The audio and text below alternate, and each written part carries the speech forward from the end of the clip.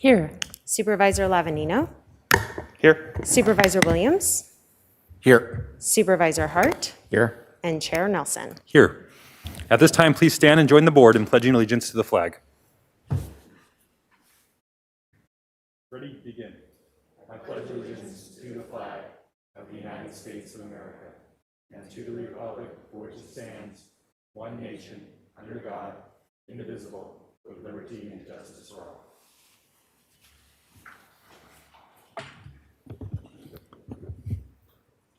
Madam Clerk, are there any announcements or changes to our agenda today? Chair Nelson and members of the board, I do have a couple quick announcements this morning.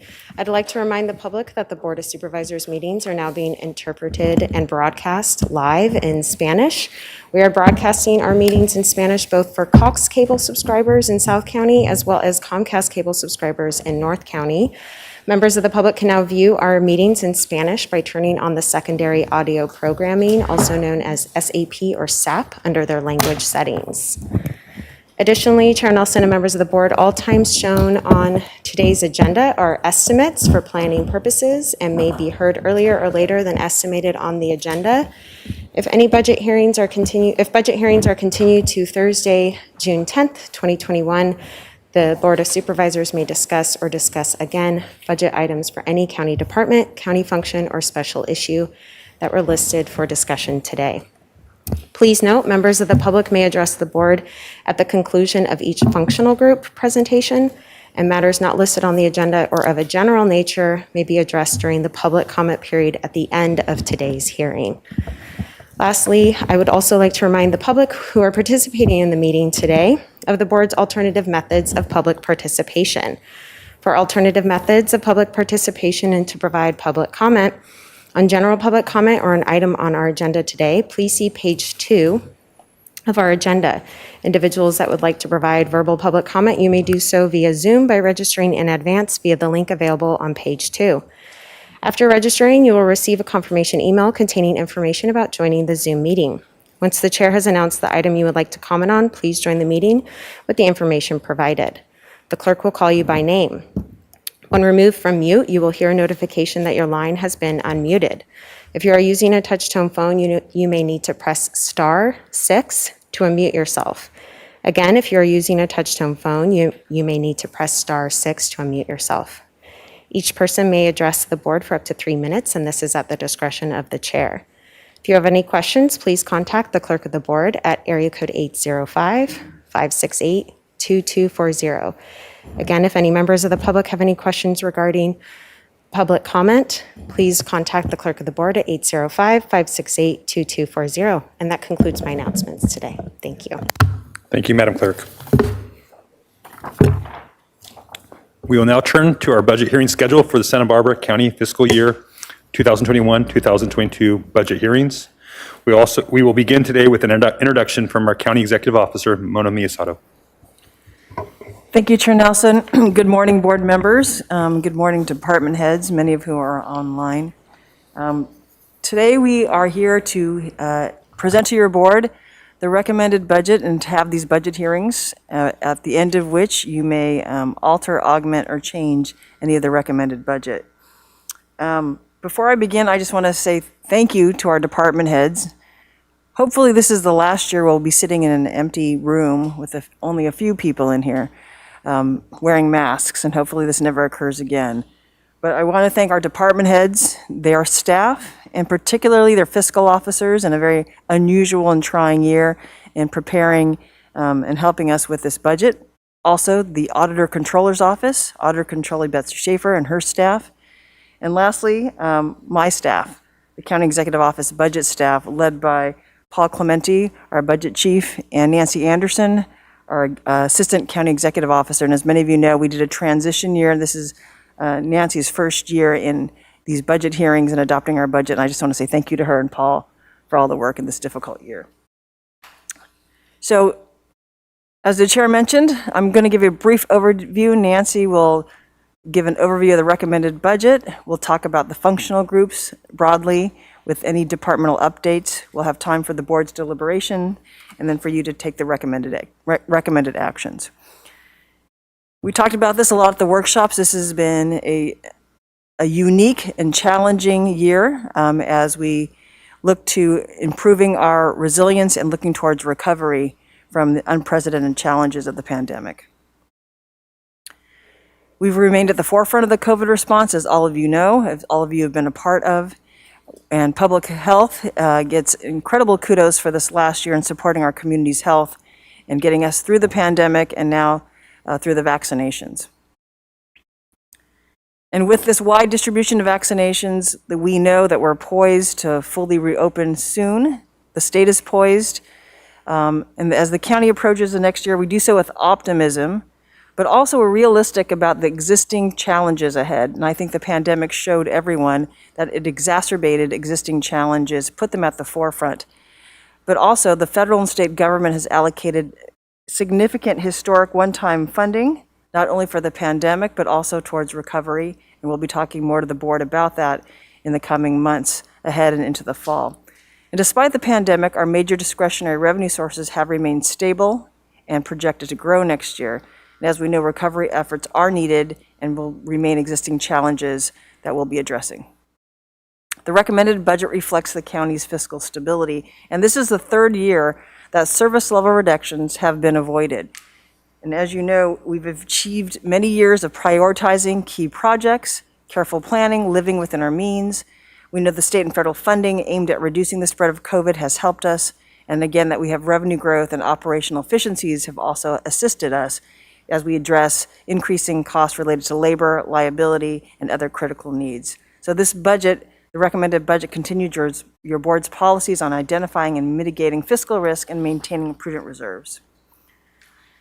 And here are the things the board has discussed over the last year and going into the next year, and this has been our focus. Efficient and fair criminal justice system, ensuring we remain environmentally sensitive and have a sustainable community, improving our infrastructure and maintenance, looking at enhanced community amenities, including recreation and open spaces, preserving and enhancing our social safety net, improving equity and inclusion in the community and in our organization, ensuring stable finances and prudent reserves, and improving our technology so we can have modern operations. And again, we have the strategic reserve will reach 8% of general fund operating revenue, or $38.8 million in this next year. We still face key challenges, and the delayed census data requires establishing late the district boundaries that everyone is facing. That continues to be a mandate of the CIRC, the Independent Redistricting Committee, but our office is continuing to assist them. Legislative and regulatory changes have impacted departmental funding, workloads, and operations. Advanced construction costs for major bridge projects through Public Works has presented some cash flow issues, and significant funding is needed to address the backlog of deferred maintenance, which is not new to the county or the board. We continue to make progress, however, towards several major milestones and key priorities. We talked about improving diversion efforts, continuing to reduce the number of mentally ill individuals in the jail, focusing on equity and inclusion, addressing homelessness, furthering our commitment to a sustainable environment by opening of the Resource Center commissioning, which is planned for this summer, and initiating major capital projects that we've discussed over the last few years, and that includes a public safety radio replacement, a new probation department headquarters, renovating the main jail for ADA improvements, and improvements at Kachuma Lake Park. We also continue to innovate and accelerate transformation that we began several years ago with our Renew 22 initiative, and we did this to poise ourselves to be innovative, responsive, and resilient. We've trained hundreds of employees through Innovate SBC on process improvements.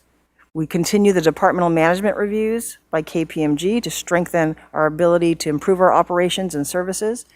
We're digitizing more services and looking to improve our digital technology and expanding e-learning and training through the HR's new menu of services. County departments were challenged to adapt and have continued to provide essential services. And as restrictions lift, departments will assess these changes and other efficiencies, and which should continue and which will no longer be needed. We talk about building resilience, and this is what it means.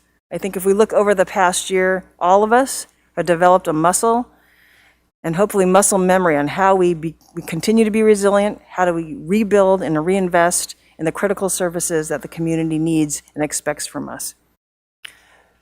That's my overview, and right now I will hand it over to Assistant County Executive Officer Nancy Anderson.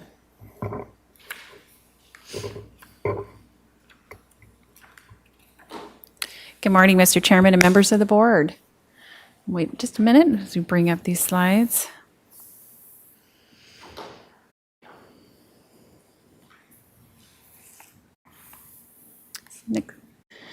So this kind of sets the agenda for this morning.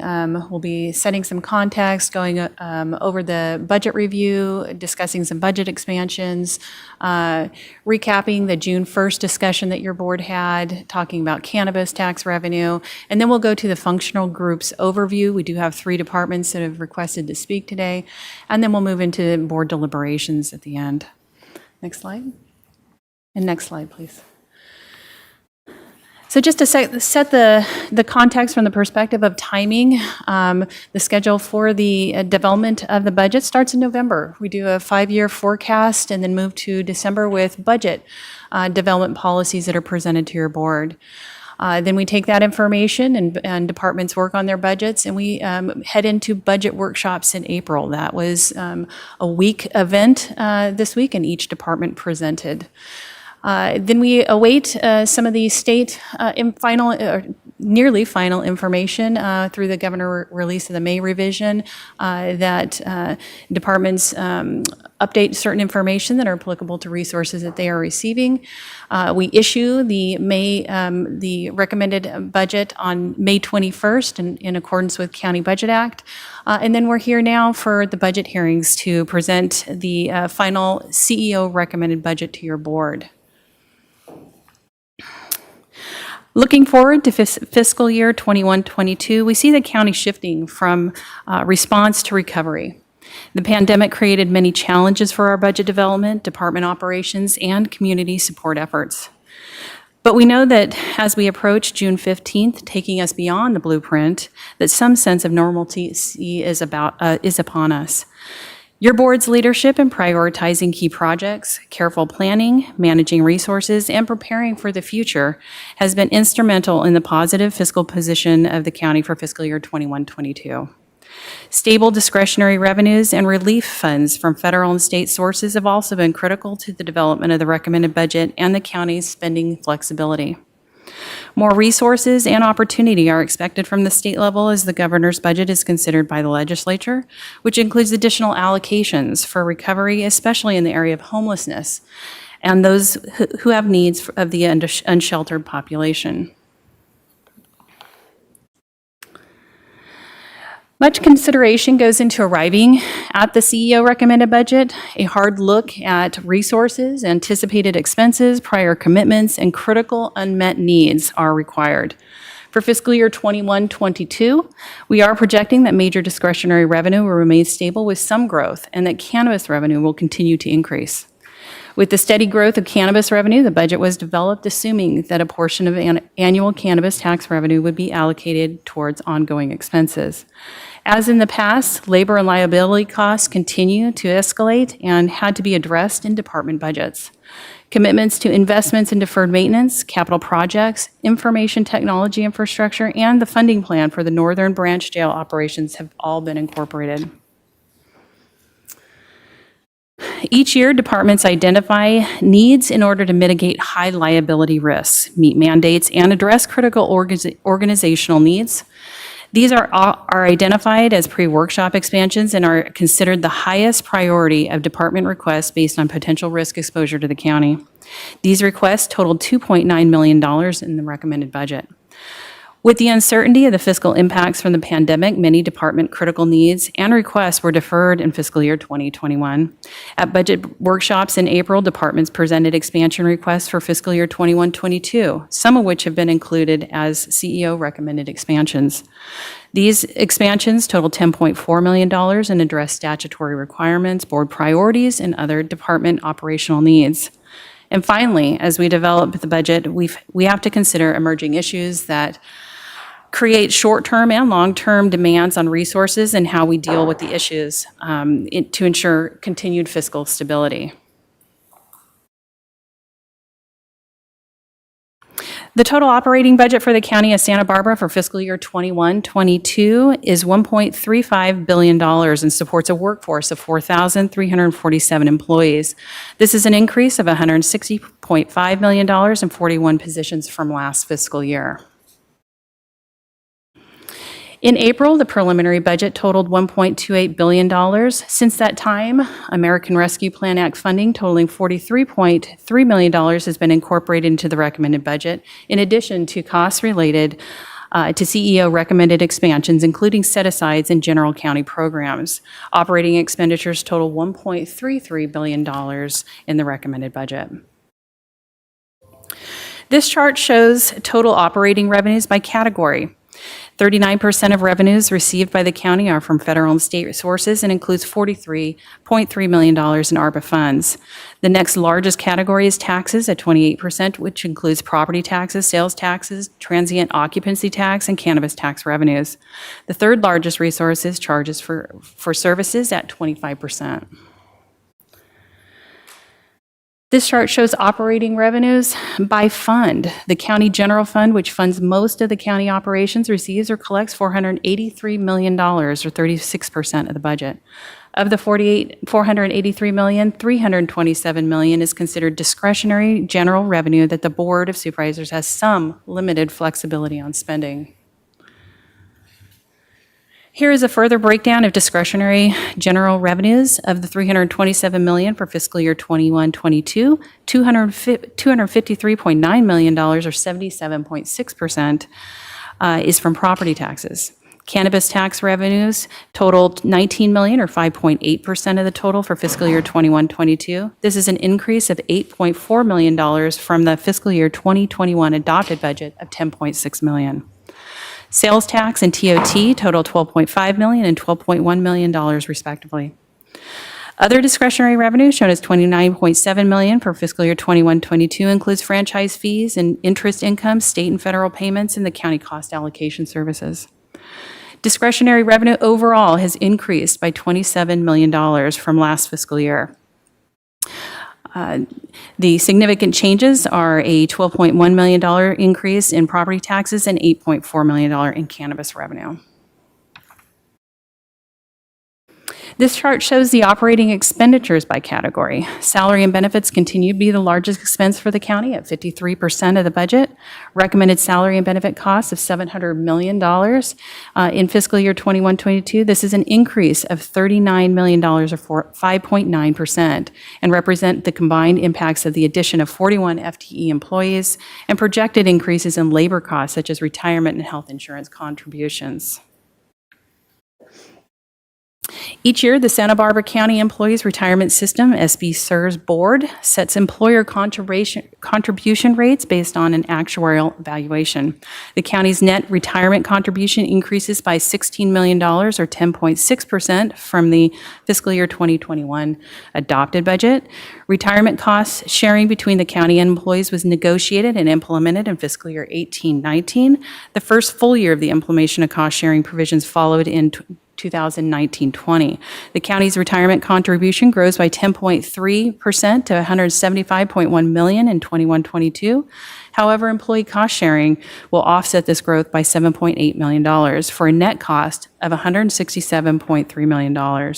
This chart shows the county's retirement contributions net of employees' negotiated share of costs since 2017-18. The average annual growth has been about 6.3%.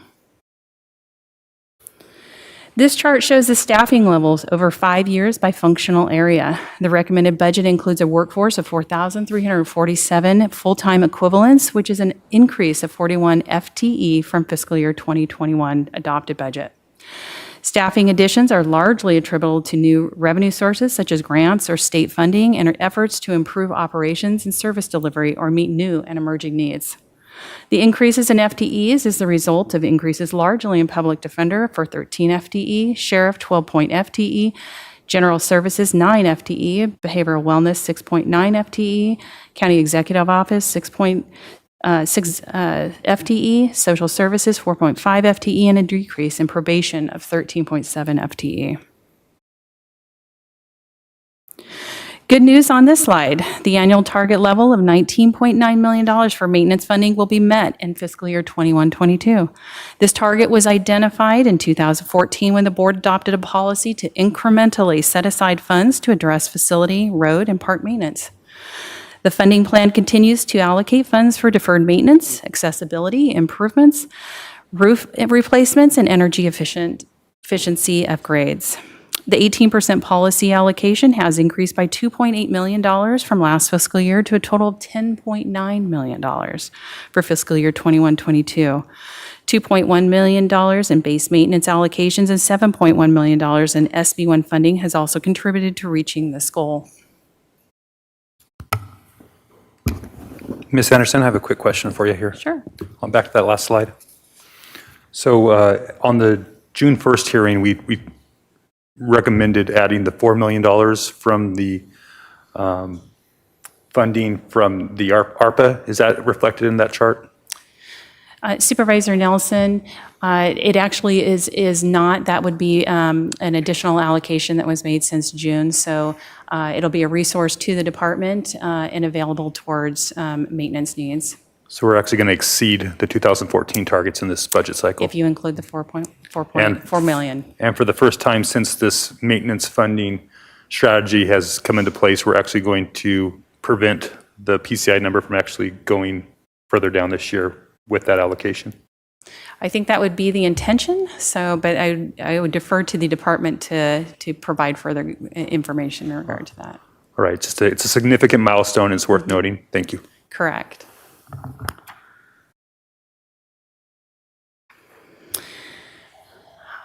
Okay, this section addresses the budget expansions that have been included in the recommended budget. We're going to start with the pre-workshop budget expansions that were discussed in April and presented to your board. As previously mentioned, $2.9 million pre-workshop expansion requests were granted to address the highest priority of department requests based on potential risk exposure to the county. As a recap, these include the following. For the clerk, recorder, assessor, $225,700 in one-time funding for consultant and staff work for redistricting. For general services, 2 FTE for $225,000 for a buyer and department business specialist. For human resources, 1 FTE at $150,000 for program business leader. They also included one-time funding for consultant leadership classification comp study, extra help funding for EEO investigations, and software and maintenance for a leave of absence system for ongoing of $70,000 and one-time of $40,000. Planning development includes a development review contingency fund, a one-time set-aside of $300,000. Probation includes ongoing revenue for $390,300 for pretrial assessment services. For public defender, the conversion of 5 legal office professional positions from extra help to regular full-time at $167,000. A computer system specialist, another conversion from extra help to regular full-time at $46,600. The addition of 2 new deputy public defender 4 positions for arraignment court of $312,000. For the sheriff, a data center replacement at $650,000, and to note that the sheriff is contributing $300,000 from asset forfeiture for equipment for this project as well. Also for the sheriff, an overhire program set aside of $250,000. Pre-workshop expansions totaled 11 FTE, 6 of which were extra help conversions, $1.4 million in ongoing and $1.5 million in one-time requests. These were all funded from general fund cost. These next budget expansions are related to CEO recommended expansions since workshop. CEO recommended expansions are those that have been added to the recommended budget since April. Based on direction we heard from the meeting, other emerging issues that were determined to rise to the need of the inclusion are included as well.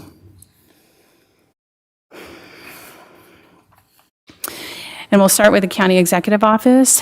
For the County Executive Office, we have cannabis permits and licensing technicians. These are 2 FTE. One is a permanent position, one is a temporary position to assist with expediting permitting and licensing needs.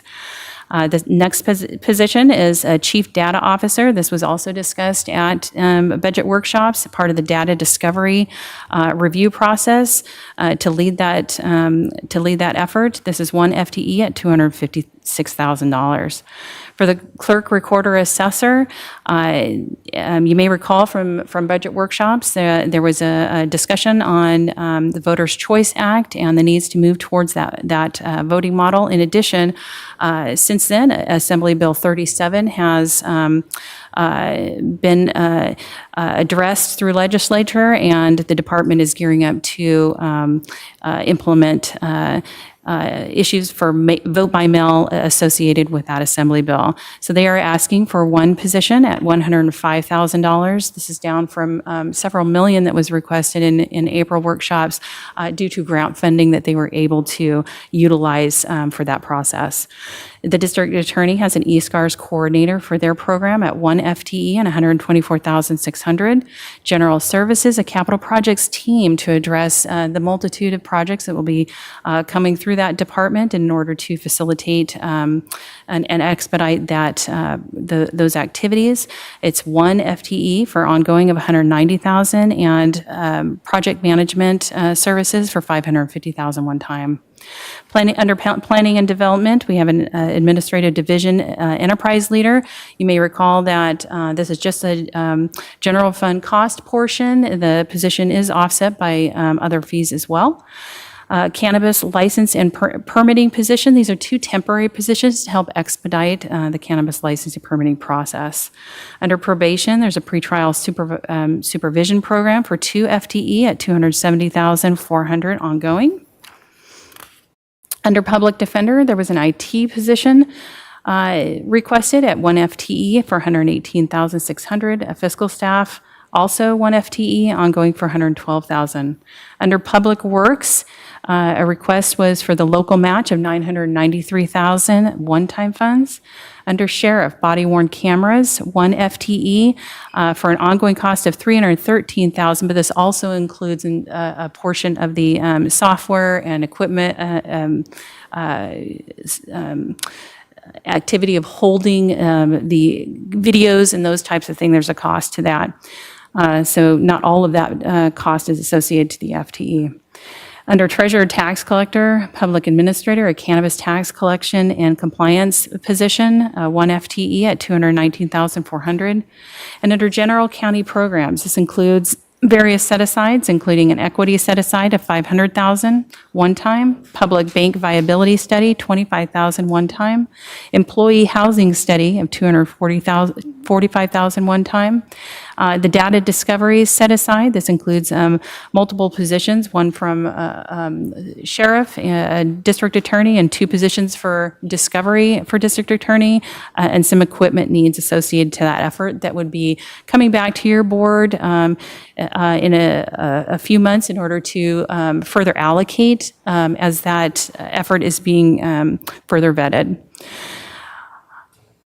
Continuing on for general county programs, we have the Voters' Choice Act election set-aside of $350,000. Cannabis education set-aside of $160,000, bilingual translation services of $50,000, general liability set-aside of $500,000, program stabilization of $2.25 million, crisis intervention team set-aside of $500,000, an IHSS MOU increase of $300,000, and homeless shelter operating costs set-aside of $500,000.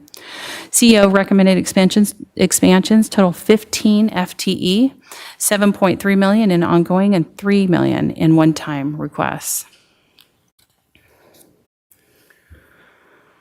On June 1st, your board held a special meeting to hear specifically about the American Rescue Plan Act fund guidance and the restricted and discretionary categorization of those funds. Additionally, one-time cannabis was discussed and the potential allocation of all of these funds, one-time resources towards projects and other critical needs was discussed as well.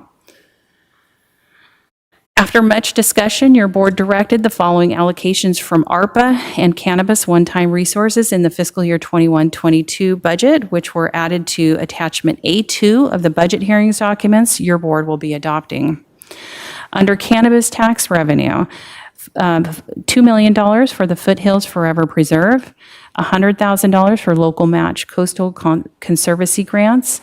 Under ARPA restricted revenue, community assessments and services for behavioral wellness of $1.5 million, community recovery center funds for $200,000, acquisition of a homeless facility in IV is $7 million.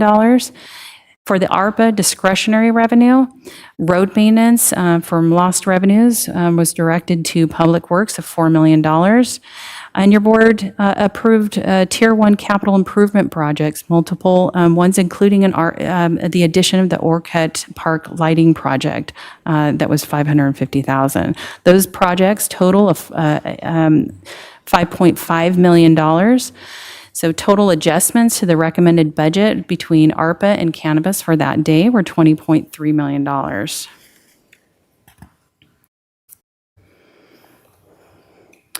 Based on the understanding that the final U.S. Treasury guidance will be available in the fall, it was discussed that your board would hear more options for allocation of ARPA funding in October. The remaining ARPA funding totals $25.1 million, comprised of $16.6 million in restricted revenue and $8.5 million in discretionary revenue. These funds are included in the budget as appropriation in its own separate fund that can be allocated to specific purposes during the fiscal year with a majority vote. Cannabis tax revenue has been a strong, growing resource for the county general fund and a main contributor to expansion requests for fiscal year 21-22. The recommended budget considers board direction received during the budget workshops held in April that staff consider a portion of the annual cannabis tax revenue to be stable, ongoing discretionary revenue source available to fund ongoing expenses. The concept for the new policy stems in part from the need to address critical needs coming from KPMG recommendations, organizational enhancements such as informational technology, data and discovery, purchasing, and other department program needs that have been delayed in the past due to limited GFC resources. Over the past several years, GFC growth has been predominantly used towards commitments to the new jail operations, fire tax shift, and pension cost increases related to the change in rate of return. While GFC growth has also been able to cover annual increases in salary and benefits, general liability insurance, in order to keep departments at status quo levels, very little remains to address these other issues to the extent needed. The fiscal year 21-22 recommended budget proposes to distribute cannabis tax revenue spending to allocate a greater portion of revenue to support beneficial countywide programs and services such as mental health, housing, homeless, public safety, and emergency recovery. This recommended budget considers a maximum of 75% of the annual cannabis tax revenue available to fund ongoing expenses. The 75% is calculated on revenue available after considering prior ongoing funding commitments, such as cannabis enforcement, compliance, program administration, and board priorities. The remaining 25% of annual tax would be reserved for one-time expenditures. In addition, the county will maintain a prudent reserve equal to a minimum of 25% of the ongoing revenue amount. In fiscal year 21-22, this reserve amount equals $4.8 million. Board members have indicated that it would be helpful to hear alternatives to cannabis revenue as a source for ongoing budget costs. Our office will bring the budget development policies to the board in December 2021, and it can include further considerations of limiting cultivation cannabis revenue to only certain one-time items. If this limitation is applied, the fiscal year 21-22 ongoing budget funding would be supplanted by new GFC growth or other available state and federal resources over time, should the board direct this approach. Ms. Anderson? Yes, sir. The 25% of the reserve, is that going into an account, kind of a rainy day, a strategic reserve fund? Is that the idea behind that? Chair Nelson, that actually holds within the cannabis account, so it's just amount that we wouldn't look at spending. It just sits in the account. And is that a 25% of all revenues, or each year will that continue to build? Is that the idea? Correct. Okay. Is correct. So it's 25% of the annual revenue. So each year, so this year it's based on the 19 million. So if it goes up to 22 million or so next year, it would be you would have an increase, slight increase to that 4.7 million or 4.8 million balance. And in theory, that's going to grow to a pretty significant number over a period of time. But it will always be to 25% of whatever the revenue grows to. And we've seen a steady growth in the revenue, so that depends on how much that revenue base grows. So make sure I understand. So will that number carry over each year? So it'll be It will. 5 million this year, 6 million next year, so that the account becomes 11 million? Actually, so it's 25% of the total. So this year it's 25% of 19, which is 4.8 million. So next year, if it's 22 million, it'll just be the delta, the gap between the 4.8 and whatever 25% of 22 million would be. So I would say another 500,000 would be added to the Okay, balance. that's helpful for clarification. Supervisor Lavanino. Thank you. So, and I just want to say I really appreciate the CEO's office and the budget team coming up with talking about alternatives to the tax revenue and how we deal with this in December. And who knows? I don't know where we're going to end up. But on that point, if because I can see that account growing quickly, if the need would not be as high for a reserve, the more you spend on one time, we would need less in a reserve, correct? Supervisor Lavenue, through the chair, I would say that's correct. The intent of the reserve is to ensure that if there were a volatility issue down the road on the ongoing piece of it, there would be time to phase it out, that type of thing. Okay, perfect. Thank you. Thank you. Sure. Okay, this slide shows the steps used to calculate the ongoing cannabis amount. It starts with the anticipated annual tax revenue of 19 million. Next, 25% is calculated for one-time use. This amount was used to establish the 25% prudent reserve for fiscal year 21-22. Then, under step 3, all enforcement, admin, compliance, 18% deferred maintenance, and other prior board allocations are taken off the top. These total nearly $8 million, leaving a balance of $6.3 million. And finally, the new recommended uses of $5.5 million are applied, leaving a remaining balance of $805,000 available for your board today. This slide shows the calculation of the one-time revenue. It starts with a carryover balance of $10.97 million. Next, $1.35 million is added back for an ongoing future set-asides that were available for 21-22. Then under step 3, prior board commitments of $631,000 are used. And finally, the new 21-22 recommended uses of $4.94 million are applied, leaving a remaining balance of $6.7 million for today. I have a question, Mr. Chair. Supervisor Lavanino. Ms. Anderson, does that 6.7, does that include or exclude the Forever Foothills Forever? So the Foothill Preserve has already been removed, so that is so the it's amount. 6.7 after the 2. Correct. Cool. Thank you.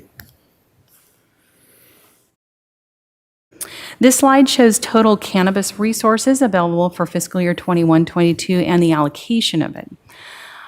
Total cannabis revenue equals $31.37 million. This includes the ongoing amount of $19.05 million plus available fund balance of $10.97 and the ongoing set-asides available for one-time use of $1.35 million, getting to the $31.37. So the pie chart below shows the various allocated pots, essentially, that have been distributed. The largest allocation is 25% for prior uses ongoing of $8 million, and that's for the enforcement, compliance, admin, and deferred maintenance activity that's been approved by your board in the past. Recommended new ongoing uses total $5.5 million, or 18% of the total.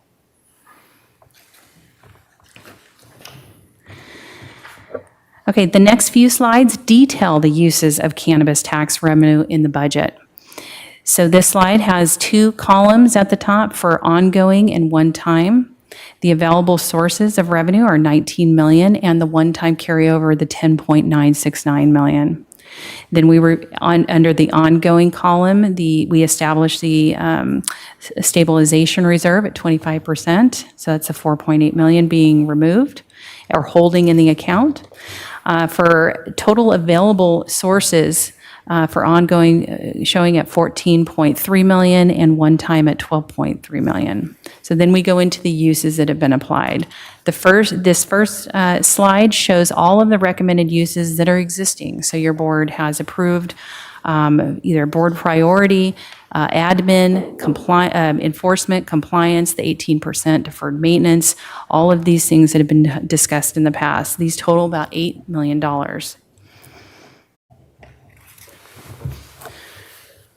Okay, this next slide recaps the total. So the net available sources from once you take away all the previous activity, leaves a net available source for ongoing of 6.3 million and one time of 11.688 million. So now we're going to go into all the new uses that are in the budget. Starting the first three are cannabis type related positions. They total $514,400. A cannabis program administration position for, and these are two, one for that's an ongoing position for $135,000, and one that's a temporary, and these were to expedite the activity within the handled by the CEO's office. A cannabis tax compliance enterprise leader for the treasurer tax collector that was discussed at workshops, $219,400. Cannabis education set aside for $160,000. This is actually being set aside, and the Public Health Department and Behavioral Wellness are developing a plan that would be brought back to your board during the year and determined how that would be spent in accordance with how your board would like to see that distributed. Under the Voters' Choice Act, the staffing position of that's $105,000. Bilingual translation services of $50,000, capital projects enterprise leader of $190,000, and then the project management of $550,000 that is one time. Unanticipated contractual cost increases going into our program stabilization account in the general fund of $2,052,000. IHSS MOU increase for $300,000. Co-response set aside. We know that this funding for co-response efforts will be ending over the next year and a half. So we've incorporated a set aside for that. Homeless shelter operation costs set aside of $500,000. The Voters' Choice Act set aside of $350,000 for the unknown amount that the elections office may be incurring over the next year and a half. Body-worn cameras for the sheriff's office of $313,000. Pretrial supervision for probation to $270,400. Next slide. The East Cars coordinator for the district attorney at $124,600. An IT staff position and fiscal position for the public defender. Cannabis, and these ongoing totals, just so that we have the sum, is $4,985,600. That does not include the three cannabis positions discussed at the beginning. The next item is the Cannabis Supervising Planner and Planner 2. This was to expedite the activity in the planning department. These are temporary positions at $140,400. Equity set aside for $500,000. Employee housing study for $245,000. Public bank study for $25,000. The Floridale Bridge project, a local match of $993,000. Criminal Justice Data Dashboard of $250,000. Foothills Forever Preserve of $2 million, and local match conservancy grants of $100,000, bringing the unallocated sources for today at $805,000 for ongoing and $6.8 million for one time. Mr. Chairman, that concludes the budget overview. At this time, we would like to see if Joe Holland, the clerk recorder assessor, could provide a brief update on property tax assessment.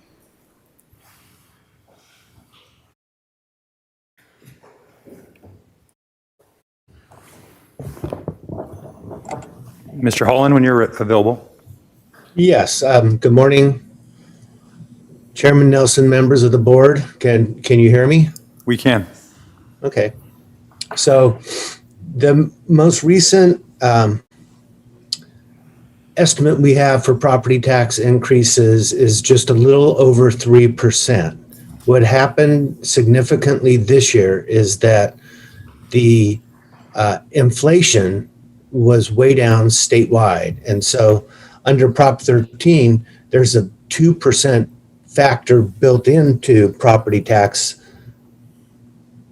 each year. So 2% increase, CPI.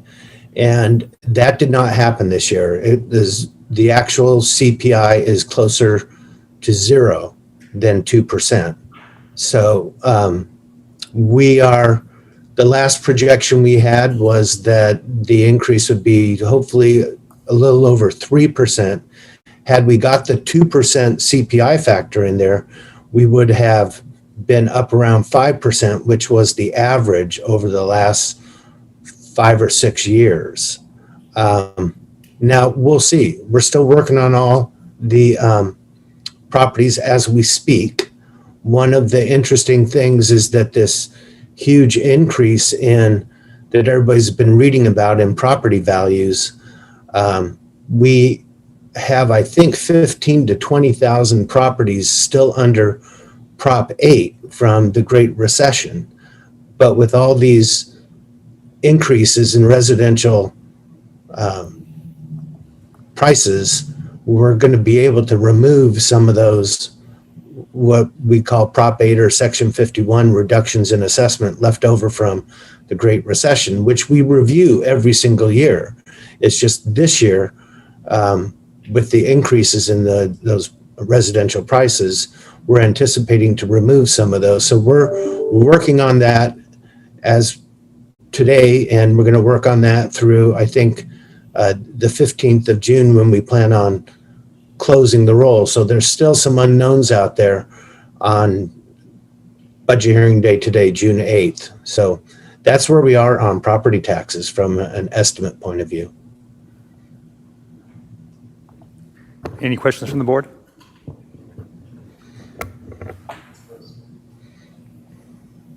Okay, see no questions. CEO Miyasato? Mr. Holland, could you just clarify for people watching that you are not the one who sets the inflation factor, it's statewide, is that correct?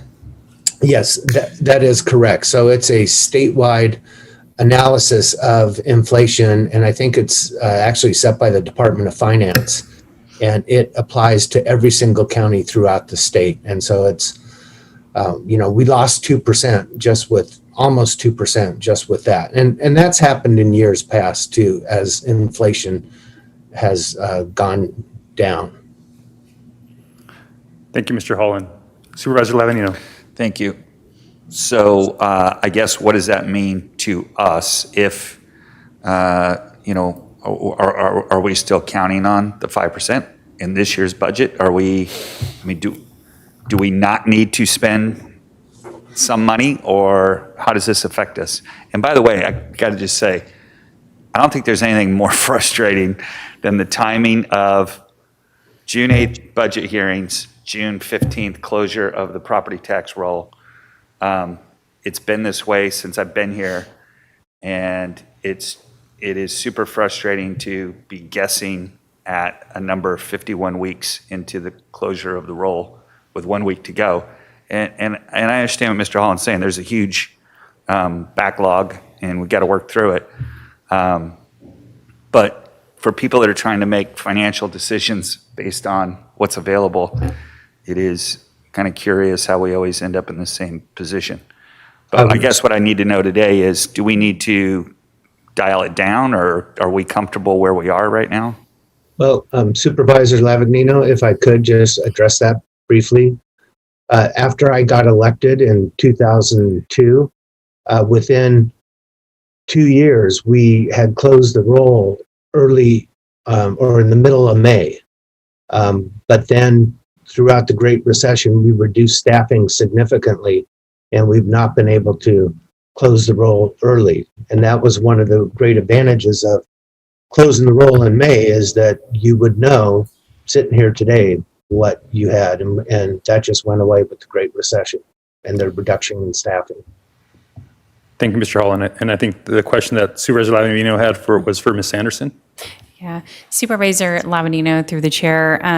Actually, we get the property tax estimates from the auditor controller, and we worked with them as soon as the CPI indicator came out, and so they felt comfortable. They've established the estimates at about 3.5%. So we feel like it's in line with likely what at the minimum will be transpired.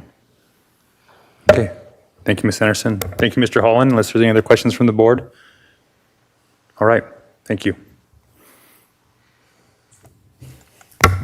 Thank you, Chair. So that concludes our overview. We would like to now move into functional group overview, Mr. Chairman, if that's okay. Please.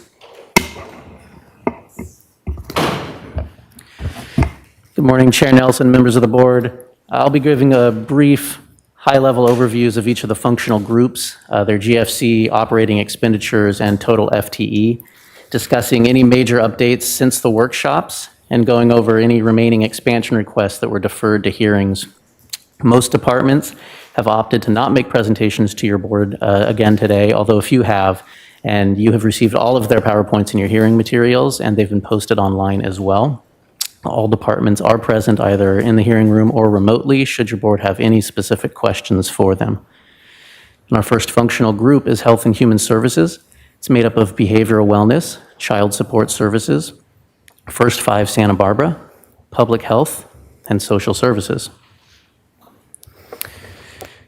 The first 3 updates on this slide are from public health. They note that the state has once again delayed the implementation of the Medi-Cal pharmacy transition. This means anticipated 340B revenue losses built into their budget for next year will be delayed, although for how long is unknown.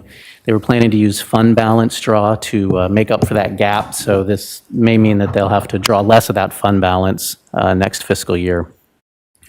Funding from ARPA and other grants have come in since workshops to assist with COVID-19 response and public health infrastructure building and transformation, such as a grant that allows the department to support not only ongoing contact tracing, testing, and vaccinations, but also provides funding for enhanced epidemiological data collection and reporting. The governor's May revise includes a proposal to continue telephone visits for healthcare patients while transitioning to in-person visits, which is a positive change from the governor's initial proposal, which would have ended reimbursement for telephone visits on July 1. A lot of public health's clients are still using the telephone service, and so this allows them to continue to get some reimbursement for that as they transition back to in-person. And finally, behavioral wellness expanded assistant outpatient treatment in South County by increasing staff to address additional demand. They are pulling from fund balance to cover this cost in fiscal year 21-22 and plan to work with their stakeholder group to update their MHSA plan this fiscal year to include AOT as an eligible expense in fiscal year 22-23. The general fund contribution for this functional group is 8% of the countywide total at $25 million. Operating expenditures are just over a third of the county's total at $453 million. And the FTE in this functional group are 41% of the county total at 1,769. And there are no expansions deferred to hearings from this group. All right, thank you. Any questions from the board on Health and Human Services? Seeing none, I believe we have 10 public speakers for this item. Yes, Chair Nelson and members of the board, that is correct. We have 10 requests to speak on this item. And if you are a member of the public and you have requested to speak on the Health and Human Services Functional Group, now is the time to please log in to provide those comments. Thank you. At the conclusion of the first speaker, we'll close public comment on this. At the conclusion of the first speaker. Thank you. And we will begin with Melina Huell, to be followed by Denise Justice.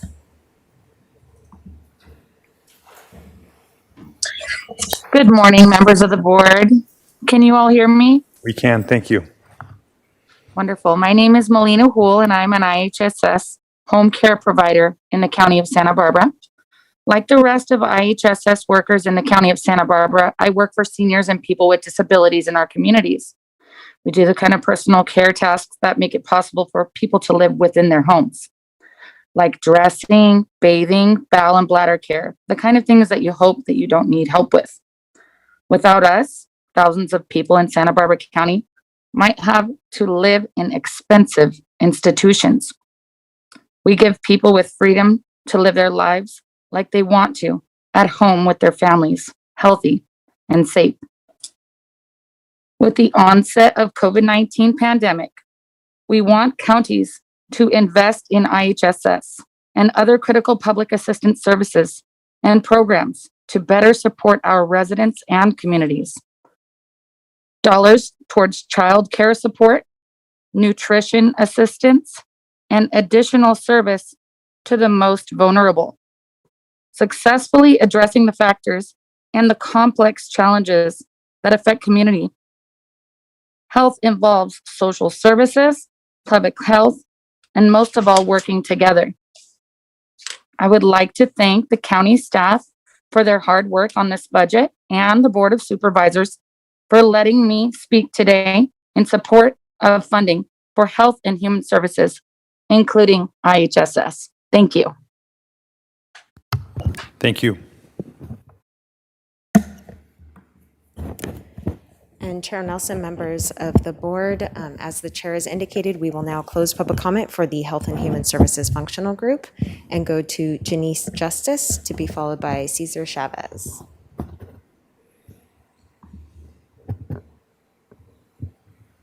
Good morning. Good morning, Ms. Justice. Proceed when you're ready. Good morning. Thank you. Well, first, I'd like to say good morning. It's a beautiful morning here in Santa Barbara. And I'd like to say hello and thank you to the Board of Supervisors. You did a lovely, just a great job carrying us through the pandemic. And I really was appreciative for your daily updates that I watched on the television.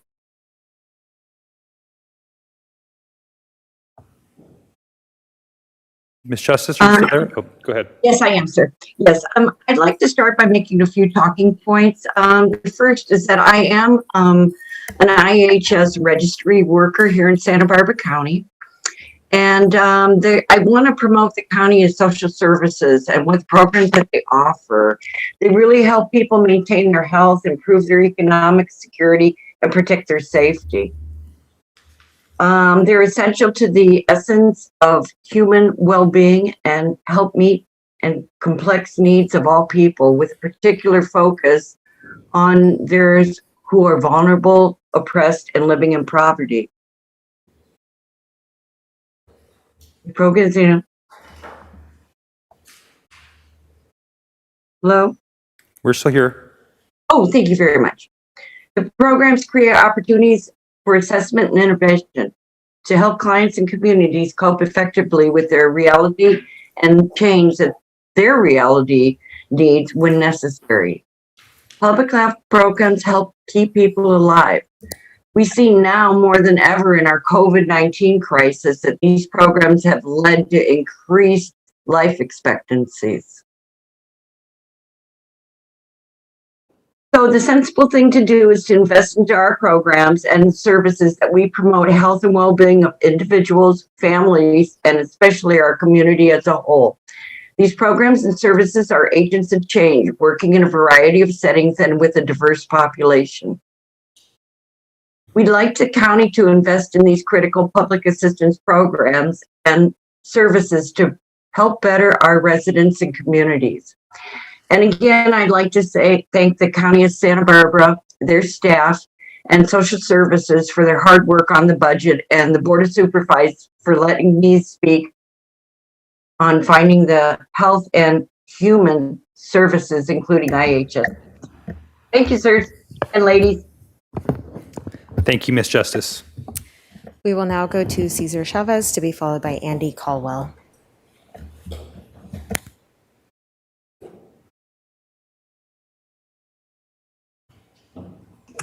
Yes, good morning. My name is Cesar Chavez, and I am the staff representative for UDW, ASCII Local 3930, here in Santa Barbara County. We represent in-home support service workers and also childcare providers. And well, you know, we're here because IHSS providers, if you don't know, care for Santa Barbara's low-income seniors and people with disabilities so that they may live independently in their home and communities. These workers break their backs to care for our neighbors and loved ones, assisting with feeding, bathing, clothing, administering medication, taking them to the doctor, and providing paramedical care, dealing with like feeding tubes, injections, catheters, colonoscopy bags, and so much more. You know, home care workers keep our vulnerable community members out of nursing homes and hospitals. We really are doing God's work, as we like to say, protecting them and also protecting our communities from the COVID-19 pandemic. I would like to point out, for every 15 cents the county invests in IHSS wages, they bring in 85 cents in state and federal funds. This means investing in IHSS will bring in millions in revenue to the local economy. The IHSS program is a client-directed program, meaning the seniors or persons with disabilities requiring care get to hire the caregiver of their choice. So they may receive care at their home and stay out of facilities. Protecting this fundamental right is important to the people of the County of Santa Barbara. The right thing to do, the moral thing to do, is to invest in behavioral wellness, child support services, First Five, public health, and social services in general. The sensible thing to do is to invest in these programs and services to promote the health and well-being of individuals, families, and our communities. These programs and services are agents of change, working in a variety of settings with a diverse population in our community. Health and Human Services cover an array of functions, including everything from clinical, counseling, case management, care coordination, development, administering programs, and implementing these policies. There's just so much, and you guys know all about this. And again, we would like to thank the county staff for their hard work on the budget, and the Board of Supervisors, and for letting us speak on supporting Health and Human Services, including the in-home support service program here in the County of Santa Barbara. Thank you very much, and have a great day. Thank you, Mr. Chavez. We will now go to Andy Caldwell, to be followed by Frank Rosario. Excuse me.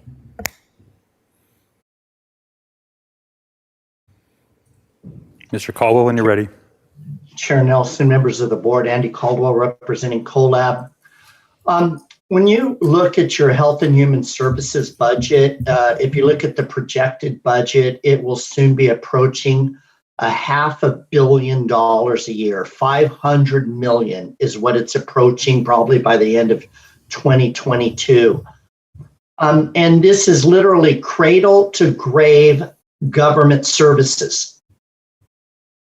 And the question we have, and I've raised this question innumerable times to your board, is if you don't believe that people are being diverted, people from jail, that people are being taken care of, that people's needs, whether it's social services, alcohol, drug, mental health services, if they're not being taken care of, then why wouldn't you rearrange what these departments are doing? Because you literally have upwards of 474 million in this next year to deal with that, versus grousing around the sheriff's department for $2 million. And what the other thing we don't understand is, why wouldn't be your retirement fund be a quote unquote emerging need that would motivate you to write to the governor and to talk with your local legislators about changing the California rule? That's $167 million coming out of your budget. What could you do with an extra $167 million a year? And then the other thing that is remarkable to us is you have to go into the back of the budget book under debt service, to find out that the real cost of the Tehiquas Resource Recovery Project was $233 million to gain 10% increased capacity at the dump. $233 million. You talk about how much the jail's costing, but you never grouse about $233 million for Tehiquas, the $167 million for retirement, or the nearly $500 million for health and human services. But somehow you've managed to focus on the sheriff's budget for $2 million. There's something seriously wrong with your priorities here. And again, we ask you to go through with a fine-tooth comb and rearrange the chairs on the HHS ship. That, in our opinion, and Supervisor Lavany has pointed this out before, nothing ever seems to change. The budget keeps going up. The caseloads keep going up. Why isn't what you're doing working? Thank you. Thank you, Mr. Caldwell. We will now go to Frank Rissery to be followed by McKay English.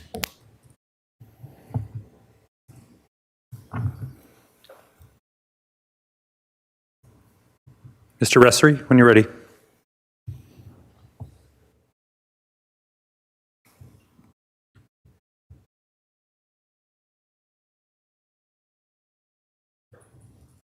Mr. Rissery, are you there?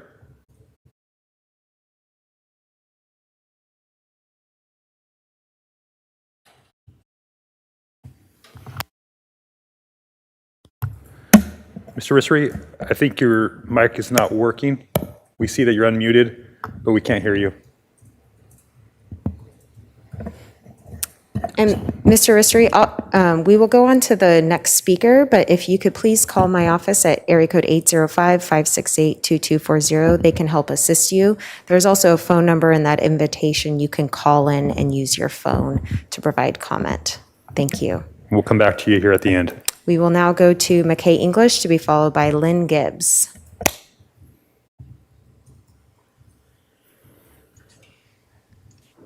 Hello, can you hear me? We can. Oh, very good. All right. I was wanting to speak on regards to AB 626, which is the Cal Health and Safety Code, Section 102.175.5, and how the county is planning to implement that. Specifically, there's the Section 102.175.5 could be interpreted as a way for the public health officer to remove citizens from their residences under the auspice of COVID protection. And I just wanted to express concern about that and to find out what the county's plan is for protecting citizens' privacy rights and making sure that that's not going to be overextending it, with recommendation that there be consideration for citizens' rights to have their primary care physician involved, along with any diagnosis that's of a communicable disease, and that all citizen rights would be afforded due process, as would normally be expected, even with however this code is being adopted. I don't know if that's been discussed here in the board previously, or if this is new. And so I'd just like to see if there's any further information that the board has for that particular subject. Mr. English, I don't think that is one of the topics that was intended to be spoken about today at today's budget hearings, but I do commit to you that our office and the CEO's office will get back to you and get you some answers to your questions. Okay, appreciate it. Thank you. You're very welcome. Thank you. Come in. We will now go to Lynn Gibbs to be followed by Frank Rissery. and Renee O'Neill, who is our final speaker.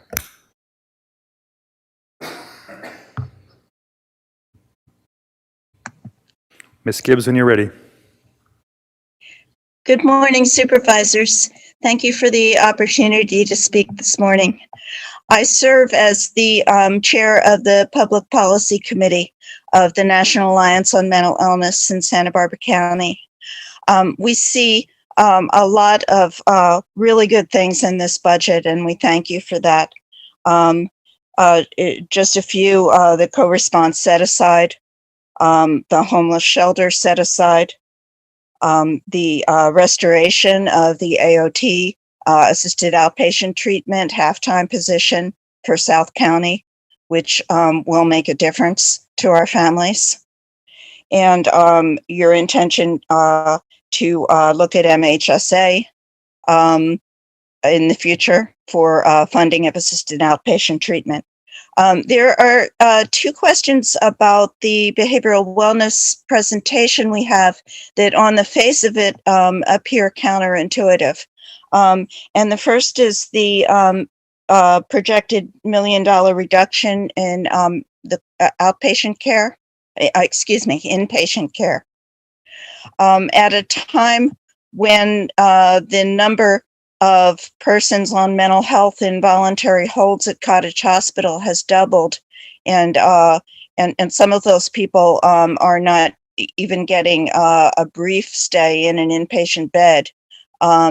We wonder, what that overall figure for inpatient care includes, and why it's being so reduced.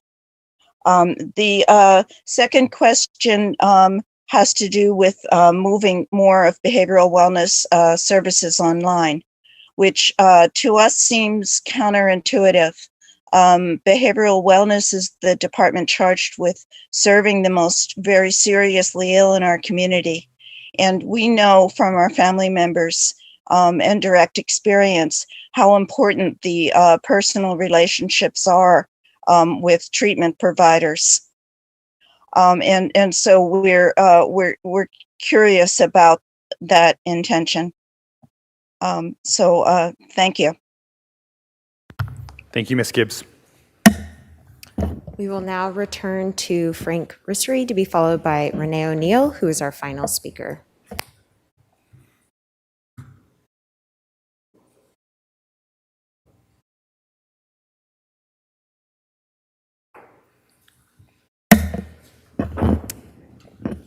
And Frank, please proceed with your comments. Thank you.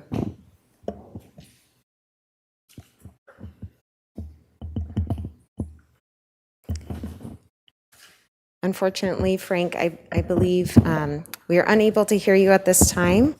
If you can please use the phone number attached to your invitation, we can hear you via phone.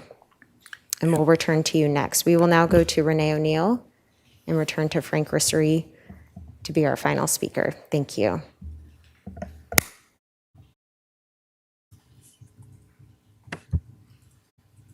Good morning. Can you hear me? We can.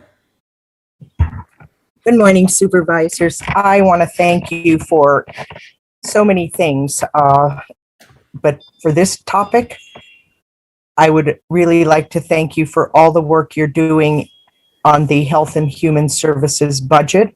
I would like to encourage the board to do as much as they can to fund this critical agency. I know a number of people who have relied on these services. I also have a number of family members who are Health and Human Services care providers. I've always felt that the in-home health providers are underpaid. I think I've been speaking to that since I served on the board of the Fire Safe Council way back when. But if we could increase the wages for the in-home care providers, they do so much to help, as the speakers have said, attend to people in their homes, in the environment that they want to stay in.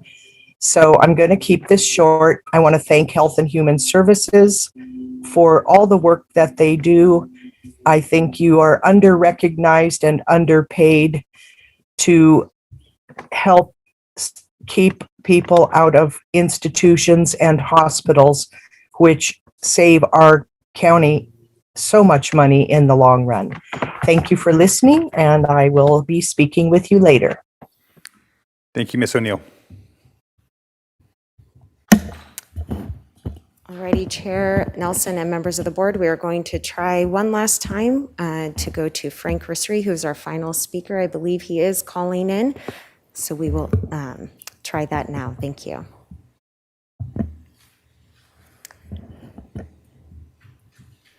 And Frank, since you are on your touch tone phone, you may need to dial *6 to unmute yourself. I believe you are still muted, so you may need to dial *6 to unmute yourself. There you go. There you go. Hey, oh my goodness. And I'm Third time's sorry, a charm. Frank, I'm going to pause you right there. If you can please mute all other devices. We are getting feedback, and just provide comments via your phone. That would be much appreciated. Okay. You would think by now I would have this down. I'm so sorry, everyone. Good morning.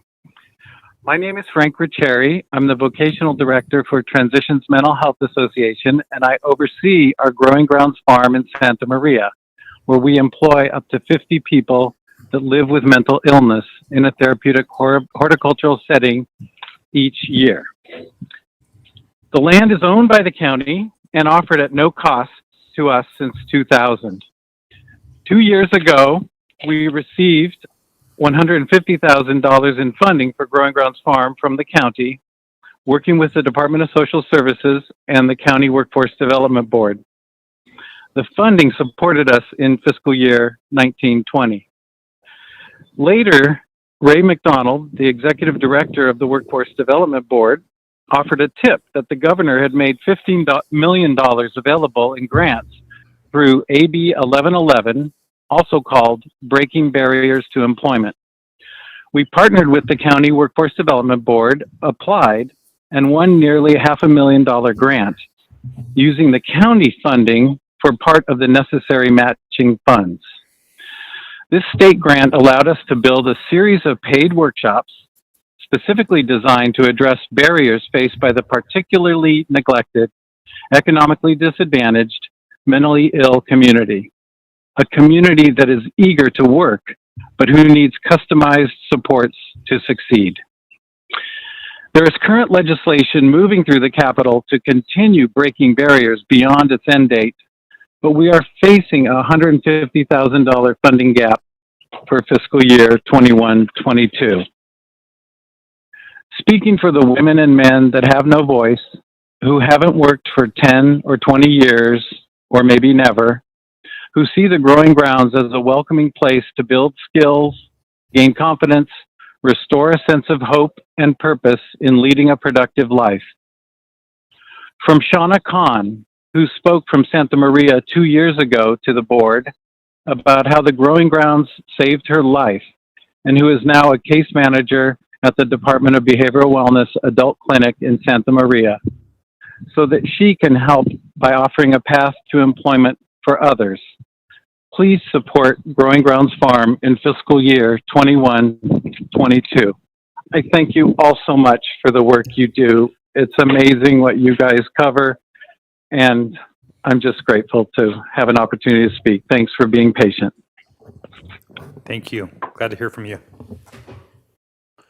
Okay, so that wraps up public comment on Health and Human Services. Other questions and comments from the board? Supervisor Lavanino, then Supervisor Hartman, then Supervisor Hart. Thank you, Mr. Chair, and I want to thank Frank for calling in. And most importantly, I want to thank Daniel Nielsen and Ray McDonald. They have been instrumental in trying to find additional funding and working at the state. They were also very instrumental in helping them get the state funding that propelled them forward. So I just want to know if there's anything we can do as far as at the state level, if it's a letter of support, and I'll reach out to Frank that if there's anything else we can do to try to continue that funding. I'm all in. He knows that this is, for some reason, well, I'll tell you why I think it's so close to my heart. I think it is probably the best. We're always looking for things that work, and I can't think of a program that costs us not all that much money that actually works. And so this one's really, if you talk to the people that actually work there, you can see the change that's made in their lives. So I'm committed. I know we've got funding until at least springtime. I will continue to work with the state and work with Daniel to see if there's a funding hole that we fill that at the state level. And if not, I'm committed to bring it back to the board at some point in the spring and see if there's something that we can do. But I'm confident with Ray and with Daniel on it that we'll find a way to make it happen. So, Thank you, Supervisor Levin. Supervisor Hartman and then Supervisor Hart. Well, Growing Grounds is terrific, and they have wonderful produce that you can buy, so it's got great community benefits as well. I see Dr. Gleghorn is here, and I wonder if she would be willing to answer the questions from NAMI from Ms. Gibbs. Had to do with the $1 million reduction and how online telehealth will be, how that fits into our overall vision for behavioral wellness delivery services. Dr. Gleghorn. Supervisor Hartman. I'm a little confused by Ms. Gibbs' assumptions on the budget. We haven't cut inpatient services. However, sometimes when we're looking at the budget, there might be savings that look like a cut. Certainly, we did not have as much revenue this year because of the impacts of COVID, and the various shutdowns of facilities across the state reduced our revenue. So I am mystified by her assertion that we have a $1 million cut to inpatient. I'm sorry, I don't remember the second area you were asking. The other, telehealth and how that affects. So in a related COVID development, we went from pre-COVID, we had less than 2% of our services being delivered by telehealth to 85% of our services being delivered by telehealth, due to permissions given by the state to allow that modality on both the mental health and substance abuse side. Most of those allowances are continuing in place, and in many communities, there has been an increase in services provided by being able to have a more liberal access to telehealth. We've accommodated a lot of clients who wouldn't have been able to come in for services during this last year and have been able to get contact with our various services by using that modality. We brought in a $500,000 grant to increase telehealth access across 12 different sites. So we've had an increase in that so that we could maintain services during this time. We're not replacing face-to-face services. Indeed, we had about 33% of our staff continuing in on-site services throughout the pandemic. And we will slowly bring back more face-to-face services as that seems prudent within our system. But we're not replacing, we were accommodating. And so again, I'm a little mystified by the comments. So Thank you very much for the clarification, and I gather this will be your last budget presentation, and it's been extraordinary, the changes you've made in behavioral wellness. Thank you. Yes, this is my last meeting, and I've really appreciated the support of all the board and the CEO and really all department heads and stakeholders these last few years. It's been wonderful, so thank you. And Supervisors, if you wouldn't mind, we actually had something planned for Dr. Gleghorn. So now that you're here, we'll take this time. So we just want to say thank you to you for your time with us on behalf of the board, on behalf of the county. And just to remind people, Dr. Gleghorn has been with us for 6.5 years and served as our director for behavioral wellness, as you know.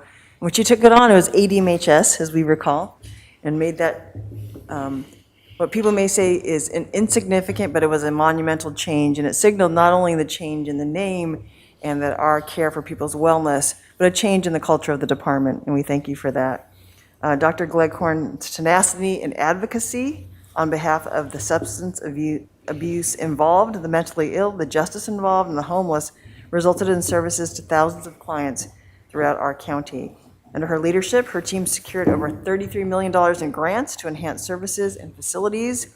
And I know you know some of those, but that included over 170 beds at 11 facilities. In addition, new treatment opportunities were introduced, such as medicated assistant treatment, pretrial diversion for the mentally ill, and the Prop 47 grants, which included co-response, step-down housing, and diversion programs. So, Alice, thank you very much for all your service to us, the county, our residents. We wish you best in your new role. And many people know she is taking the job as a CEO of Phoenix House, a nonprofit substance abuse treatment program. And we just want to say thank you and to let you know you have made a difference in Santa Barbara County. Thank you.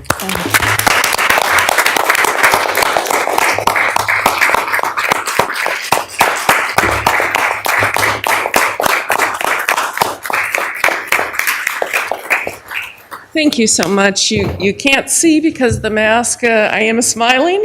I appreciate so much your kind words, and it's been a privilege to serve Santa Barbara County over the past 6.5 years. I apparently am the second longest standing director here ever, and it's really been an honor to have that role. So thank you all very much. I appreciate it. Thank you, Dr. Gleghorn. I just wanted, on behalf of my district, just thank you for the work that you've done. Even though I'm the newest member of the board, I got the privilege of being here before you and throughout your tenure serving our county. We obviously had some troubling times before you got here. It hasn't always been a smooth road, but I think that you've shown the ability to tackle large projects. I mean, I think those 170 beds over 11 facilities, the Champion Center, that doesn't get done without your advocacy, and Santa Barbara County is a better place for your service. Thank you. Supervisor Williams? Well, I just really appreciate your dedication to expanding our continuum of care. I think that's been really the log jam that you and your staff help break. And on behalf of the people of Santa Barbara and the clients, I really want to thank you for that. That's just an incredibly important change. And, I'm not going to give up on trying to get you a temporary parking lot so that 170 can be like 230 before you leave, but I'm really trying. But I do want to ask a quick question about the telehealth. I think it's a great tool. I definitely think that it's important for the state to continue their reimbursable rates for telehealth, because there's some cases where it actually can enhance the frequency and the quality of care. There's some areas like with children and with the homeless that you wonder if it is as effective. And so how is the department evaluating sort of the areas where it's advisable and not advisable? Thank you, Supervisor Williams, through the chair. It's been really fascinating to see how flexible the staff have been able to be in setting up different options for different clients. And in fact, yesterday we were talking about how do we document when you're having a group, your therapist is in the office, half of the group is also in the office set up at different computers that are socially distanced, and the rest of the group is dialing in from home. How do we document that to the state? Is that telehealth? Is that telehealth only for the ones calling in from home? And how do we count that? It's a very complex thing when you're trying to follow all the rules that we have for documentation. But we have set up different options for people who are more comfortable coming in or who don't have the privacy or can't charge a phone in their home environment. So we do have options where people can come in and receive services face-to-face, but we also have these flexibilities so that the entire group doesn't have to be in the building, so that we can preserve social distancing. So I think we're going to continue to look at how we deliver things, and we will be working with the state because there is some effort to roll back permissions and truncate more on the telehealth. But I do think it is a good option, especially in a large county like ours. Sometimes coming into the office just isn't feasible, and to be able to have something in place is important. We've spent a couple years trying to set up telehealth options in New Quiyama. So, we are going to continue to try and explore this as something that's very, very important for some part of our clientele. Thank you, Supervisor Williams, Dr. Gleghorn. Supervisor Hartman.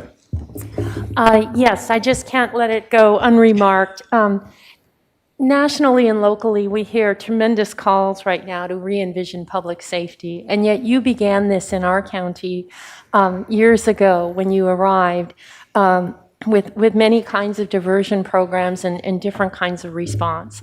And so the co-response and really stands out, and the Champion Center beds that you've brought, identifying the gaps in our system. So you've begun putting in place, when you get the 911 call, where do you divert? Where do you go?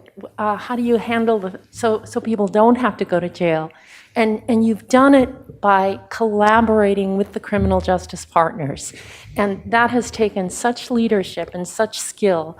I had the opportunity to talk to Sheriff Brown, and he was just touting your praises and how much he'll miss you and how much he enjoyed working with you. And so I really think you've set the model for us to continue on, and I thank you very much. Thank you, Supervisor Hartman. Supervisor Hart, and then Supervisor Lavanito.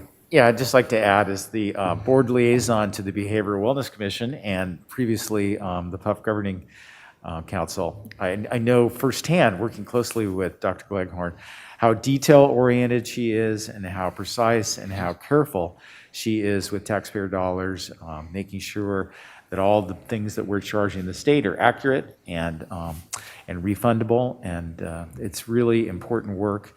But that is just sort of keeping the trains running on time. The passion that Dr. Gleghorn brings to expanding services to her clients is really extraordinary. And the chart that we have up on the wall, $33 million in grants, that doesn't happen by accident. That's a cultural change that she has brought to the department to empower her staff to really get outside and think of new things and new innovations. And the co-response is just one example.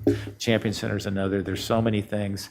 We really, really are going to miss your leadership in those spaces, but we know that you've trained a great team that's deep and prepared to keep on the mission, and this board is very supportive of that work, and we hope to continue and do even more things in the future. Thank you. And I just want to say, I was reflecting back on a bunch of previous budgets coming up to this one. And sometimes it's the things that don't happen, the problems avoided, that we don't know about. And really, under your tenure, we don't have the same disastrous problems that we had previously financially. So I want to appreciate that. And also, what's the saying? If you're going to make an omelet, you got to break some eggs along the way. So, you could have come in here and just coasted and just gone along with the way things had always been.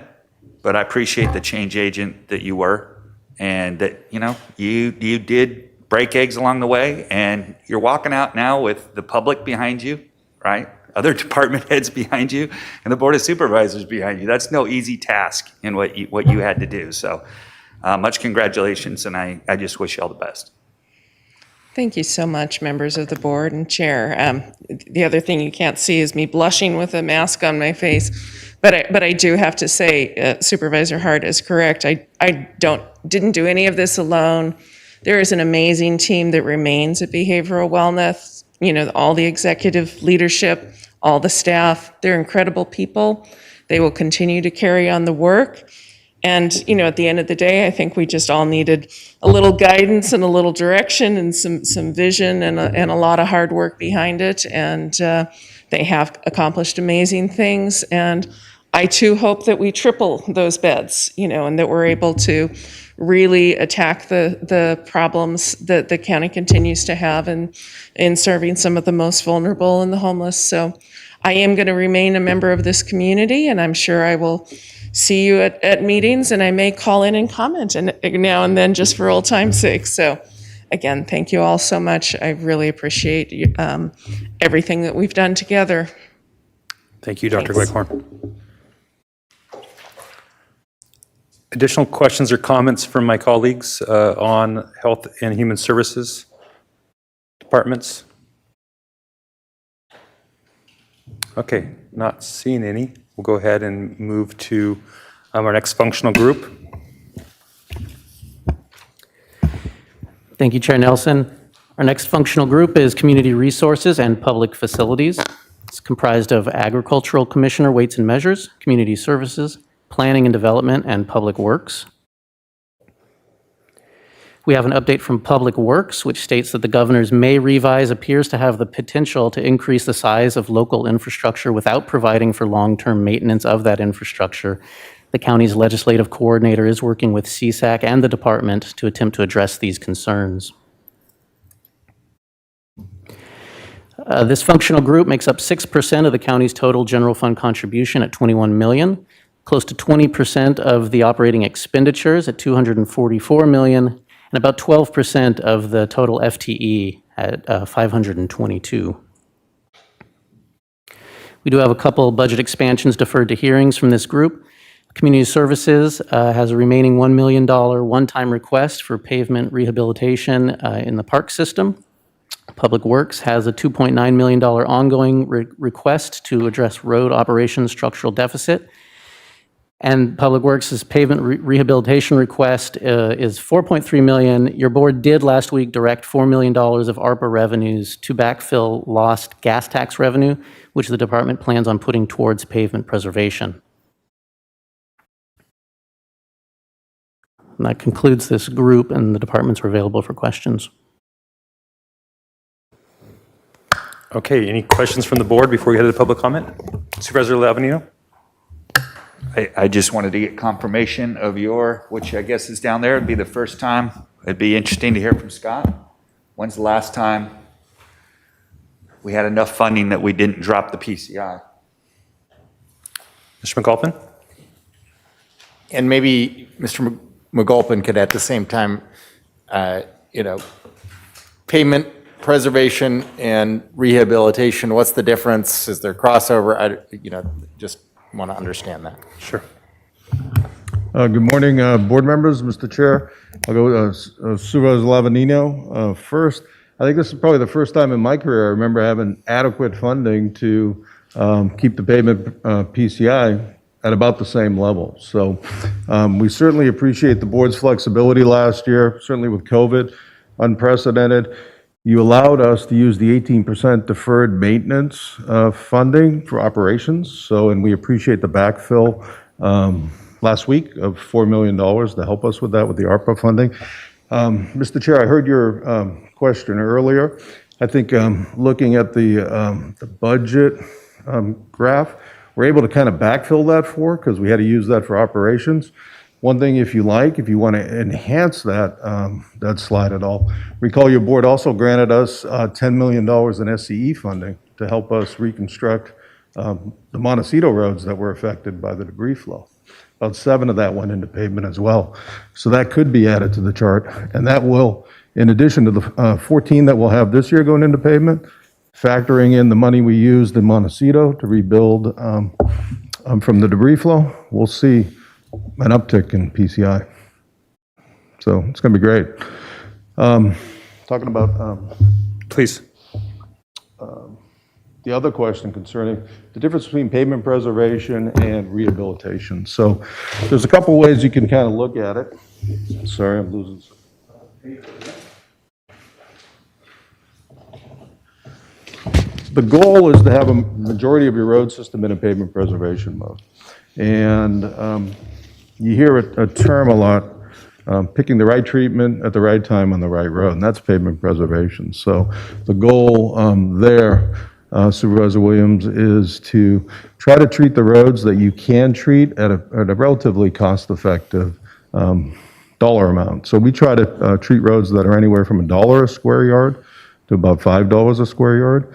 When you get into rehabilitation and reconstruction, those roads can cost anywhere from $50 to $100 a square yard, and that's more of a worse first philosophy. So for a lot of years, we did do a pavement preservation philosophy when we had Measure D, and then when we converted over to Measure A, we kind of got away from that a little bit because there was a little bit less funding coming to pavement preservation because there was more needs when Measure A got approved. So that's why we've been kind of in the decline now. What we've talked about in the past, and what you've heard me talk about in the past, is the three-legged stool, right? You have local funding, state funding, and federal funding. So with the 18%, the Measure A, we're really filling up the leg on the local side when it comes to funding for pavement preservation. On the state side, they made the tough decision a few years ago to raise the gas taxes, SB1, so we're starting to see more money roll in from the state to attack our deferred maintenance need. And one thing we've been working on at the federal level is to get dedicated federal funding that would come to cities and counties to allow us to do the same thing. So we're trying to get the federal government now to fill that leg as well. And we'll be in pretty good shape if we can do that. That'll be a game changer. So hopefully I answered all the questions this morning. Yeah, I've got a couple other questions. So the looking at the budget expansions, there's $4 million set aside on the June 1st to accomplish the pavement rehabilitation target. We're still shy 332,000. Is that correct, Ms. Anderson? Chair Nelson, correct. The estimate out of the ARPA discretionary revenue was right at $4 million. Okay. All right. And then going back to the structural deficit on the road operations, the $2.9 million. Let me see if I understand this correctly. The 18%, because road operations expenses have been increasing because of the cost of materials and labor at a greater rate than the revenue that you previously had allocated there, and that's had to be supplemented by some of the 18% funding, and the 2.9 million would allow road operations to be sustained outside the 18%. Is that my Mr. Chair, that's accurate, but the structural deficit's been growing for over a decade. Okay. So when you look at our organization, and what we've tried to do proactively is to reduce the size of our organization. And when you look at Public Works, and I think if you look at over the last 15 years or so, we've taken about 29% of our positions out of our budget. So it's been kind of a slow landing of the plane, if you will. Specifically, if you look at transportation, we used to have 3 crews in each yard: Goleta, Lompoc, and Santa Maria. Now we're down to 2, okay? We used to also have 2 striping crews, one South County, one North. We have 1 that does countywide work. We used to have 2 street tree crews. We have 1 now that does countywide work. And we've been doing this over the last 10 to 12 years, kind of reducing the size of the organization. So when people say do more with less, transportation's been doing that. So the structural deficit has been growing every year because our revenues don't grow as fast as our expenses. So it's an ongoing issue. This year it's 2.9. I think last year it might have been 2.1. So we've had to eat into our reserves to do that. So I'm really interested in, that last sentence there of that expansion. The CEO and the department will analyze and develop options for a long-term fiscal plan. And so I'm, just reiterating that that's something that's a priority for me. Obviously, we're making a significant investment into roads this year, but I think long-term, some of that, the reason we're doing that is because of some of these additional revenue sources. But to me, that's a glaring issue that needs to be resolved in the coming years, and I'm definitely interested in advocating for that. Thank you. Supervisor Hart. Well, I'm excited to hear your prediction that the PCI will go up next year with these additional investments. Could you put a number on your prediction? I think, as long as you don't hold me to it, Supervisor, but we're looking at it right now, we're at a 56. We think we're going to be at 57 safely, maybe a 58. Okay. So, the largest asset probably the county has is transportation infrastructure. And, it takes money to tend to it and to keep it safe and to keep it serviceable. And when you put the money into it, you see the results. So it would be helpful to me to see those numbers broken down by district too, so that we'd have a sense of the relative condition of the roads in each of our parts of the county. we can absolutely do that. We can break it down by road classification as well, so we can see residentials, collectors, some of the bigger high volume roads and some of the arterials as well. Very So- helpful. Thank you. Supervisor Williams? Yeah, when you take a look at that, Greg, in case you haven't seen that before, it will show very different districts, mainly because some of our districts, like Jones District and my district, are huge and include very rural roads. Just as a caveat, to not be shocked why your one looks so good. All right, any further questions from the board? Thank you, Mr. McAlpin. Any other questions or concerns from my colleagues before we go to public comment on this functional group? Not seeing any. Madam Clerk? Chair Nelson and members of the board, we have 7 requests to speak on the Community Resource and Public Facilities Functional Group. If you are a member of the public and you have requested to speak on this item, please log in now to provide your comments. We will now begin with Bonnie Freeman, to be followed by Anita Baldwin.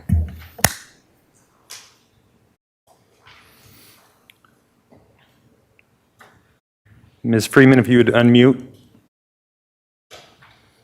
Go Can you ahead. hear me? We can. Go ahead. Okay. Hello, Chairman Nelson, Supervisor Hart, Hartman, Williams, and Lavanino. My name is Bonnie Freeman, and I hope you had a chance to read my letter and photos over the weekend. I'm advocating for the overdue upgrades to CSA 3 University Circle Park open space that serves our neighborhood in the unincorporated area of the county in District 2. I am a volunteer organizer in my new community of 134 homes called the Tree Farm, and I visited a sign-up table for the county parks master plan at the marketplace in Goleta the end of April. I took some materials home, offering to help reach more people to take the survey. I figured if I didn't know about this opportunity as a past park commissioner, then I'll bet others were unaware as well.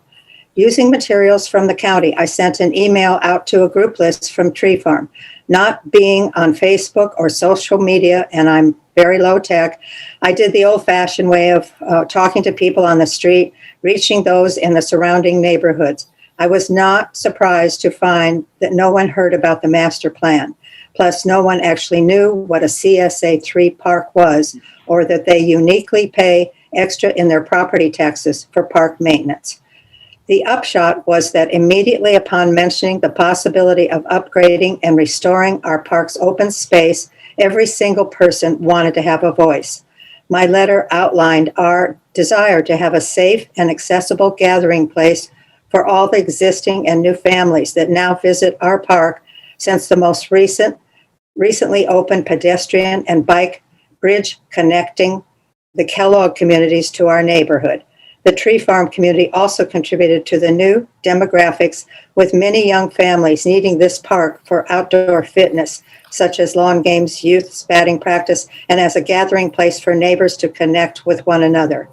This open space has been far less usable since the shade trees were cut down for the bridge and gophers took over the lawns, and we are asking to be considered as a priority upgrade project in the 2021-22 budget, as the needs are so present right now.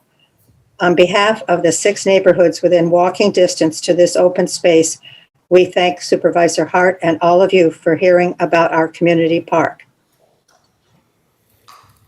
Thank you, Ms. Freeman. We will now go to Anita Baldwin, to be followed by Tara Messing.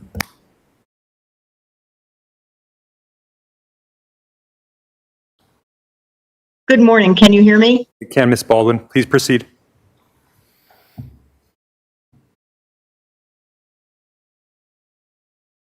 I think we lost you. I unmuted again. Can you hear me now? Yes. Let's go ahead and start over. Great. My name is Anita Baldwin, and I live in the unincorporated area of Nolita. Today, I would like to read a shortened version of a letter you recently received from the League of Women Voters of Santa Barbara. The League is a nonpartisan political organization, and we support equal opportunity in housing and measures to increase the supply of safe, decent, and adequate housing for all. The League of Women Voters of Santa Barbara strongly supports the addition of $245,000 to the county's budget for a workforce housing study. The lack of affordable housing has continued to worsen in our area. A budget document graph illustrates that our rising median house price, which jumped from $625,000 to $1,174,000 from 2019 to 2020, an 87% increase. The South County's problem is especially dire because of high rents resulting from a low vacancy rate, which is likely to get worse as college students return in the fall. The definitions for income categories are very different here than in other parts of the county. In Santa Barbara County, a single person making less than $70,000 or a family of four making less than $100,000 would be considered low income for development incentives and government subsidy purposes. There has been a huge countywide investment to assist the homeless, $91 million in 2020 to 2021, but we need an even larger effort to provide security for vulnerable renters. And if more units are produced, that will also help reduce the homeless population.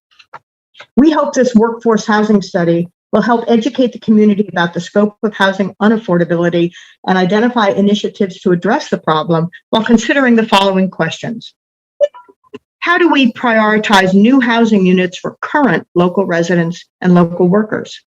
How do we fund the significant increase of affordable housing, affordable units, given the increased building costs and need for below market rents? Can we leverage publicly owned assets and repurpose vacant commercial and office buildings? And will we be ready to take advantage of new state and federal grant opportunities? The county's leadership, perhaps partnering with the county's housing authority, can explore housing community models that could ensure long-term affordability. For example, the use of community land trusts. This method was preferred over inclusionary requirements by our state assembly member, Steve Bennett, who saw what worked and didn't work in Ventura County. There is support to produce housing for the missing middle or moderate income residents, but to reverse trends like the loss of younger workers and families, the production of low income units must also be prioritized. Thank you for listening and for your hard work and respectful discourse during these challenging times. Thank you, Ms. Bolin. We will now go to Tara Messing to be followed by Linda Honigman.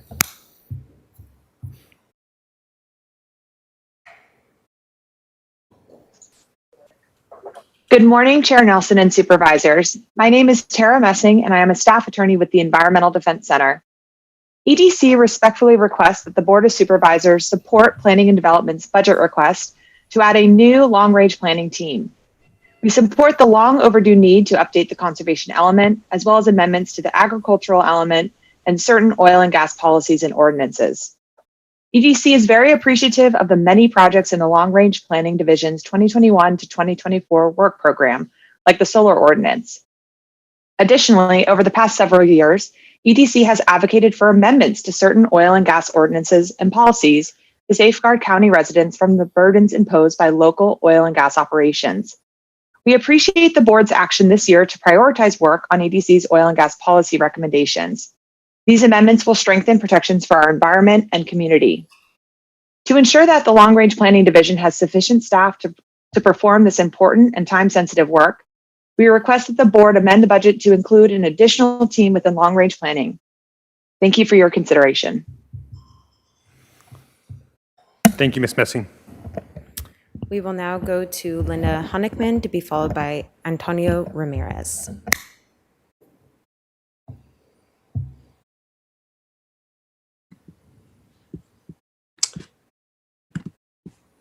Thank you. Ms. Honigman, Dear when you're ready. Supervisors, can you hear me? Yes, we can. When you're ready. My name is Linda Honigman. I live in the unincorporated South County. I'm a co-founder of the nonprofit Future Housing Communities, which has a mission of contributing to housing stability in the South County. I'm a member of the League of Women Voters, Santa Barbara SB Can, and the Surge Santa Barbara groups. But I'm speaking today as an individual. I'm delighted when the idea for a housing study was added to the budget. I think we are at a point where we can dare to go big to tackle our housing unaffordability problem. In one of the recommended items list, it referred to the 250,000 item as, quote, housing and homelessness programs, quote. There's been so much focus on the homeless, apparently a total of 91 million in the county over the last year, that I hope you can look at how to address the other thousands of residents and workers who commute, who do not have housing security. If more affordable housing can be produced, that will also reduce our future homeless numbers. To commit to addressing that issue will also help to put out a welcome mat. We need to welcome young families and younger workers, beginning with the ones who are already here. The percent of residents under 45 has steadily declined over the last 3 decades. I have a friend who works on State Street, had to live in Ventura with his family of young children because of the affordability issue. When his rental burned down in the fire, he eventually gave up and now commutes from Las Vegas.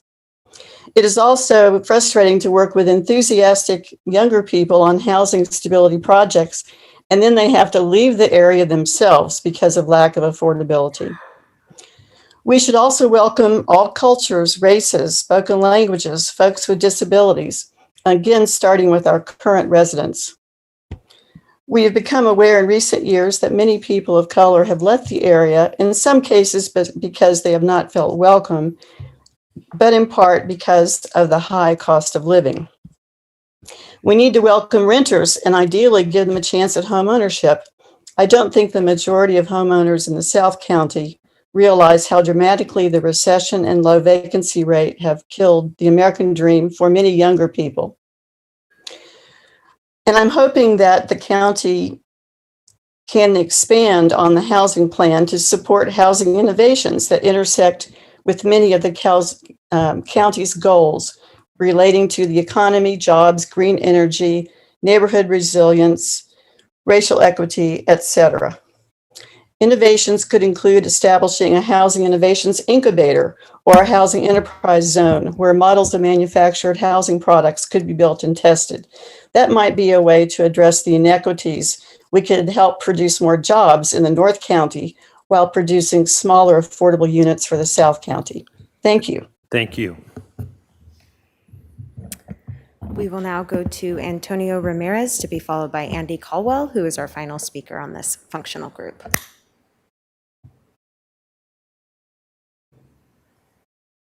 Mr. Ramirez, when you're ready.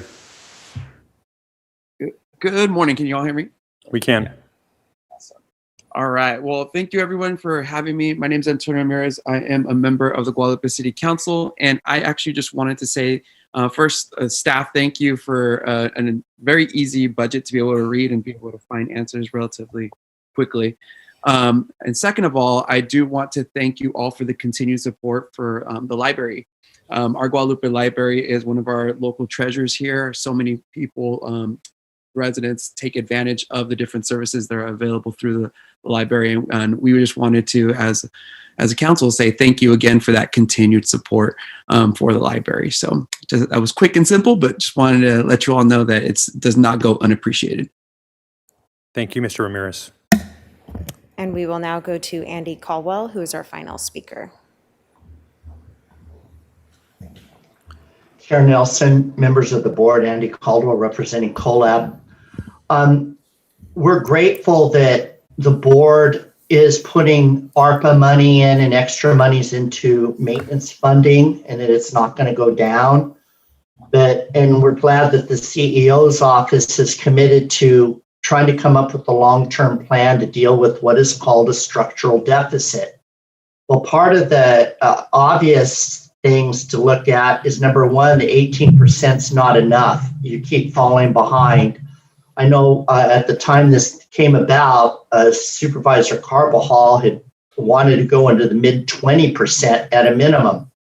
But so, on the one hand, we'd like to see a plan to eliminate the structural deficit, but we also feel like we need to call out the supervisors that want to go to zero net emissions and no use of fossil fuels, of what is your 10-year plan to eliminate asphalt and concrete if in fact we only have 10 years to save the planet? Would you be committed to reducing asphalt and concrete use 10% a year until you get there? What would that look like? Is it possible? If it's not possible, then quit calling for it. The other issue that I brought up before is the issue of homeless people in rivers, streams, creeks, highways, and byways. At Santa Barbara, the city has finally recognized this threat that the homeless could end up burning portions of the entire town down. But you guys, via the flood control district, are responsible for rivers, streams, and creeks, even within the cities. So you have an issue of fire, you have an issue of pollution, of literally Lompoc had hundreds of thousands of dollars worth of pollution they had to haul out of there.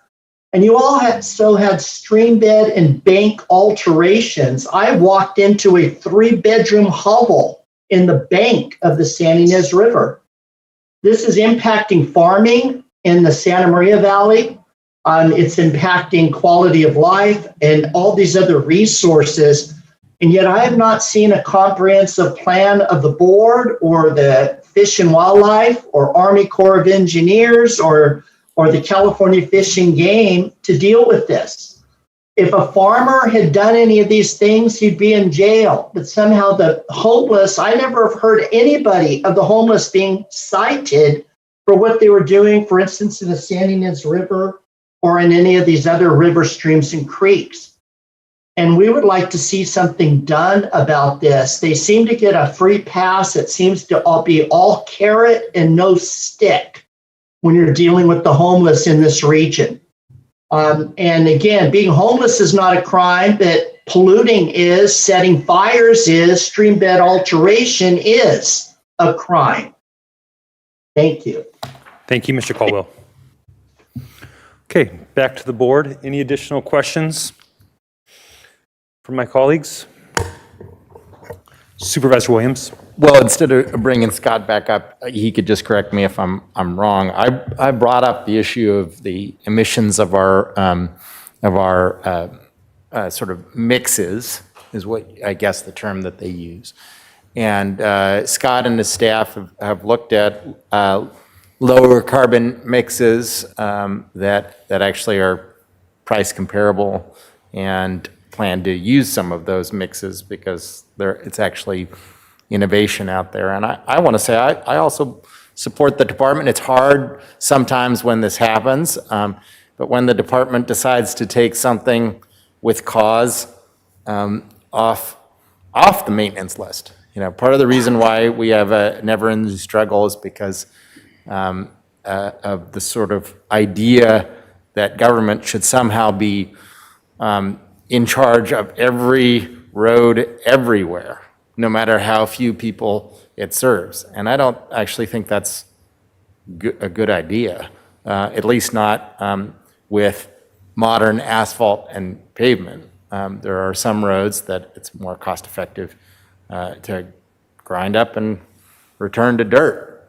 So, I think I support the department making those decisions with logic, and especially financial logic, even though that might come back to bite me when they say, this road in your district, we don't want to maintain it anymore. I put that out there as a concept because sometimes it's just not right for the taxpayers as a whole to maintain a road that serves very few. Thank you, Supervisor Williams. And just maybe the potential counterpoint to that, or at least something to be concerned about, is, some of our roads are not well used, but they're important arteries for commercial activity and agricultural activity. And so, if we end up going down that route in the future, I think we just need to be very thoughtful about that. It may be used by a few people, but it might have a significant economic and national security impact, right, of our food supply. So those are things that have given us a competitive advantage, having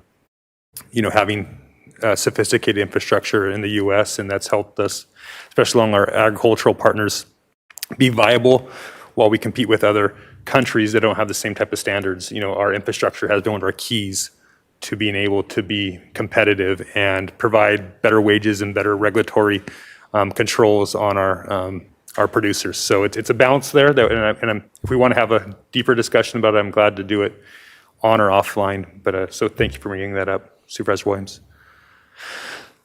Other thoughts? All right, that concludes this functional group. We're going to go ahead and take a small break, and then we'll come back and try to go through the next functional group prior to our lunch break.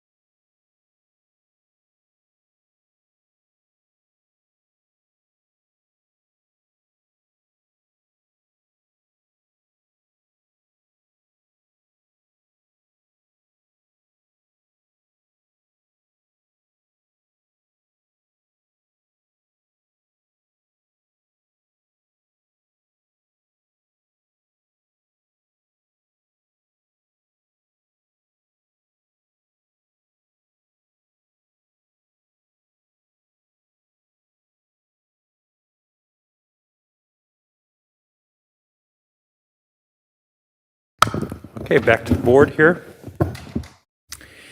And moving on to our third functional group, general government and support services. Ms. Anderson.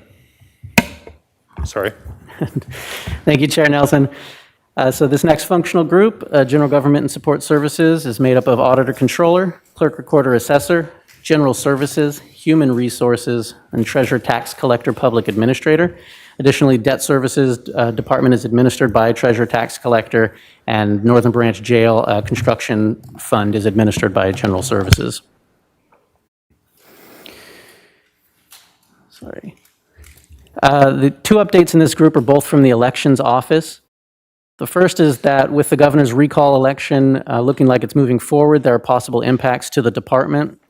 It is still too early and there's too many unknowns to quantify the costs or know how much assistance, if any, the state might provide. But the department is keeping the CEO's office informed as we move into the next fiscal year, so we're watching this one closely. Second, the impending recall election, along with the possible passage of Assembly Bill 37, has prompted elections to delay implementation of the Voters' Choice Act in fiscal 21-22, as had previously been presented at the April workshops. AB 37 includes a variety of measures, including automatically mailing ballots to all active voters, using a tracking system for voters to track their mail-in ballot through the system, and permitting any voter to cast a ballot using a certified remote voting system that in the past has typically been reserved for specific populations. This functional group makes up 12% of the county's general fund contribution at $40 million, just under 10% of the total expenditures at $118 million, and 8% of the FTE at $368. And there are no deferred to hearings requests or deferred to hearings expansion requests from this group.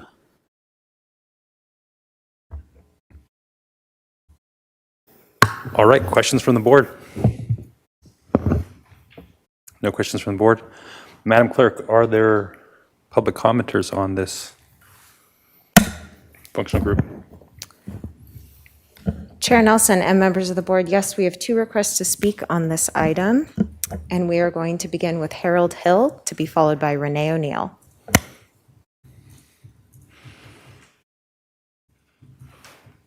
Mr. Hill, when you're ready.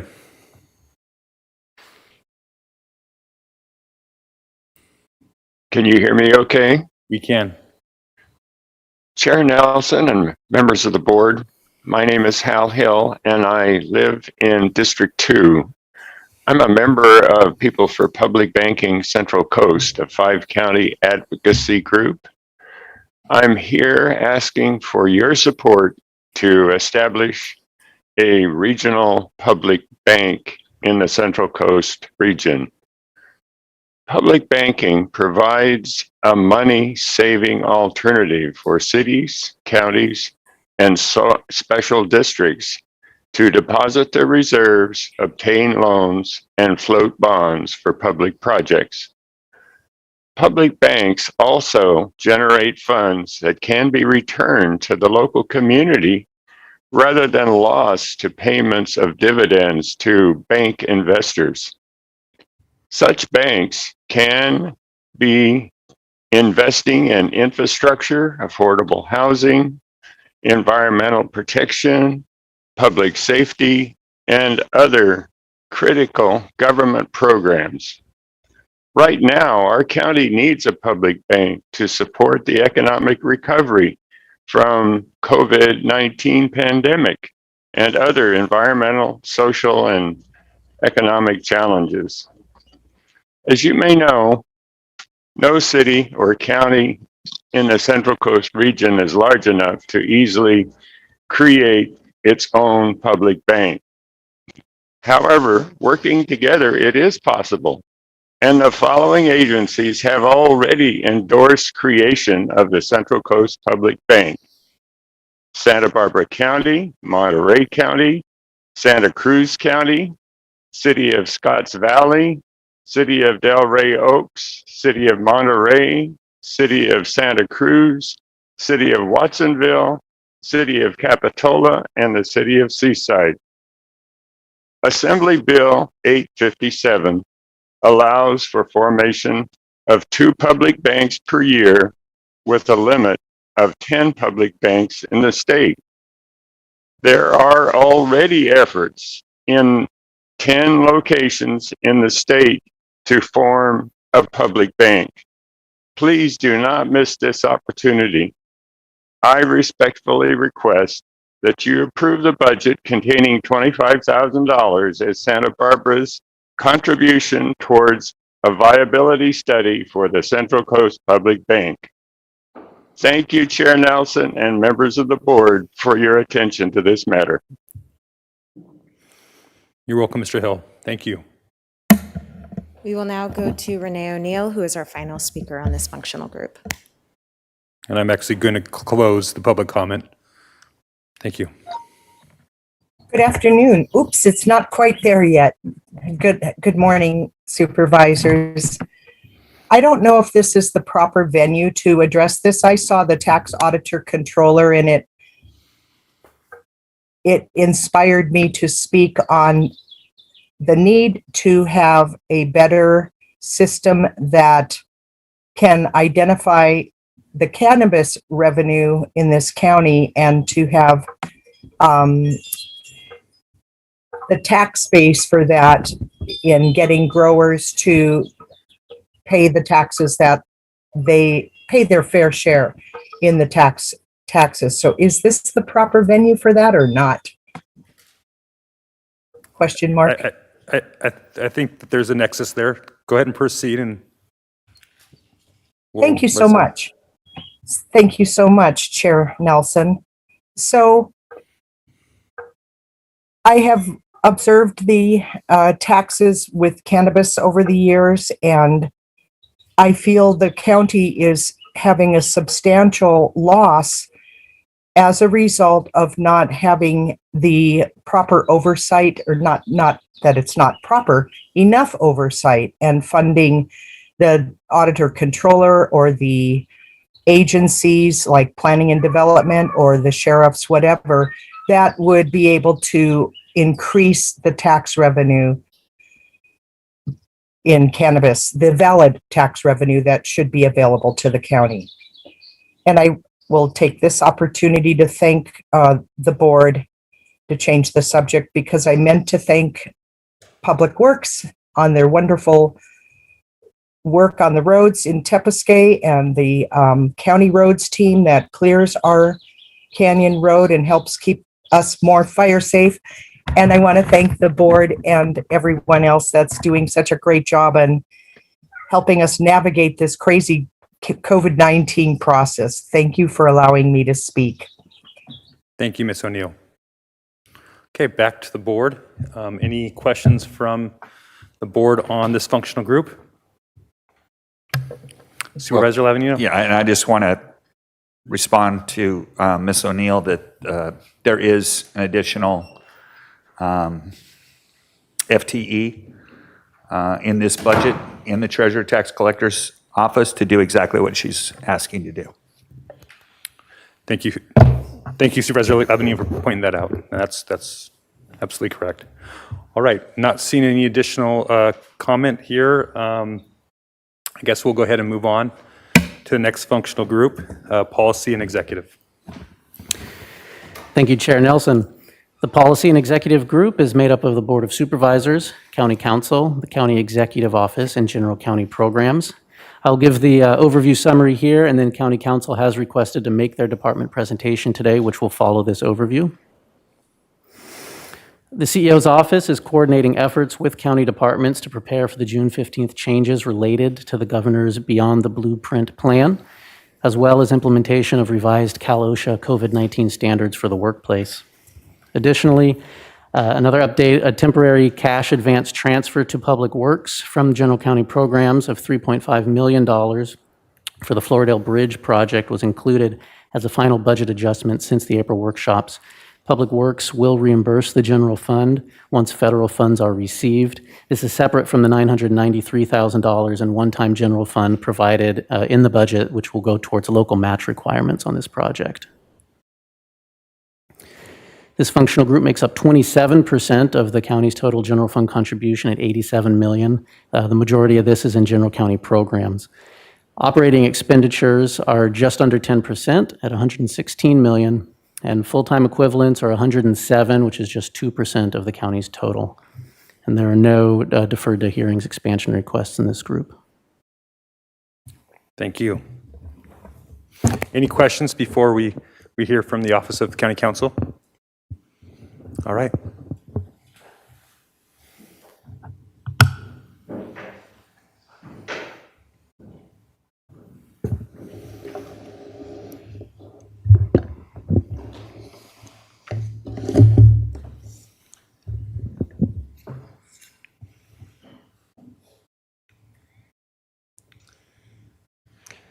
Morning, Supervisors, CEO, staff. CEO Miyasato referred to last year as a unique and challenging year, and I would offer that next year, well, perhaps not unique, will also be challenging. And this is a slide of our highlighted goals for the coming year, which describes both some major non-standard items as well as the usual suspects. Major non-standard items include lots of litigation, some major project work, including the emergency ambulance contract and the multi-year remedial plan at the main jail.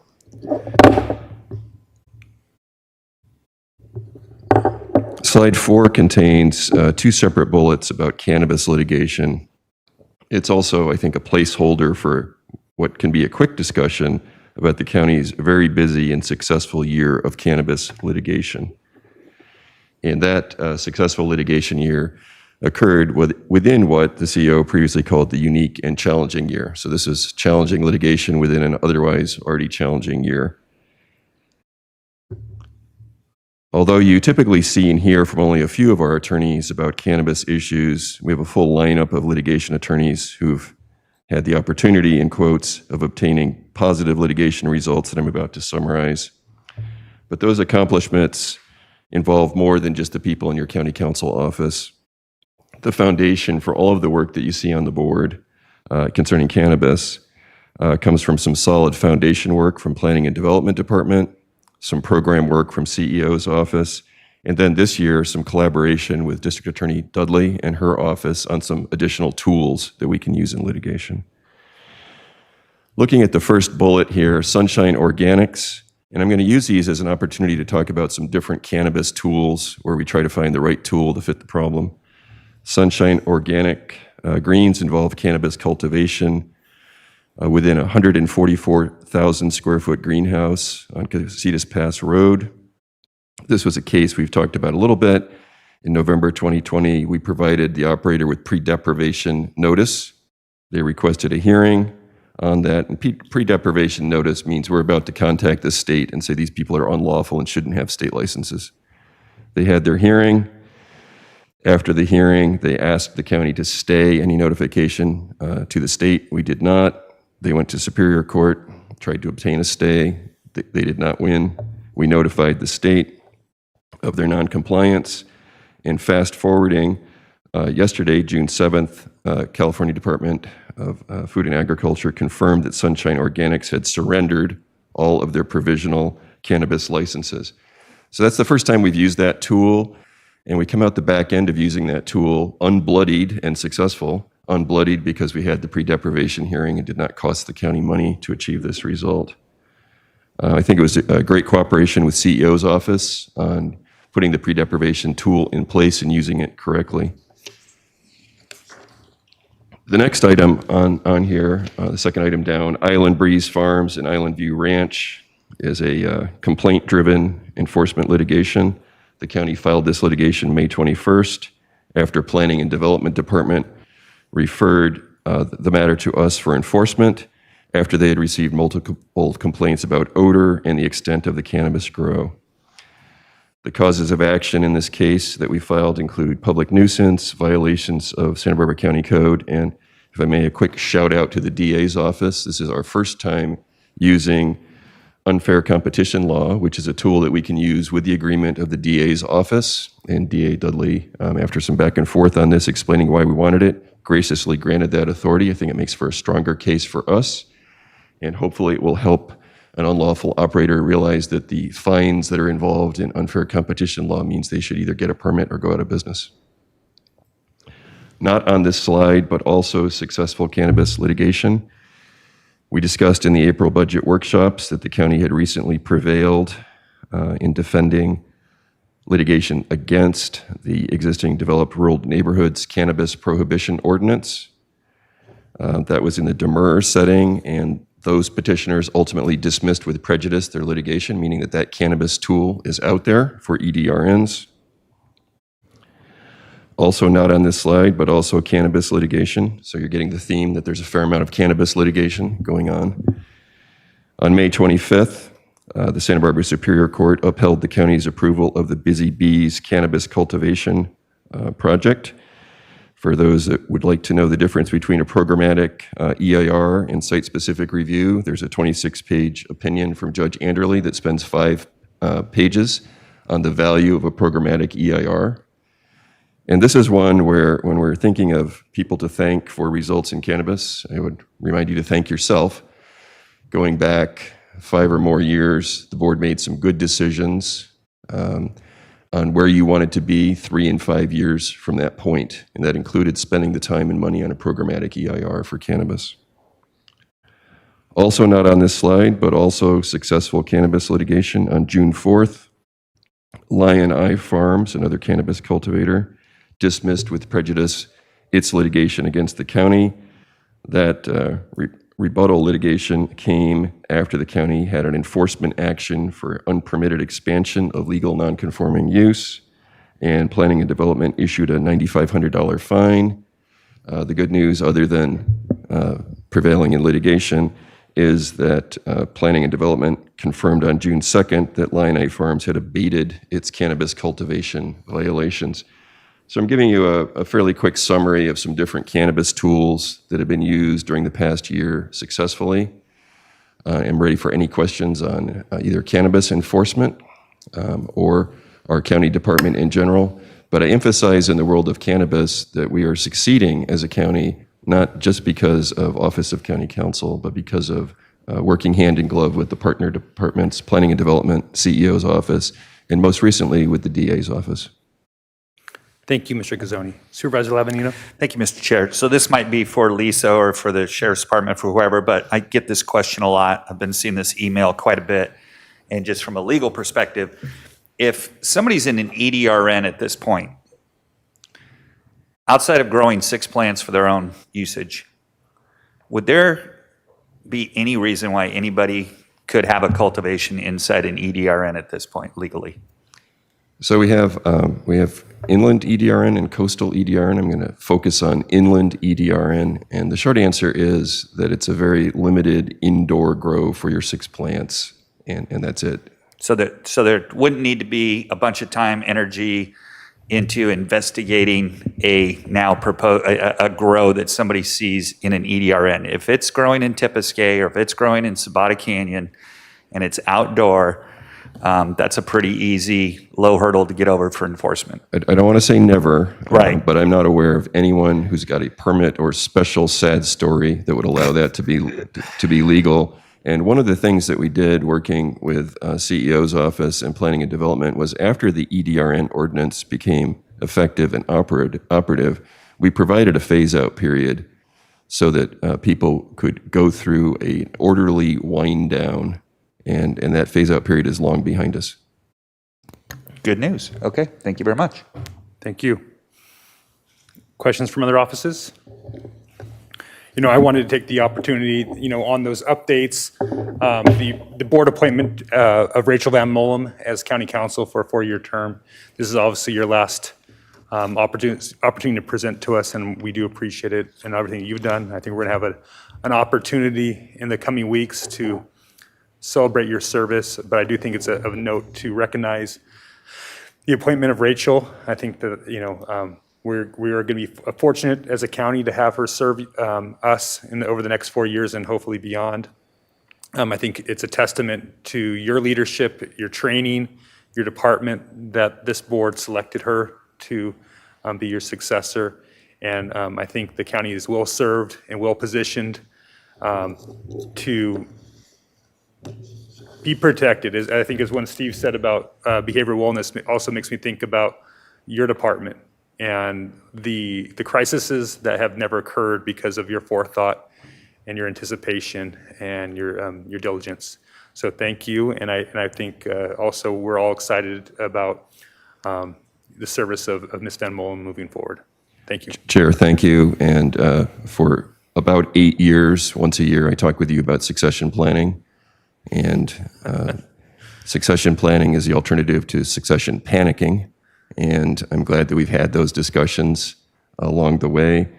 I'm grateful that we have the right people in the office with the right training to continue success, whatever comes our way. And I think Rachel will be a great fit on that, and I'm glad of where we are right now. So thank you. Thank you, Mr. Gazzoni. Supervisor Williams? Well, I just want to thank you for your service. Briefly, publicly, hopefully we'll get another chance to do some more in depth, but just your vigilance, your willingness to delve into arcane, difficult issues, and your willingness to take an enormous workload for your time and service and your success rate. So I look forward to the day when I'm calling you for advice about hiking in Inyo County as opposed to legal advice, but I also reflect on the time that we've served together fondly and really appreciate your work for the county. Thank you. Thank you, Supervisor Williams. Supervisor Levanino. Yeah, and Mike, I know we're going to be doing, this isn't your last day here, so we're going to be doing some more. But what I want you to think about between now and the day you retire is 6 months to a year after you retire, what are you going to wish you said at that retirement? So we all get that from Mike all the time. It's like, today is today. Think about a year from now, what are you going to wish you did? So I hope you take your own advice as you get close to your retirement date. Thank you, and I'm glad to hear that the advice is taken. Indeed. Thank you, Mr. Gazzoni. Thank you. All right. So we're kind of in this tweener spot here between lunch and public safety, which I'm sure is going to be potentially our longest. Oh, I need to check public comment. Is there public comment on the policy and executive functional group? Yes, Chair Nelson and members of the board, thank you. We do have one request to speak on this item, and we are going to Renee O'Neill.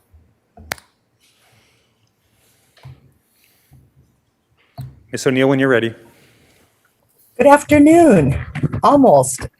I really appreciate everything I just heard from the board and Supervisor Lavanino regarding Michael Gazzoni and his retirement. Mike has been a true asset to this team, and I feel he was instrumental and our CEO's office in helping us protect the EDRNs.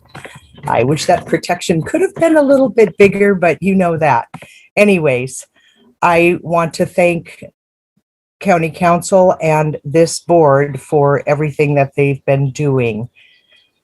I guess I really don't have much else to say on that. I'm looking forward to working with Rachel as I have.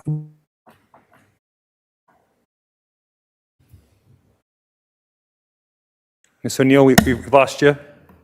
Are you there? Renee?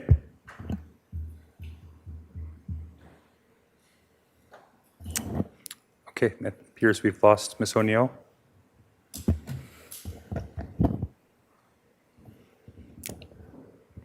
All right. Yes, Chair Nelson and members of the board, it appears we have lost her. Renee, if you can still hear us, you can use the phone number provided in that email registration confirmation. Got to work on that And perhaps we can broadband in Tepesquay Canyon. give her an opportunity to speak later. Yeah, absolutely. Ms. O'Neill, if you can hear us, we're glad to hear your comments later in the meeting or in general public comment. We'll accommodate you as necessary. With that, that concludes public comment for the Policy and Executive Functional Group. Okay, so seeing that the DA is here as well and would be doing a presentation, knowing our lunches aren't quite ready yet, let's go ahead and have a presentation from the CEO's office, the budget staff on public safety, and hear from the district attorney. And then we'll ask some questions, and then we'll break and have public comment after lunch, if that's acceptable to everybody. So. Thank you, Chair Nelson. Public safety is made up of court special services, district attorney, fire, probation, public defender, and sheriff. Both district attorney and public defender have requested to make their department presentations today and will follow this overview. This update comes from probation, noting that the governor is expanding a pretrial pilot project to all 58 counties, as well as providing an ongoing source of funds for future years, but county-specific allocations are not yet known. Public Safety Group makes up 47% of the county's total general fund contribution at $154 million. Their operating expenditures are just under a third of the county's total at close to $400 million, and full-time equivalents are at 36% at just over 1,500 FTE. Budget expansion requests, this group has a few that were deferred to hearings. District Attorney, excuse me, has a post-conviction litigation unit requesting 1.5 FTE at close to 260,000 ongoing. Probation is requesting to add 1 FTE to their professional standards unit, close to 115,000 ongoing request. Public Defender is requesting to convert 2 extra help misdemeanor attorneys into permanent FTE. That would add 2 FTE, just over 151,000 ongoing. And the Sheriff's Department has revised their cannabis compliance team request from workshops when they requested the addition of a full new team. They've changed this request to 2 FTE to add 2 detectives for compliance and enforcement to the existing team. That'll be an ongoing request of 414,000, as well as 137,000 in one time. They also have a data center replacement fund request. This would be $161,000 to ongoing set aside to be able to upgrade and purchase when the existing data center meets the end of life. These total 6.5 FTE, 1.1 million ongoing, and 137,000 one-time requests. That concludes. Thank you, Mr. Clementi. Any questions for CEO staff, budget staff? I've not seen any. I believe we have our district attorney.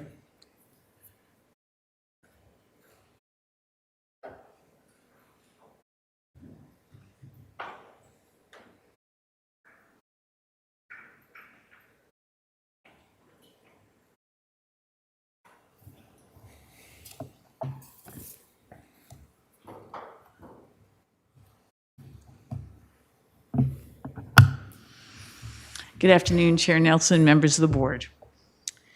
There seemed to have been some confusion about the responsibility of your DA's office at the budget workshop. Therefore, I will take a few minutes to clarify what our responsibility is. Every weekday, your deputy district attorneys, supported by our victim advocates, investigators, and support staff, stand before judges throughout our county and say the words that mean the world to them. First, they announce their name, and then they proudly state their responsibility. So following their name, they say, "For the people." Today, I proudly stand before you and say, "Joyce Dudley, for the people." And those same deputy district attorneys who work weekdays also work most weekends. On their Saturdays and Sundays, they make life-altering decisions, like who to file charges against, who to offer a diversion program to, who to recommend for a treatment program, and once decided which program might be best. And then finally, who should go to jail or prison. They also work on crime prevention strategies, prepare trial briefs, and spend countless hours preparing witnesses and comforting victims.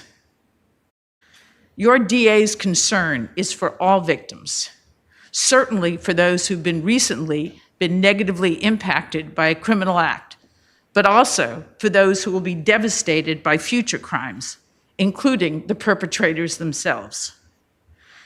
We do this because we are members of the Santa Barbara County District Attorney's Office, where we seek justice for all. We also seek safety for all, as we attempt to keep people safe in their own homes from the horrific crimes of homicide, domestic violence, child abuse, elder abuse, and animal abuse, and safe on our streets and stores from homicides and assaults, and safe on campuses from hate crimes and rape. And we want to keep our businesses alive and thriving by protecting them from environmental hazards, theft, and embezzlement. And we want to do all this and more because that is our job. That is our responsibility. But that is not the case in other counties throughout the country. As explained yesterday by Bill Bratton when he said on national news, and I quote, "We have court systems and district attorneys around the country that are effectively refusing to think of the victim first, but are thinking of criminals and criminal rights, saying, what can we do to strengthen the rights of criminals instead of the rights of victims?" So when I say Joyce Dudley for the people, I mean all the people. Because the DA, or as a deputy DA, we have a constitutional and ethical duty to represent our client, which is everyone in our community, including those charged with crimes. Whereas the public defender has the unique and constitutional and ethical duty to zealously represent her client, those charged with a crime. The public defender and I agree on many things, including that we have very different responsibilities and perhaps even more importantly, different ethical duties. I represent the people of the state of California. They are my clients. And Ms. McGuger represents her clients, the ones who are alleged to have victimized our community's victims. Your next speaker, our public defender, Tracy McGuger, and I are and should be tenacious advocates for our clients. But for Tracy and I, that doesn't conflict with our awareness and appreciation for each other or for each other's individualized ethical obligations and responsibilities. Thank you so much for your time. Thank you, Ms. Dudley.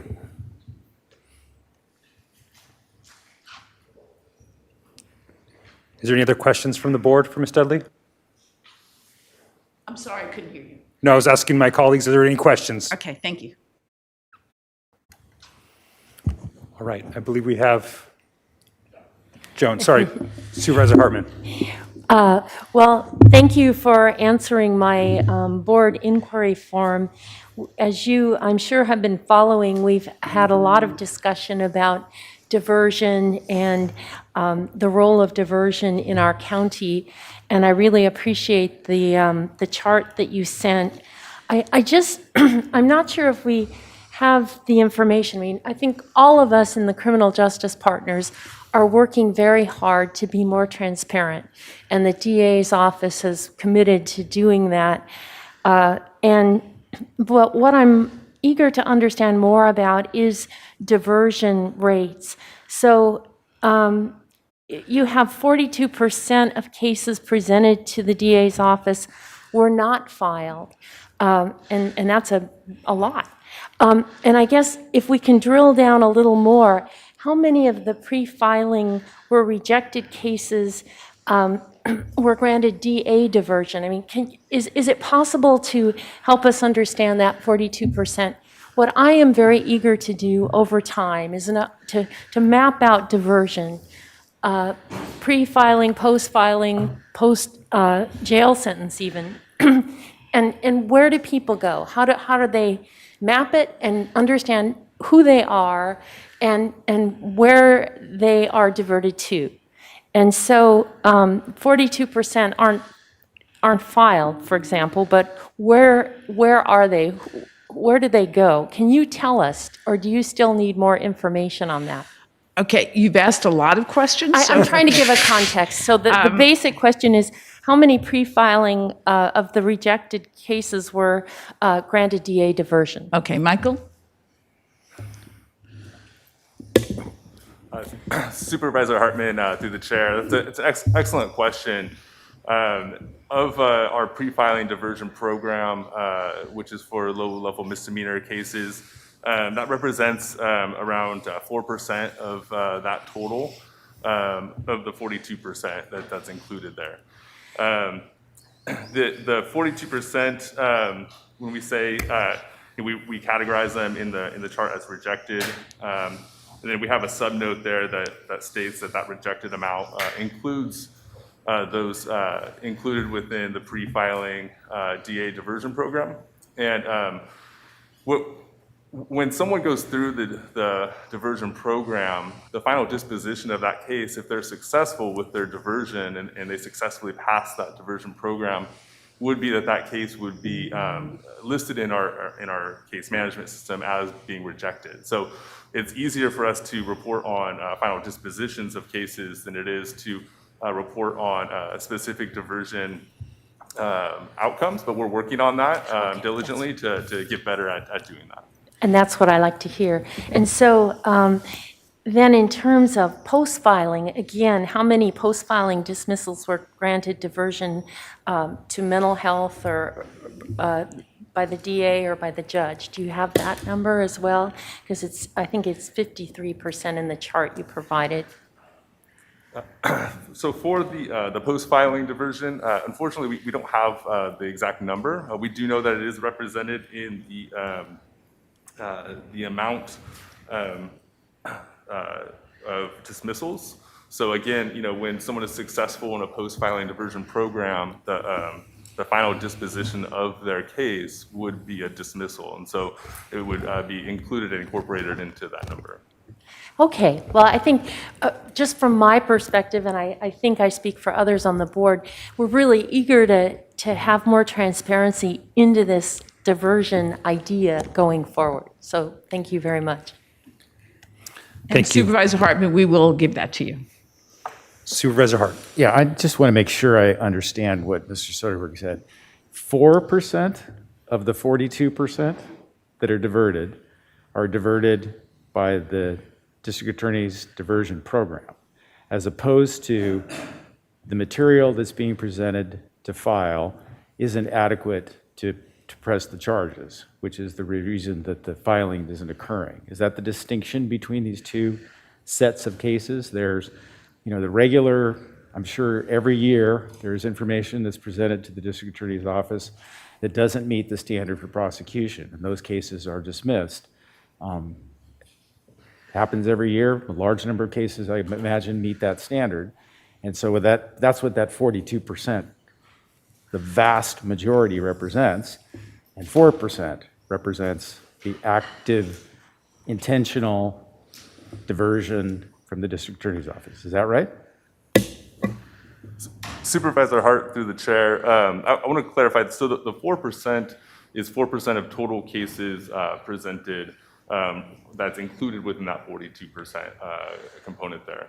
And your question's a great one in the sense of, what does that in pre-filing diversion, for instance, or pre-filing case decisions, what does the 42 represent, right? And you're correct in the sense that in some instances, maybe we didn't receive enough information in the case to move forward with a filing decision. But there's also much discretion that the DA has. I don't want to get into that because I'm not an attorney, but certainly over the past year, there's been many tools that have been used in an effort to triage the closure of the courts and taking care of the backlog. So Supervisor Hart, your statement that we didn't prosecute, I thought I heard you say words to the effect of we didn't prosecute because we couldn't prosecute because we didn't have the elements of the crime. That is not the reason we don't prosecute. Sometimes we don't prosecute because we don't have the elements of the crime. Sometimes we don't prosecute because we don't think prosecution is the best thing to do under those circumstances, even though all the elements are met.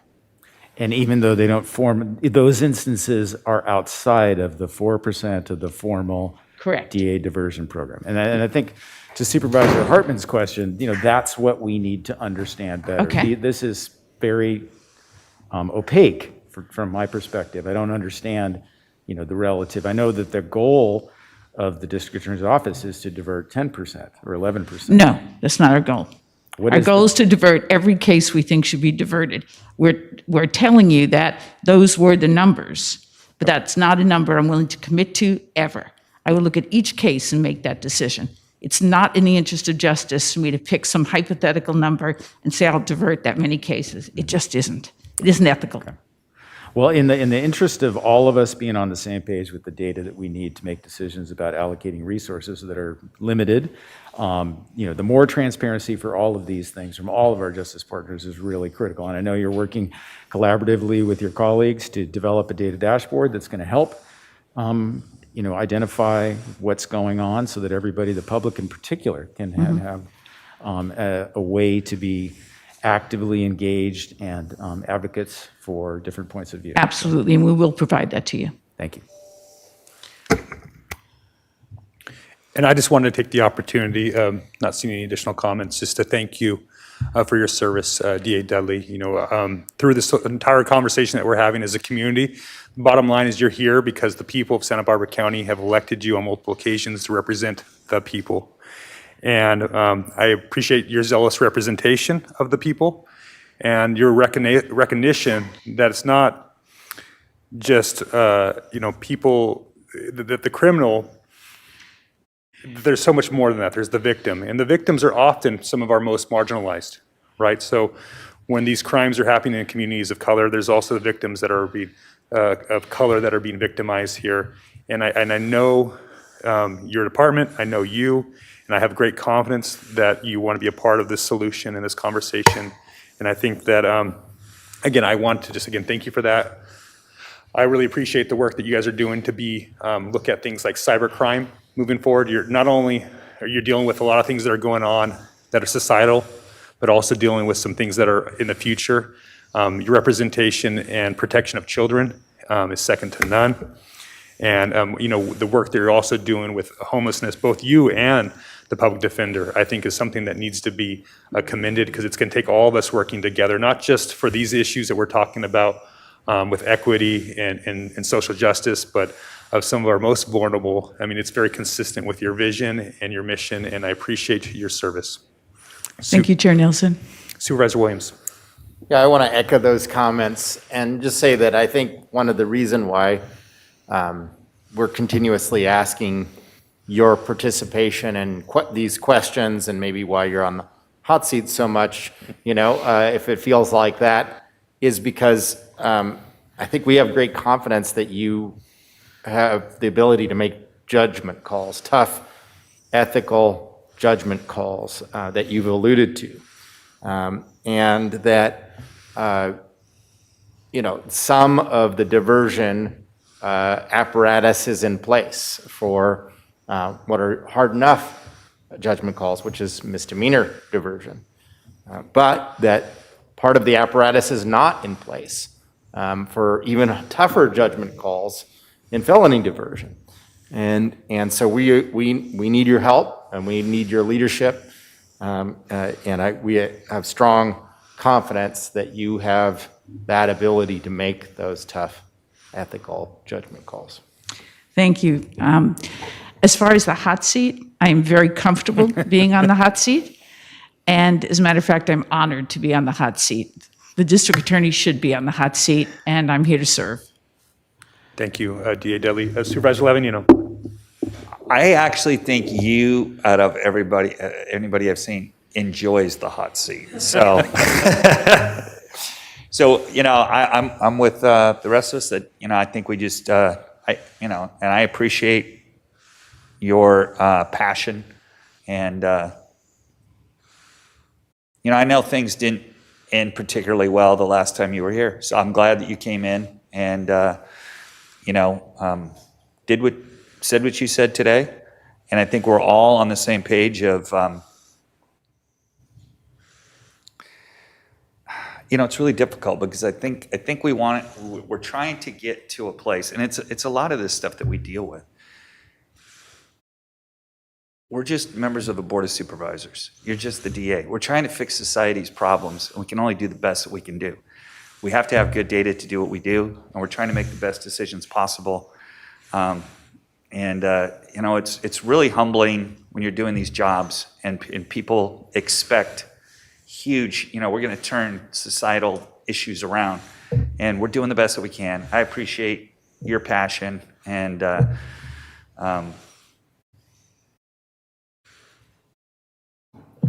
hot seat's a good place for you. Well, I appreciate your work, and I passionately appreciate the work of the people of the DA's office and our criminal justice partners. So thank you. Thank you, Ms. Dudley. All right. From Ms. Dudley, I believe now we have the Office of the Public Defender.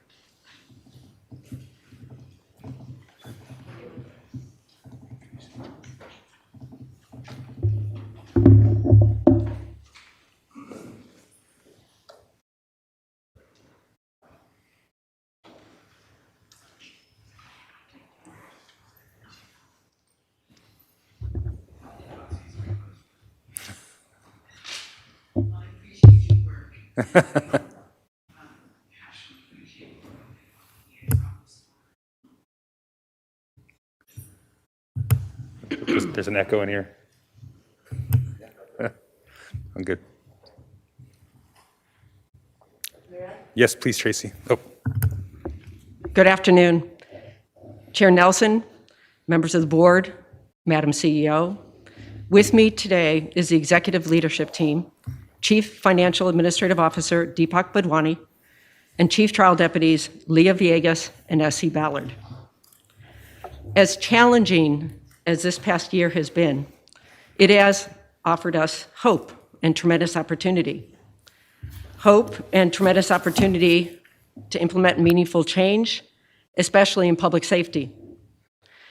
Decisions made here today and in the coming weeks, especially as it relates to racial justice, the jail, and diversion, will impact the community we serve for years to come. The blueprint for change already exists. The board and county leadership set a goalpost with Renew 2022. The board and county leadership commissioned KPMG to evaluate each of our departments. The board and county leadership commissioned KPMG in evaluating our departments and made recommendations.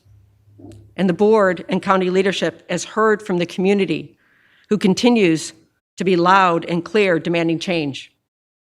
I would submit, as we stand here on the finish line of the budget process, Renew 2022, the KPMG recommendations, and the voice of our community should guide your final decisions, including a vote to support our budget request today.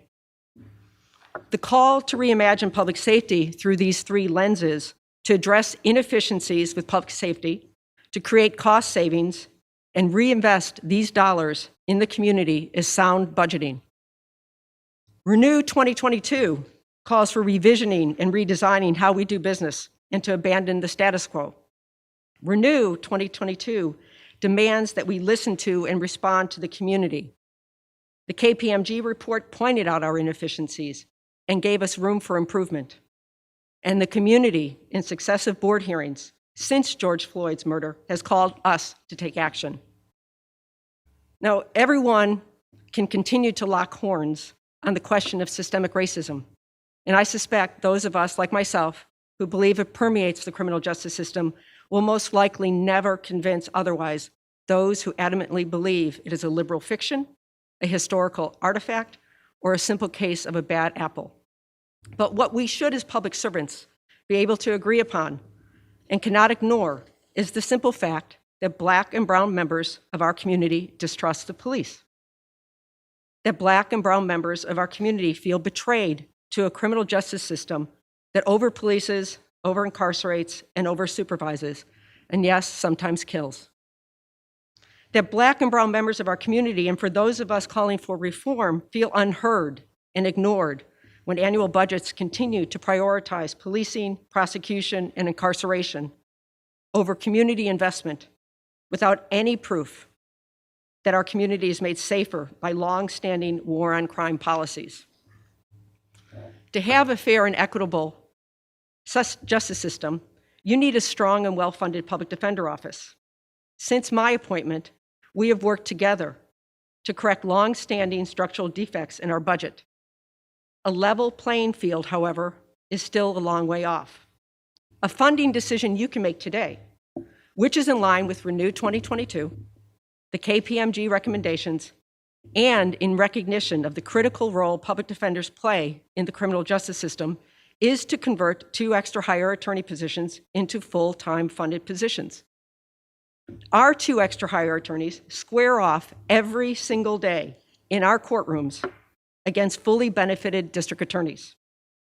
Our 2 extra hire attorneys work side by side with their fully benefited colleagues, carrying the same workload and with the same exact responsibilities and risks, but do not enjoy job security. For these 2 lawyers, the promise of Renew 2022 and KPMG is nothing more than words on a piece of paper. The work they perform every single day is ongoing work, not special or limited projects. Their jobs are not 9 to 5, and the 200+ clients they defend cannot be effectively served as mandated by the professional rules of conduct and as required under the Constitution in a 9 to 5 business model. The cost to fund these 2 positions in our request is approximately $152,000 per year. $152,000 a year. The cost to not fund these positions is that we lose talented professionals already difficult to recruit in a competitive job market to other counties. We lose talented professionals we have invested in from onboarding to training, who have invested equally in us, and more importantly, shown dedication and commitment to our clients and to our community and to public service. The blueprint for change does not always involve money, but involves accountability. Our pretrial jail population is unreasonably high. Technology solutions are needed, but it does not excuse why discovery is not turned over timely when the discovery used to file charges to determine diversion against a client is sitting on a DA desk. We have to leverage technology to increase efficiency, not use it as a crutch, to not act and not provide discovery. We need data to affect change, but not just data. We need the data that already exists and can be produced, but why is it not shared? We need to look internally at what we aren't currently doing and ask why not, before committing ongoing dollars while other more pressing needs exist. Divert to where is no longer an acceptable excuse to justify incarceration, especially if we as a county and a community are committed to diversion. The where does require reinvesting money, but it's vastly less expensive than the human and fiscal cost of incarceration, which brings us back full circle to the importance of your decisions here today, especially as it relates to post-conviction relief. As you know, many criminal justice reforms have been driven by our state legislature. With very few exceptions, all of these legislative reforms that provide post-conviction relief have been opposed by DAs up and down the state, including our own district attorney. It is important to understand that with very few exceptions, the laboring oar, the burden, and the responsibility is on the public defender, not the district attorney in these matters. It is also important to know that the vast majority of these legislative reforms are finite in nature and do not represent ongoing work, unlike the extra hire attorneys covering full caseloads in my department every single day in this county. Because of the extraordinary burden on public defenders, and in recognition that public defender offices are underfunded and under-resourced, the Board of State and Community Corrections, BSCC, established the Indigent Defense Grant to help, among other things, offices to absorb post-conviction work due to the huge staffing disparities between public defender offices and district attorney's offices throughout the state, including in our county. The grant was a small but important attempt to level the playing field and acknowledges that district attorney's offices, due to robust funding and staffing, are in a much better position to absorb new work. Notably, the BSCC primarily, if not only exclusively, has funded only law enforcement agencies such as probation, sheriff, and the district attorney. In fact, the Indigent Defense Grant is the first of its kind. As an example of a bill designed to provide post-conviction relief is SB 1437. This piece of legislation is about resentencing people serving life sentences for murder. But they did not kill anyone, who never acted with the intent to kill, and who cannot be convicted today of murder under the archaic and now illegal murder theories. The district attorney's office lobbied against this bill, and even after its passage, argued against its constitutionality. Politics aside, post-conviction relief legislation are designed to dispense justice to individuals with a face, a name, and a story. It is important to remember that redemption, rehabilitation, and reimagination are part of our system, not just punishment. And with that, for the concluding remarks, Chief Charlie Leah Villegas. Good morning. On February 5th, 2021, Jose Santana became the first person in Santa Barbara County to be granted an expungement following a state prison commitment and successful completion of the CDCR Fire Camp program. A recently enacted Assembly Bill 2147 made Mr. Santana's expungement possible. Between 2017 and 2020, California wildfires burned almost 1 million acres and took the lives of 128 people, including 3 incarcerated individuals who died while actively working to contain fires. At the time AB 2147 was signed into law, California had approximately 3,700 incarcerated individuals working at 44 CDCR fire camps in partnership with CAL FIRE in 27 counties. After receiving invaluable training and placing themselves in danger, assisting firefighters to defend the lives and property of Californians, former inmate fire crew members were unable to obtain employment as frontline emergency services workers upon their release from prison due to their criminal histories. AB 2147 made it possible for these brave men and women to seek expungements and eliminate this barrier to self-sufficiency. In a letter that Mr. Santana wrote to the court in support of his expungement petition, he described the fire camp program as a life changer. He took pride in collaborating with his inmate crew. He was humbled to know that he made a difference in saving people's lives and homes. His self-worth increased as people on the side of the road clapped when they saw his transport van. He went out to fight Blazes, a convicted felon, and literally rose from the ashes, a hero. A man who not only his family could be proud of, and his community could be proud of, but most importantly, a man that he could be proud of. His homecoming to Santa Barbara would not be as welcoming. Although statutorily eligible for expungement due to his honorable participation in fire camp, the district attorney's office vehemently opposed his petition.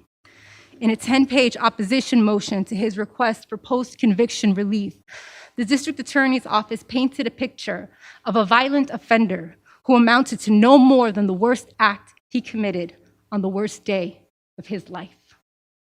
In that 10-page motion, they did not refer to Mr. Santana by name. He was to them the defendant. Even post-conviction, post-release from prison, Post 18 months of successful work and dedication as an inmate firefighter, here was a man who managed to maintain a 3.5 GPA, enrolled at a local college while being deployed to 4 different fires in California, including the Creek Fire, the single largest fire in California state history. But to them, he was still the defendant. And the interests of justice, in their mind, would not be served if he was granted an expungement. Mr. Santana would not have stood a chance at obtaining the relief that he sought, the relief that he earned against such an uncompromising adversary without the skill and diligence of his public defender. When his petition was granted, the judge observed that Mr. Santana is a 1 in a million story. His is not a 1 in a million story. After the Public Defender's Office Racial Justice Committee conducted a single expungement clinic at Allen Hancock College in February, our office successfully assisted in obtaining over 50 expungements for individuals committed to using higher education as the key to unshackle themselves from the collateral consequences of their criminal convictions. Without those expungements, their noble efforts would have been futile. In recent years, there have been a number of legislative acts like AB 2147 that seek to provide ameliorative relief to those whose past criminal histories have resulted in a lifetime of detrimental legal and societal consequences. Even an arrest that does not result in criminal prosecution can serve as an obstacle to gainful employment, can shut people out of opportunities for housing and education. A lifetime of unemployment, unstable housing, and social stigma are the main ingredients to the recipe for recidivism. Providing a pathway to self-reliance breaks this cycle. Post-conviction relief breaks this cycle. This week last year, the Board of Supervisors convened a hearing to address racial inequity in our local criminal legal system. That hearing lasted 6 hours. All justice partners were present and committed to work toward implementing structural changes to the systems that unequally affect people of color. From this hearing, ongoing discussions have addressed reducing the current jail population and diversion programs designed to keep people out of the criminal legal web. Yet little discussion has centered on righting the wrongs of the past and addressing the ongoing disparate impact that entanglement in the criminal system has on communities of color. Expungements of criminal convictions, certificates of rehabilitation, record sealing, resentencings serve to divert people from the lifetime consequences of criminal convictions. As part of our office's effort to fulfill the pledge that we made last year to the community to address racial inequity in the criminal legal system, our department applied for and was awarded a $637,000 indigent defense grant to post a post-conviction relief unit over the course of 2 years.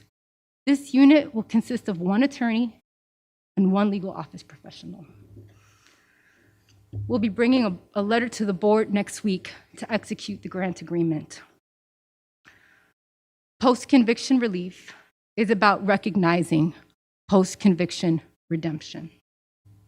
It is about demonstrating our commitment to post-conviction community reinvestment. It is about post-conviction restoration of the lives and livelihoods of those who serve their time, demonstrate their potential, and strive to reimagine themselves even in the face of those who wish to reduce them to the worst act they committed on the worst day of their lives. For many of our clients, post-conviction relief is not about a second chance. For many, it's a first chance. It's a first chance at making their lives whole. In order for us to help them achieve that, our department must also be made whole. Our community members do not stand a chance squaring off alone in a courtroom against highly trained, salaried, benefited deputy district attorneys bent on blocking their efforts at post-conviction liberation. Our staff provides the skill, the stamina, and the strength that levels the playing field. We've stood by our pledge to revision and respond to the call of our community to address racial inequity in our criminal legal system. We now ask that you stand by the pledge you all made last year and by our shared renewed 22 values to revision, respond, and retain as we progress towards a system that reflects the fairness we all believe in and the redemption that we all know is possible. Thank you. Thank you, Ms. Villegas. I've got a question about the budget expansion before I go to some of my colleagues. So these are extra help positions that are working greater than, I imagine, the 960 hours that typically are extra help requirement. Is that something, I guess I'm kind of, I know at some point we have to recognize that in our budget, move from extra help if it's more of permanent use, but have these positions been evaluated as a portion of civil service rules and where we're at with those extra help hires at this point? Chair Nelson, I would say that any extra help position has to be evaluated from that perspective. Just from perspective, the public defender has been included in the recommended budget 6 other positions of which they've had as extra help and are being converted. So I would say that potentially if these are going to be looked at, they would need to be looked at from the same perspective. I guess the question maybe for Deepak is, so have these positions gone to the Civil Service Commission to been evaluated and approved? That's my understanding if we go beyond the 960 hours. Is that correct? Chair Nelson, that is correct. We have gone to the Civil Service Commission to ask for those requests for when the hours threshold has been met, and have done so for the last couple of years now with those positions. Okay. Thank you. I just want to make sure I understand. And I do acknowledge, as Ms. Anderson has acknowledged, that there have been some of these positions that have now been converted to full-time as well. Is that correct? That is correct as well. Okay. All right. Legal office professional positions and 1 IT position as well. All right. Thank you. And I know there's a lot there to unpack, but I wanted to take care of that specific questions along the expansion. Supervisor Lavanino? Thank you. Well, since this is a budget hearing, I want to just remind everybody that's what we're doing. I did not feel, to me, like the last hour was, it was really depressing, man. I mean, we went back and ripped the scab off of what the hearing we just had, and why we want to go. And maybe this is the tactic both sides are going to use. For me, it's not helpful. I feel like we got Hatfields and McCoys. I thought everybody walked out of here kind of pledging that we were going to do better. We're going to find a way to make this happen. And like I said, this is a budget hearing, so maybe this is not the place to make this happen. But that was not helpful for me at all. That was 2 sides digging their heels in, and just the passion, and both sides passionate. I appreciate that. That's what your job is to push for that person and your side. And your passion is to push for your side. And like Joy said, inherently, they have 2 different goals. But there is some, just judging from body language and tone on both sides, there are some deep-seated issues here. And we're not going to get to the end of it today. But I, for one, I'm depressed. It's not, I didn't find it helpful. It's not moving in the direction that I wanted to move in. And I'm not lame. Maybe I am lame blame somewhere. This isn't what we all talked about. This isn't the county family. This is a freaking dogfight. And I'm done. You know, if you're trying to get somebody that's on the fence to move your direction, like I am, basically, I'm kind of trying to figure out my footing here. This isn't helping. This is hurting. So I've got a comment, and then with Supervisor Williams, did you also? You put some of the blame on me, because I've talked to both these department heads ahead of time, and they both asked whether they thought that they was appropriate for them to present. And I know that we're trying to limit large presentations here. They both approached me, and I both said, you are both the chief advocate and lobbyist for your department. I mean, that's one of the top priorities that both of them have. And I do think some of that went beyond our budget, and I agree with that. That's why my question first off the bat was about the expansion, because, you know, I think the perspective is helpful for us to have that conversation. I do love the passion on both sides, because I love law and order and I love due process. And both of these players are part of that, you know, and Ms. Villegas has a story to tell, but there's another story to be told, okay? And there's both stories to be told. And then there's a judge or a jury that ultimately decides that. And they're both zealously defending their departments, they're both zealously defending the people and their client, and that's the system. Actually, I'm the one that is saying, I don't think this is a broken system, I think this is our system in this country.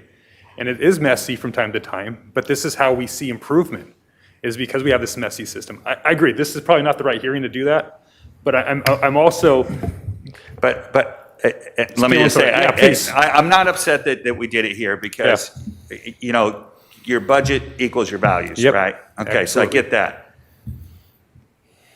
But you said that you think we're making progress. I think we just went back 10 steps. That's the way I feel. I think we've been making progress, or I felt like we were making progress. And to me, this just was like the rug pulled out and everything got exposed. And I'm like, okay, I get it. Both sides don't like each other. They're not going to work together. I don't care what both of you are saying. You aren't going to work together, and we have to figure out how to deal with that. Okay. Supervisor Williams and Supervisor Hart. Yeah, I want to, though I was digging it, because I am, you know, enraptured by the articulateness and force of the passion of both our district attorney and our public defenders departments. I mean, both I very much look up to. But I want to back up Steve on the way I put it to Joyce before is, you know, when we're moving out of the courtroom and we're moving into the realm of public policy, it's like we're asking you as football players to help us make the call of when just not play football. And that's really hard, right? If you're a football player, you want to play football. No matter what the conditions, no matter what the just implications of it, that's what you are, right? But the leadership in both departments, we need to cultivate the public policy side, and the public policy side is embracing the idea of how do we work together as justice partners, how do we work together to have a better system. And that's a little bit, you know, so I guess I'm trying to back you up and saying we want you to at some level rise above that when we're trying to create a system that works better for the people overall. And so I do think that would be the way for us to come together and move forward. Thank you, Supervisor Williams. Supervisor Hart. Well, I do personally think this is the right time to have this conversation. We started it months ago, a year ago probably, and you know it's evolving, and it's not a straight path. We're not going to get to the finish line easily and quickly. It's going to take work, and I appreciate that both the district attorney and the public defender are deeply engaged and passionate about this issue. You know, our job, I think, is to be a little bit dispassionate about the process and to, you know, look at the resources that are involved in this, you know, make some judgments about that. And, And ideally, we would have the public engaged in this to help us, figure out this stuff. And I hope there are public comments on this item. I think in a normal time with a normal hearing, there were 40 people outside this morning protesting this issue. So there are people engaged.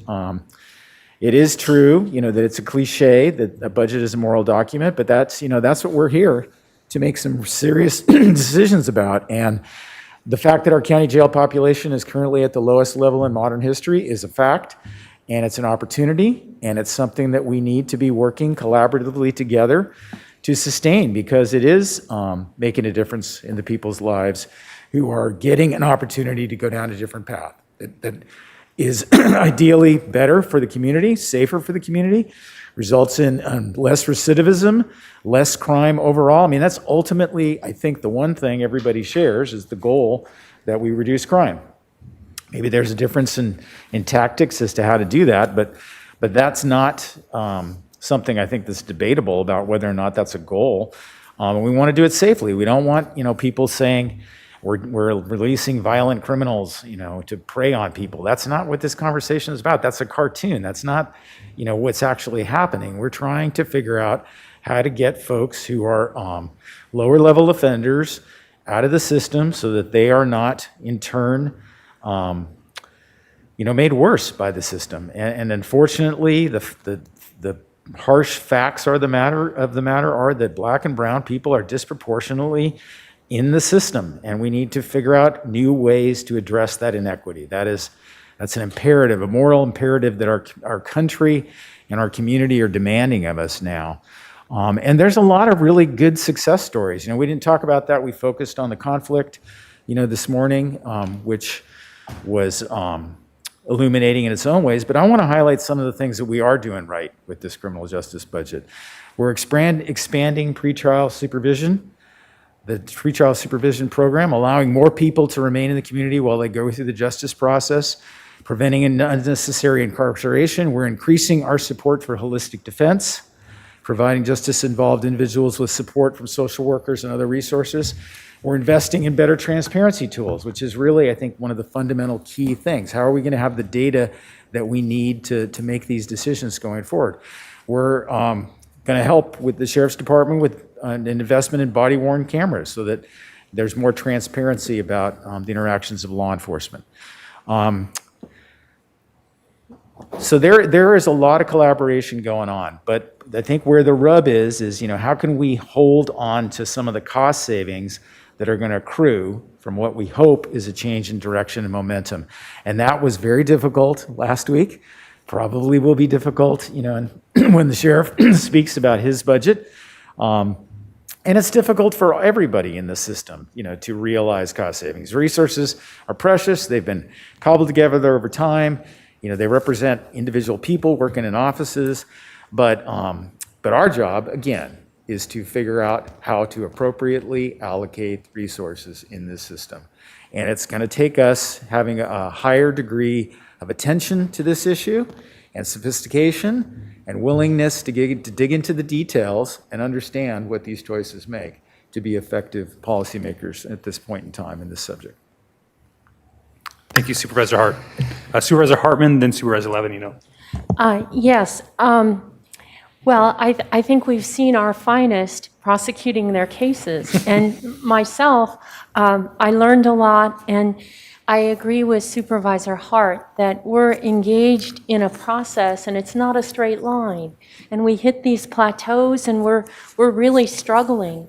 And I think for the board, we have a certain decorum, and we're working very hard to overcome some of our differences. But I think if we have differences, we need to air them, and we need to debate them, and we need to discuss them openly. So in contrast to Supervisor Lavanino, I appreciate the openness to come to us with these differences of perspective that so often in budget hearings, we don't get an opportunity to really understand. A lot of it comes to us pre-baked.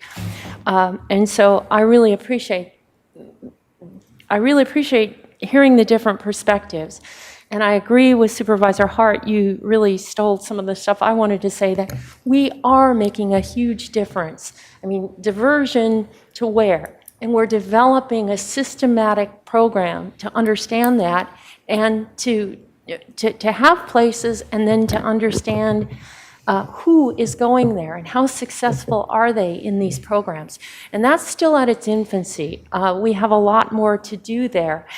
And so I'm not distressed. I think this is what we're all about. But while I have the floor, I just wanted to thank the public defender for the heroic work that her office is doing in People's Park. We were sort of at our wits' end for how to deal with things there, and your team has come in and really sorting that out, and we all just kind of breathing a sigh of relief, because even though there's a lot of anxiety about what's happening, we're confident that that population is ratcheting down, and we're having success in getting people with their families, getting them into services, getting them into the housing that's appropriate for them. And I will be eternally grateful to you for that. And did you have something, Ms. Makuga, that you would like to say? Yes, thank you. And I especially like to talk to you, Supervisor Levin, and Well, respond. can I? Yes. Because I think I need to clarify something before we move forward. So I'm sorry, I don't mean to interrupt you, but I just want to make something really clear. And it always helps me going after Supervisor Hart, because I should take him around with me to lower my blood pressure. Because I get all wound up, and then the voice of reason comes in and he's like, chill. All right. So I want to tell you why I'm frustrated.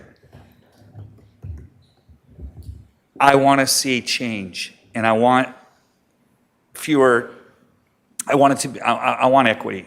I don't want people of color to, we have more of them in probation, we have more of them in jail. I want all these successes. And I had to be reminded that we are doing a lot of really great things. But let me tell you what bothered me was I've been on this dais with people that maybe they didn't enjoy it, but it got contentious, and we aired it out here, okay? We get a lot more done, the five of us, now that we have kind of shelved that a little bit. And we still have the same differences. I don't agree with everybody here all the time, but I'm not going to throw it out in public and go after almost personally going after people. It doesn't get done what you want to get done. That's all I'm trying to say is you can fight, you can still have those passionate discussions, but it has to have a certain level. And I think I want to see progress. They all want to see progress. We all want to see you succeed. We want to see the DA succeed. We want it better for the people and the people that are trapped in the criminal justice system. But I think, for me, the way I see that working better is a little bit more collaboration and a little less frustration. Thank you, Supervisor Levin. Thank you. And thank you for your comment. And I think I want to put one thing aside, is that in your district attorney and in your public defender, you have two professional women who are running organizations that have 30-plus years underneath their belt and feel very passionate about what we do. And I think, and I don't want to speak for Joyce, but we know we disagree on a lot. And we're comfortable with disagreement. That is our role, is that there is a great deal that has been accomplished with collaboration, but at the end of the day, this is an adversarial process. At the end of the day, when you're trying to affect change, as public defender, the community that I serve, even though I'm not elected, I serve a community that wants their voice to be heard and their frustrations. And although I understand the discomfort of this particular moment where Joyce and I square off in a public hearing, I find those discussions healthy. I find that they will create greater change. And that if you believe, or anyone on the dais believes, that the district attorney's office and the public defender's office don't collaborate where they can and where they should, You are wrong about that. And I feel very strong about the progress that has been made, that's been listed here today. It's been because of that collaboration. But this may be a time and a moment in time in history, a moment in time in a once-in-a-lifetime moment where the disagreement does need to be brought up and to affect certain change.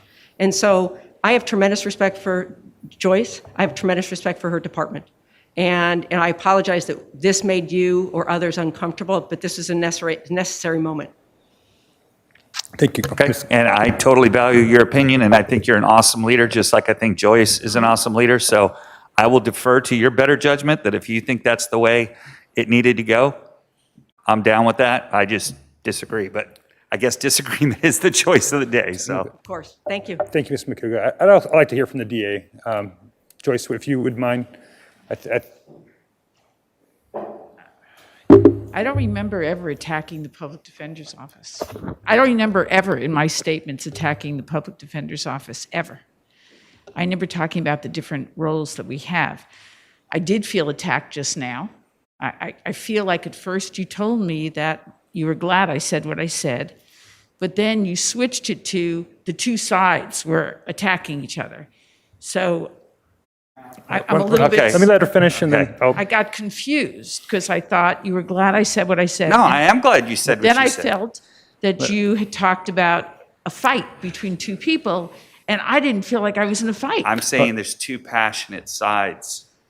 Now I'm under attack. Dude, you know what? Let's move on to the next subject because there's no winners here. I ever. just...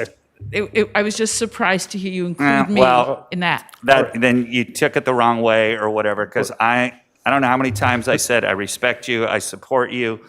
I think everybody's feelings are getting damaged here, and I'm not really sure why.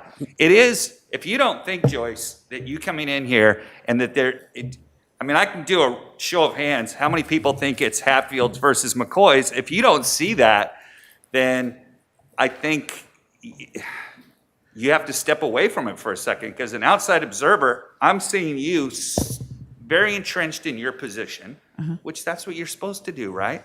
She's very entrenched in her position.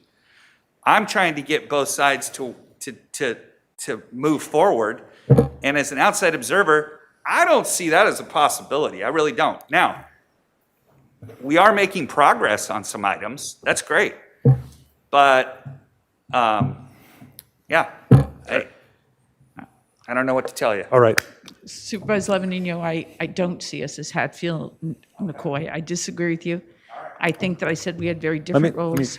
There's a long line of people that disagree with me today, sure. apparently, so I Okay. must be. I like to get the DA to make some comments. I think she deserves a chance to respond to some of the things that have been said. Thank I you. know if we want to do this in an orderly way, let's hear from the DA, get some additional comments from the board, and then we'll go ahead and take a lunch break and then hear from the public.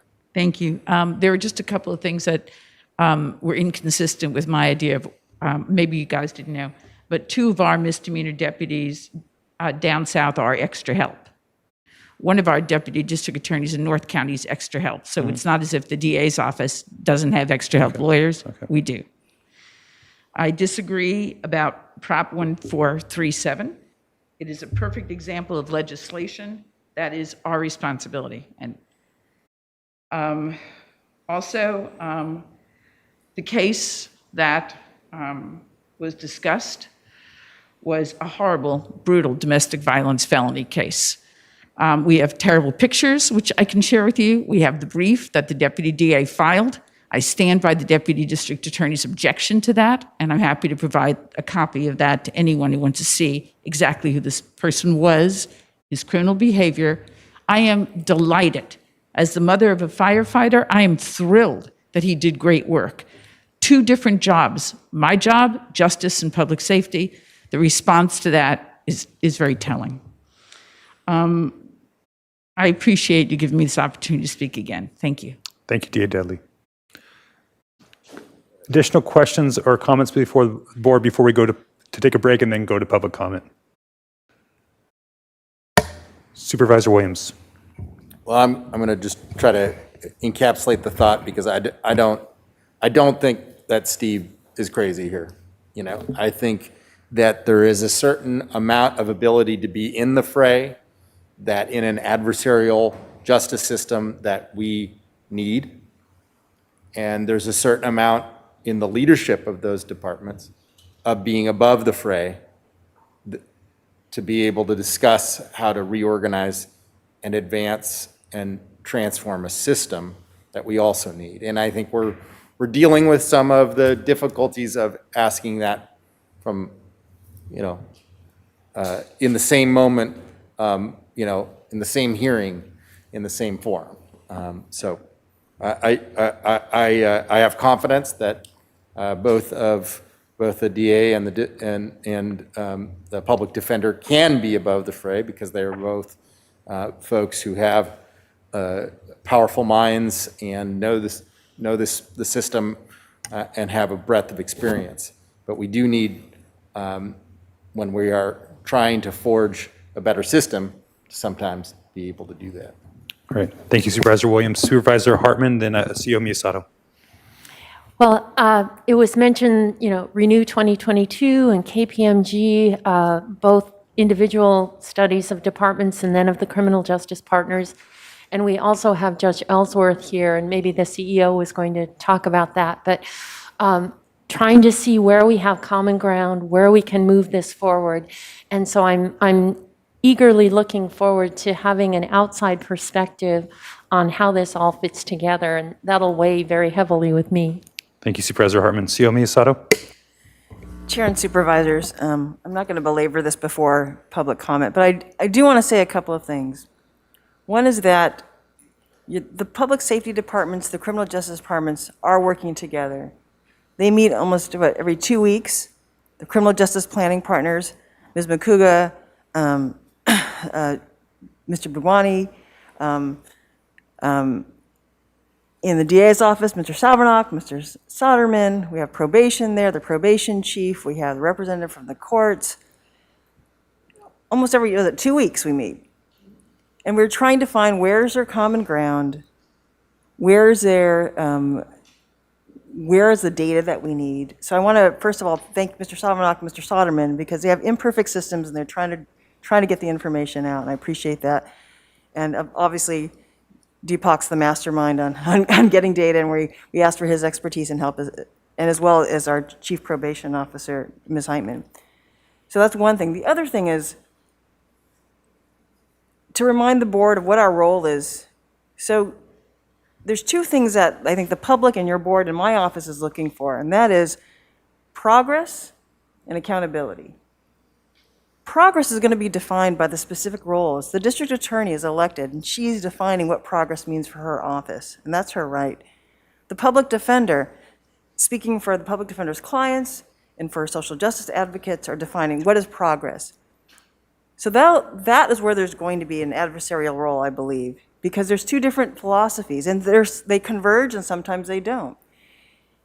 But your board, as the funder of these departments, has to decide what does progress look like to you, and we've had those discussions, but maybe it's still a varied range of what that means. But the second thing is accountability, and your board has clearly said, and as Supervisor Hart and Supervisor Williams said, for us, accountability is looking at the data, and that's why I just want to remind the board, you've spent a lot of resources and made investments in data because we want to be clear what the transparency to understand the data, so that there can be accountability. And that's the step that you are taking, that's the step we need to take, because if there's clarity on what the story is, then I don't think we'll be having these kinds of discussions before the board, because there'll be one story that we all can agree to. And we're not at that position yet, because of our systems, because of our processes. We're trying, and we're trying to be realistic about what we can do and what resources need to be brought to bear to the different departments to get that data to tell their stories.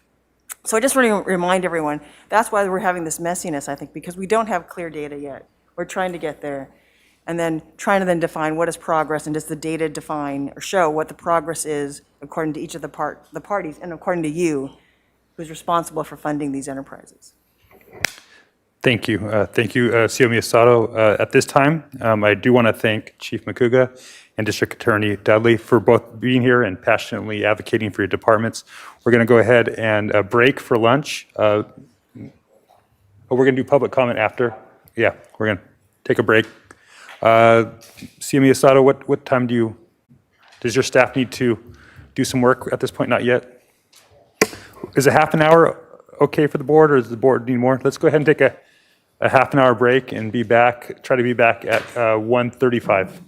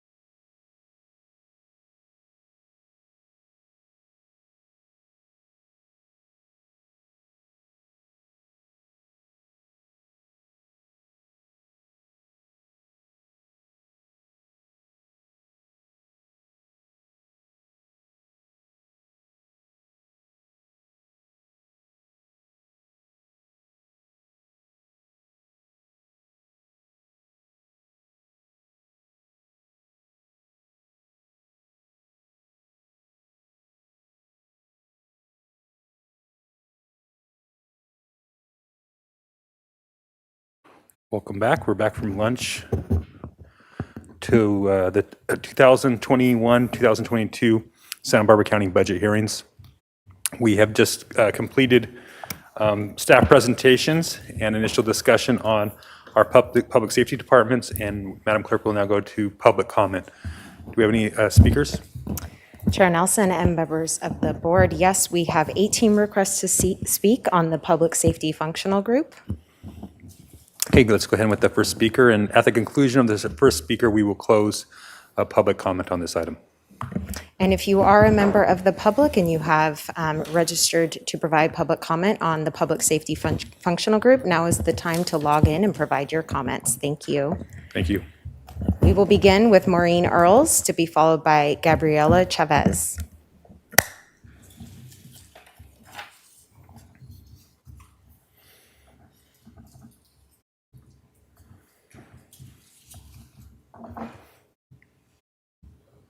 Ms. Earls, when you're ready. Yes. Good afternoon. I'm with Clergy and Laity United for Economic Justice, and today I'm speaking as an individual. Our May CLU board letter to you was signed by 80 CLU faith community members. We also shared a surge petition with over 700 community members in 28 organizations, all of us calling you to reduce the sheriff's budget. As a former administrator for child development programs, my concern is simply put, with 300 less people in the jail compared to pre-COVID population, there should be less officers in a staffing plan, resulting in a decrease of millions in this year's sheriff's budget. At the June 1st workshop, and with all the CLU input from conversations with department heads and supervisors, we learned no reasonable justification for the sheriff's budget increase. I commend Supervisor Hart and Supervisor Williams for clearly stating this reality regarding our Santa Barbara jail and reducing the sheriff's budget. The KPMG evaluation of the Sheriff's Department recommended this year using a minimum staffing standards model, not just rolling over numbers each year. Yet we have no data, no chart showing staffing change for a 900 jail population to a current 600, which we have requested. Today is your moment to explain how you analyze and justify the increased sheriff's budget allocation, which is not defunding the budget.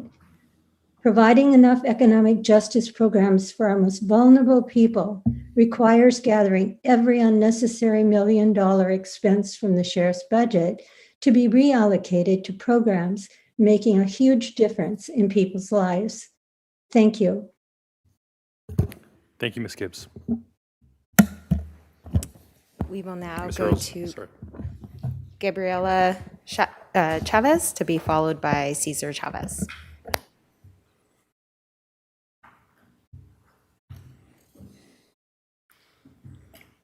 Ms. Chavez, when you're ready. Okay, thank you. Hello, my name is Gabriela Chavez. I want to start by thanking you for the opportunity to speak today. I come to you today as a person that was directly affected by the Santa Barbara County Jail inadequate treatment services. I was formerly incarcerated in Santa Barbara County Jail. My mental and physical health state were neglected and affected during the time of my incarceration.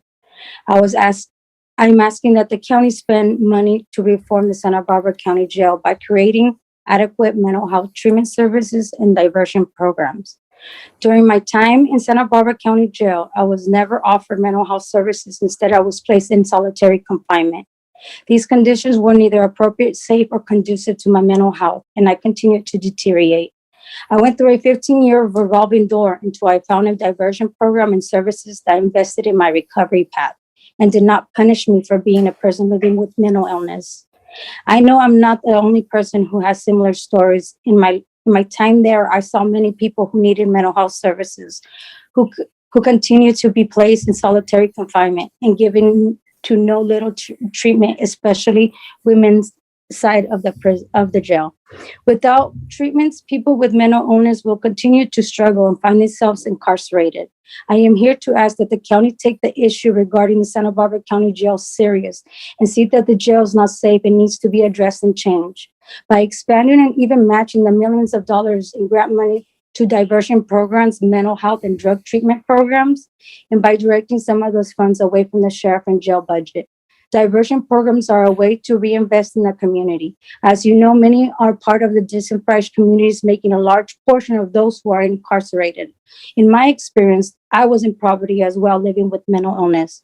I hope you have the chance to reflect and deliberate with each other about our current bargain situation. I hope you come to a decision that reflects your conviction in this issue.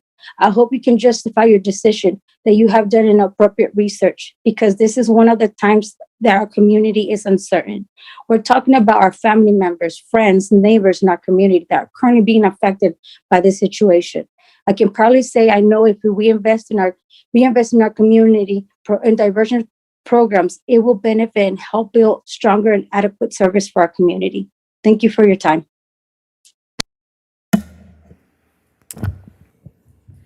Thank you, Ms. Chavez. We will now go to Jennifer McMeeran, to be followed by Cesar Chavez. Ms. McMeeran, when you're ready. Good afternoon, Board of Supervisors and all others in attendance. My name is Jennifer McMurrian, and I'm a member of the California LEAD Project.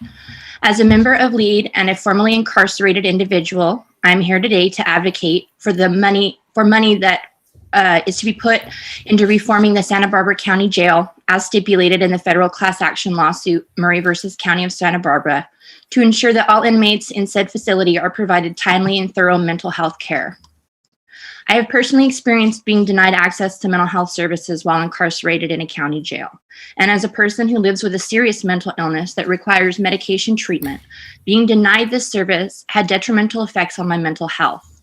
Untreated for my mental health diagnosis, I was separated from the general population and left in solitary confinement for 8.5 months.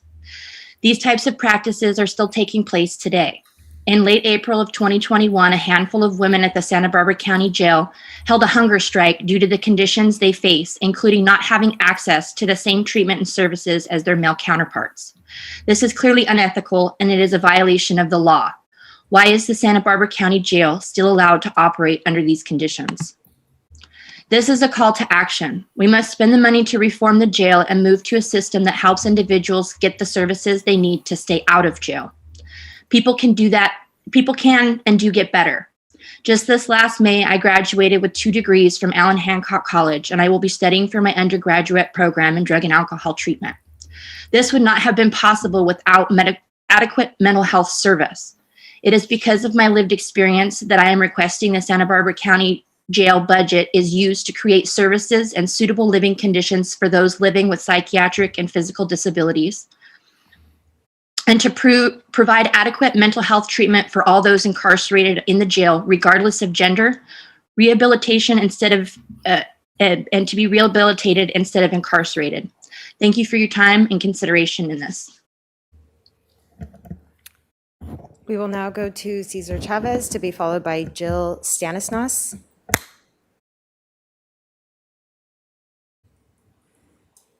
Mr. Chavez, when you're ready. Okay, thank you. So my name is Cesar Chavez, and I'm speaking here as an individual. And I would like to state that, I think we're at a time in our country's history where we're really starting to rethink our public funds. And one of the things that I think a lot of people have noticed now is that heavy policing, our police are militarized, and there's a war on people of color, and especially and particularly the war on drugs. It's a failed campaign that has led to millions of people being institutionalized and being placed in prison, and something needs to change, and it needs to start here. And this is what we're asking of our elected leaders today. Thank you.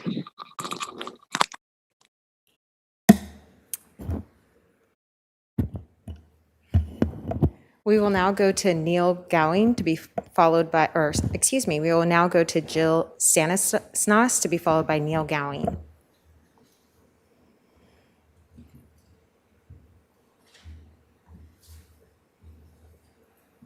Okay, can you hear me? We can. Oh, great. Okay. So good afternoon. My name is Jill Stanislas, and I would like to speak in support of the Sheriff's Department request to increase its staff to enforce cannabis compliance. As a longtime resident of Santa Barbara County, this enforcement is extremely important to me, as we need to, as I'd like to quote here, Supervisor Williams, quote, weed out the bad actors. It is imperative that the Sheriff's Department be provided with the support and resources needed and necessary to enforce cannabis compliance. I urge you to provide the Sheriff's Department with the additional staffing requested to assist them with their enforcement of cannabis compliance. Thank you for your consideration. We will now go to Neil Gowing to be followed by Adrian Galvan. Mr. Cowan, when you're ready. Good afternoon. Can you guys hear me? We can. Okay, thank you. My name is Neil Gowing. As you guys know, I'm the president of the Santa Barbara County Deputy Sheriff's Association. I represent the 482 deputies, DA investigators, dispatchers, custody deputies, and air support pilots. I've been watching all of these meetings and heard for the calls for reductions in the sheriff's budget. And I would urge the board to fully fund the sheriff in his budget and his expansion requests this year. As most of you know, or people should know, the violent crime and crime in general across the county is increasing. We are currently at a point that our patrol staffs are running at minimum staffing. For the first time in almost 18 years, our jail is not on mandatory overtime. However, we still suffer mandatory overtime in several of our areas within the sheriff's office, to include our dispatch center. Our specialty units within the sheriff's office have had reduction in staff since 2008 that we haven't recovered from. As the supervisor of the narcotics unit, the amount of narcotics flowing into the county is at an alarming rate. We are struggling at this point just to even combat those issues. Gang violence within the county is on the rise. And unfortunately, we are going to need spots that we can place these people that commit violent crimes to try and help protect our communities. So I would again ask that and urge the board that you fully fund the sheriff's office and approve our expansion requests, as this is not going to be a time that we can take hits that the community won't feel. It's going to put the community in danger. It's going to put officers in danger. And where we very much agree with and appreciate diversion programs, we just don't have any room within the sheriff's office and our staffing that we could take hits to our budget. So I'm here to ask that you guys fully fund us, and I appreciate your time. Thank you, Mr. Gowing. We will now go to Adrian Galvan to be followed by Roy Reed.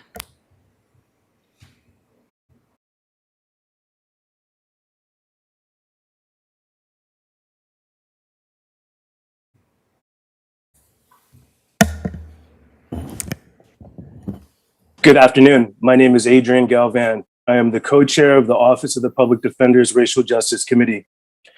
Redemption, rehabilitation, reimagination. These are not hollow words. These words are part of the foundation of our local criminal justice system.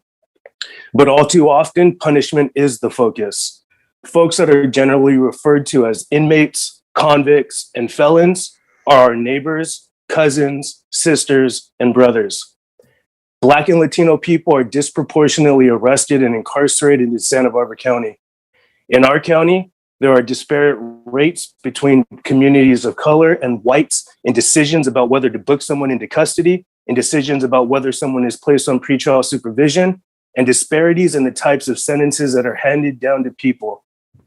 Addressing racial equity requires addressing the damage that has been done by a system that is racially unequal in treatment and outcomes. Increased funding for the public defender would result in 2 full-time equivalent attorneys who can address custodial inequity at the courtroom doors. Expansion of our holistic advocacy to make people whole after the loss of employment benefits, and housing after arrest, and for post-conviction resources to ease the burden on those who are already positively contributing to our community. You heard about Jose Santana.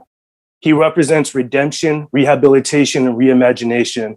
He represents transformation, resilience, and the ability to change his life's course. You heard about his bravery, his dedication, and his realization that even as a prison inmate, achieving self-worth is possible as a frontline inmate hand crew member in the most hellish fire conditions. What you should know is that tomorrow, Mr. Santana joins the Tulare County Fire Department in a firefighter 1 position. Mr. Santana is not alone. You heard about the people who contacted the Office of the Public Defender seeking post-conviction relief. All of their petitions were granted. They all proved to the court their own redemption, rehabilitation, and reimagination. The staff at the Office of the Public Defender indeed has the skill, stamina, and strength to lead on post-conviction relief for our community members in the face of opposition from the District Attorney's Office. Racial justice, equity, and post-conviction relief are synonymous. We urge the board's commitment to redemption that we all know is possible. Thank you. We will now go to Roy Reed to be followed by Pam Flint Tambo. Hi, my name is Roy Reed. I'm president of the Santa Barbara County Taxpayers Association. I'm also a landowner and manager of agricultural and ranching properties up here east of Santa Maria. I was very moved by Joyce Dudley, our district attorney's very impassioned presentation on what she feels her mission is to enforce the law and to ensure safety for all. I can also appreciate the right of defendants to a robust defense that they're entitled to. But what I'd really like to address is District Attorney Dudley's statement, safety for all, as support for my initial mission in making this call is to endorse full funding for the Sheriff's Department. As an owner of rural property, you need to realize that our primary line of defense against crime, which is definitely increasing in terms of trespassing, theft, mail theft, vandalism, illegal dumping, greatly increasing in the rural areas, and we rely on the Sheriff's Rural Crime Division. Their coverage is very thin, but like most things, if the overall budget were reduced, our fear is that the rural crime patrols would be reduced, which is exactly the opposite of what needs to be done in these times. So we would certainly like to endorse first on behalf of the County Taxpayers Association, and then second, as the representative of our rural landowners. And don't forget the substantial economic contributions that agriculture, wine grapes, and cannabis make to this county. We feel we are fully entitled to the same level of protection as people in the more urban areas. So we fully support and endorse full funding for the County Sheriff's Department and hope you will definitely take that into consideration. Thank you very much. Thank you, Mr. Reed. We will now go to Pam Flint Tambo to be followed by Nadia Abushanab.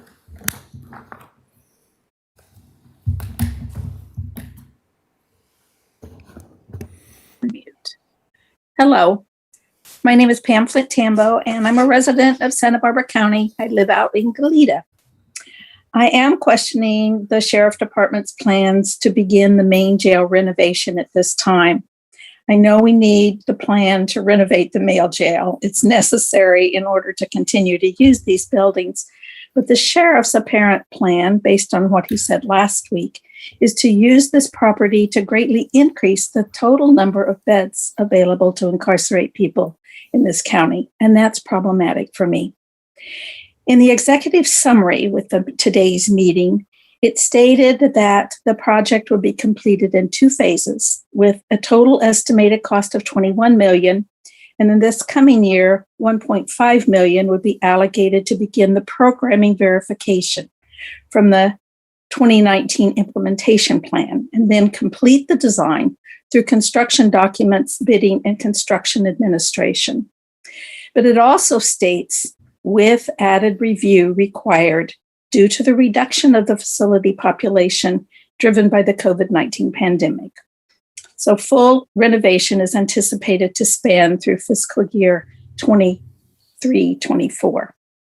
And I know that our main jail needs renovation, but I'm not sure that we need to increase the total number of beds in our county jails after we were able to maintain a low in the 500s this past year. So I suggest that we explore some other options. According to the sheriff, he wants more beds, but according to the executive summary, there will be added review required. I'd like to see us do that review. It should be soon, and it should not take a lot of time, but it needs to be, especially for our Black and Brown residents. What possibilities are there for a jail based on some of the newer models found in some of our states and in Scandinavia? They may have individual rooms and privacy, common areas, opportunities to plan and cook meals and housekeep, become involved in educational and vocational learning opportunities, perhaps even some community activities, where the loss is of one's freedom, but not one's sense of being in a community, a family-like setting, and participating with others. There are people in our county community who support this and have studied options of incarceration that help inmates revisit their lives and their plans to become better citizens and family members when they return to society. Some of our sheriff department deputies have even studied these systems. There are options to study this model both here in the US and in other countries, and we should be doing that, visiting those places in person and on the internet. So I wonder what we're waiting for. After the past year, we surely know that it's time for reviewing and adjusting our public safety programs.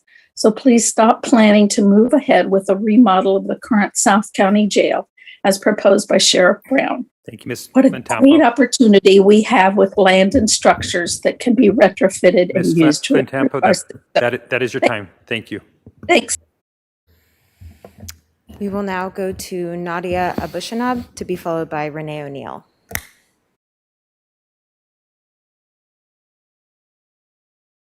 Good afternoon, supervisors. My name is Nadia Abushanab, and I am with the Santa Barbara County Action Network. We are a countywide nonprofit that advocates for social and environmental justice throughout the county. And we support the position of other organizations and individuals that are calling for a reduction of the sheriff's budget by $26.7 million at least. And throughout these budget hearings taking place shortly after the 1-year anniversary of George Floyd's murder, we do urge you to consider the allocation of public safety funds in Santa Barbara County's budget carefully.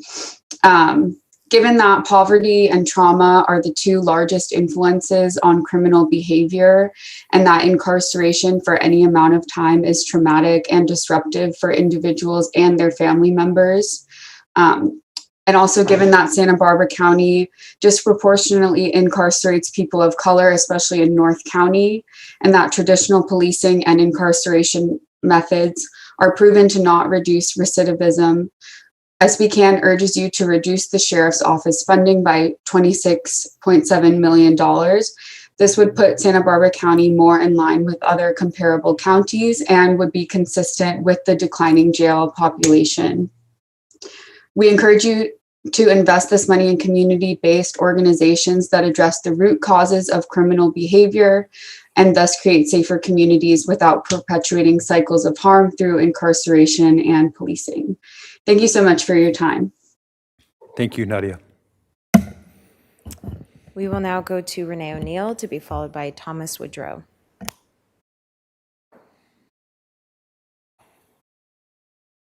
Ms. O'Neill, when you're ready.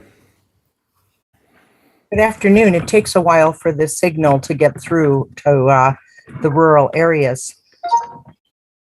I would like to commend first, let me just say, I'm Renee O'Neill, live in Tepesquay Canyon, and I would like to commend Joyce Dudley for her exceptional work and the DA's office for everything that they have done to help support our efforts in regard to cannabis compliance in our community.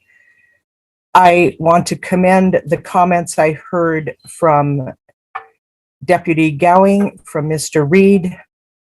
I appreciate it. I live in a rural community that it's living in the Wild West in a lot of ways. I support 100% fully funding the cannabis compliance team. And I has submitted public comment on this and explained exactly why that is necessary. One of the biggest considerations is the tax revenue this will help generate for the county.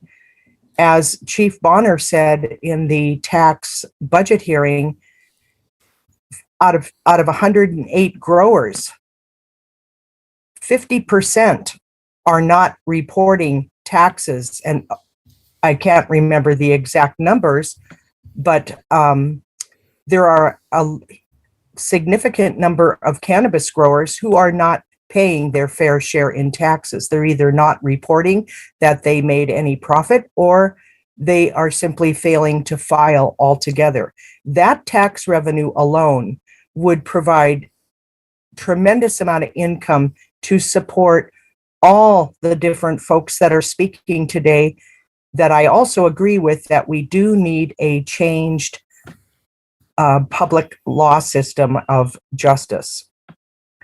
I would like to encourage everyone to watch the Sunday morning ABC special that was specifically geared toward policing in America. It is quite an eye-opener.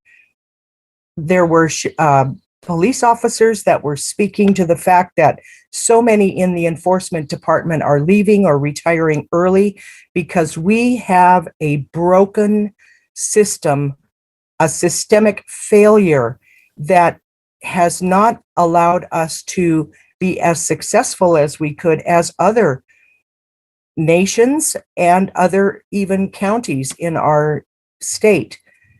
They spoke about a trial program they're using in San Francisco that involves the healthcare providers and even the fire department in responding to mental health cases.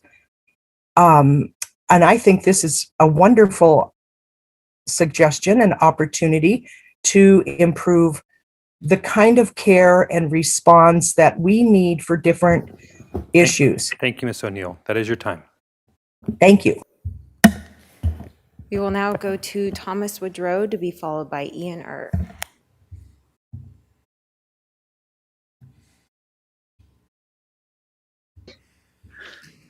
Thank you. My name is Tom Woodrow, and I am the Executive Director of the Santa Barbara County Taxpayers Association.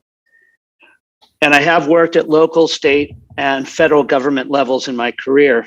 And I have rarely, if ever, heard anyone talk about defunding the police or reducing support of public safety in my entire career in this county. I live with my family of my wife, Maureen, and our 4 kids in Buellton, and we have tremendous respect for law enforcement. We have lots of neighbors who are in the sheriff's department, and for what Bill Brown has been doing and his team has been doing to keep us safe. With this in mind, I have to ask you, have you asked any of your constituents in your districts? I'm not talking activist groups who stand to benefit from the diversion of funds away from the sheriff's department. Have you asked any business owners, homeowners, workers, employees, families, or their kids if they would prefer to cut the budget of the sheriff? Have they been clamoring for you to cut public safety? Have they expressed a lack of faith in our district attorney, Joyce Dudley?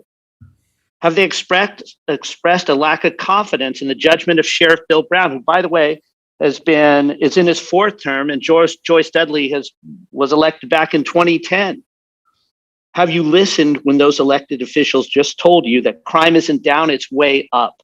Why would we send a message to violent criminals that we don't fully back public safety? Did you know that of the 614 people in jail right now, 68 are facing murder charges? Those aren't just people with mental health issues, okay? Have any of you, our respected supervisors, in your entire careers, ever before it became fashionable, supported cutting back on public safety? I'm guessing the answer is no. And I followed all of your careers and respect what you've done in your careers to this point. So with this in mind, on behalf of Santa Barbara Taxpayers Association, on behalf of my family, my neighbors, my friends, my associates, the people I meet with every day throughout the county, I would implore that you don't cut the budget and that you actually add public safety because crime is up. Add to the budget. So once again, on behalf of the Santa Barbara County Taxpayers Association, I really hope you listen to Sheriff Brown and to District Attorney Joyce Dudley. Thank you very much. Thank you, Ms. Woodrow. We will now go to Ian Erd to be followed by LaWanda Lyons Pruitt. Mr. Erd, when you're ready.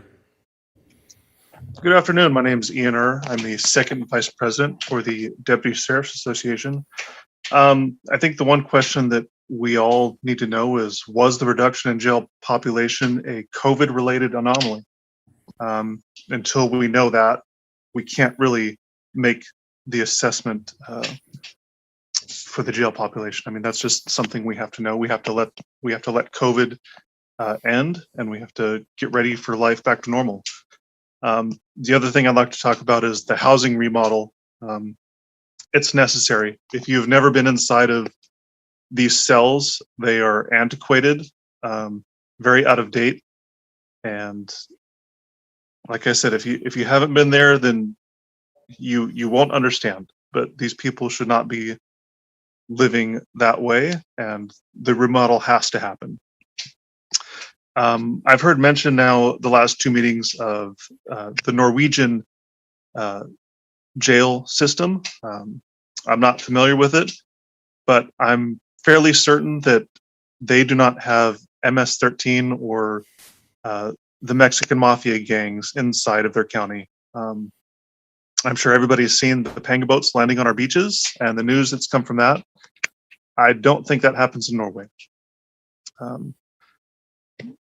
To close, the DSA fully supports the sheriff and the proposed budget. Thank you.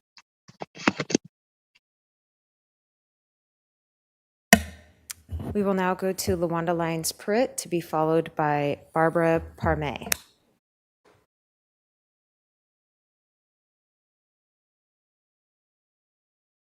Good afternoon, Chairman Nelson and members of the board. LaWanda Lyons Pruitt, representing the Santa Maria Lompoc branch of the NAACP. I respect both District Attorney Joyce Dudley and Public Defender Tracy McCougar. Like both, we are fierce and tenacious advocates for Blacks and people of color who have historically been marginalized and socially and economically disadvantaged through systemic racism. I want to be clear that, like everyone else, we all want to live in a safe community. But let's be clear. On May 25th, 2020, we saw a man who was handcuffed and in a supine position with a knee to his neck for 9 minutes and 29 seconds, stating at least 29 times, "I can't breathe." We want change. We want the district attorney, we want the sheriff and other departments to reimagine public safety as they have been doing during the pandemic. And as the public defender has been doing through their holistic advocacy. Now, why the George Floyd incident did not happen here, it could happen here. Let's be clear, it could happen here. Also, let's be clear that the NAACP is not asking DA Dudley to abdicate her duties of representing the people. However, we believe in Second and third chances with programs and support systems for victims, for defendants, for all people.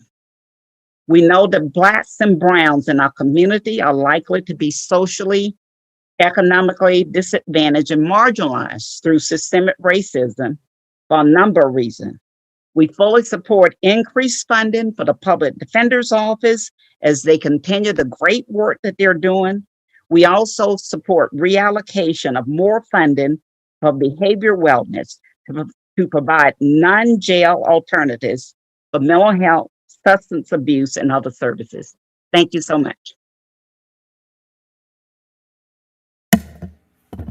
We will now go to Barbara Parme to be followed by Rick Rooney.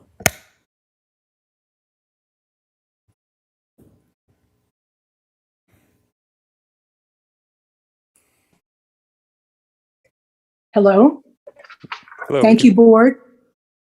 My name is, can you hear me? Yes, we can. Yes, Thank you, board. My name is Barbara Parmet. There are currently 0 white youth incarcerated in Santa Barbara County. This is extraordinary and an indictment clearly indicating a broken system where racial bias against Black and Brown youth is normalized by the white narrative blaming BIPOC children for poverty and poor mental health. Blaming the victim has been an extremely effective narrative since the time of runaway slaves, where white folks chained, roped, and lynched Black people simply because they did not wish to be enslaved anymore. This white tradition keeps our Black and Brown K through 12 students in the same blame game, issuing suspensions and pushing our youth out of schools and into prisons, far exceeding any acceptable range. Almost 8% of Black youth are suspended in a year, and 1,969 Latinx youth were suspended, with only 2% of white kids suspended, despite the fact that 40% of the student public school population is white. These discrepancies are outrageous and may not be fixed with a few procedural changes, like asking deputies and the sheriff to learn how to de-escalate, or asking the sheriff's office to nicely work with the behavioral wellness department. This is why we are asking you to consider diverting $26.7 million of the public safety budget away from the sheriff's office and into the hands of the community that wants to end the blame game. Thank you very much. We will now go to Rick Rooney to be followed by Kim Pascage.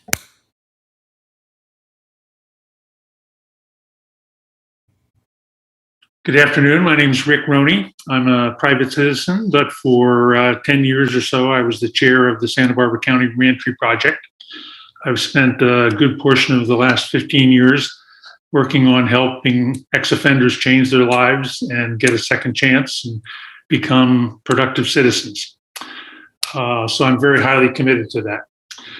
But I want to go back to some comments you made at the end of the morning session. As several supervisors and CEO Mercado mentioned that the county is making good progress in reforming systems, but also, as the CEO said, one of your big obstacles is lack of good data. So given all of that, I would caution the board to go slowly in realigning budgets around possibilities. Diversion is good, but it's really the easy part. Having individuals change their criminal thinking, overcome their addiction, change their life habits, that's the hard part. And I would recommend that you not assume because the jail is at a low level now, it's going to stay there. The last 16 months or so have been extraordinary times. You let people out of jail early, you didn't arrest them as you normally would. Lots of unusual processes were implemented. Some of those will work, some won't. But you need to give it some time to see what will happen as life returns to normal. And from what I understand from some of the previous speakers, the crime rate is going up. So as I said, I'm very committed to recidivism reduction. Offenders need good programs to change. but even that doesn't always work. Maybe 2/3 of them succeed. Letting them loose, diverting them without good, solid programming is not helpful to anybody. So I recommend you move forward with the budget, funding the Sheriff's Department, the DA's Department, the Public Defender's Department. Gather more data, learn as you go, but don't overreact and readjust budgets yet until you really have a good sense of where this is headed. Thank you. Thank you, Mr. Roney. We will now go to Kim Pascage to be followed by Lee Johnson, who is our final speaker.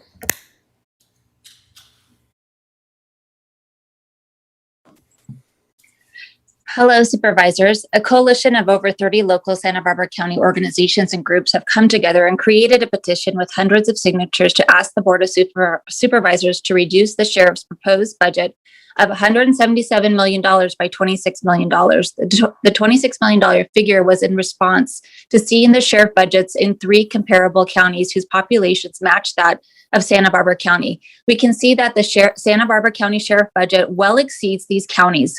Tulare had $123 million, Solano $123 million, and Monterey $135 million. Even when we subtract the $26 million from the current budget number, it still exceeds these other counties.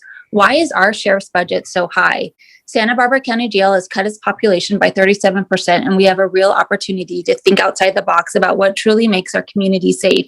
We do not want to go back to filling the jails again. This is not a solution. Other counties have joined with community leaders to take a look at who is impacted by policing and to really deconstruct what is the role of police and what resources are missing in our county to address root issues of poverty and trauma. Do police need to have any interaction with folks in our community who are having a mental health crisis, who are without a home, who have substance abuse issues? The answer is no. These populations should have access to trained personnel who have 6+ years of training and know how to deal with these populations.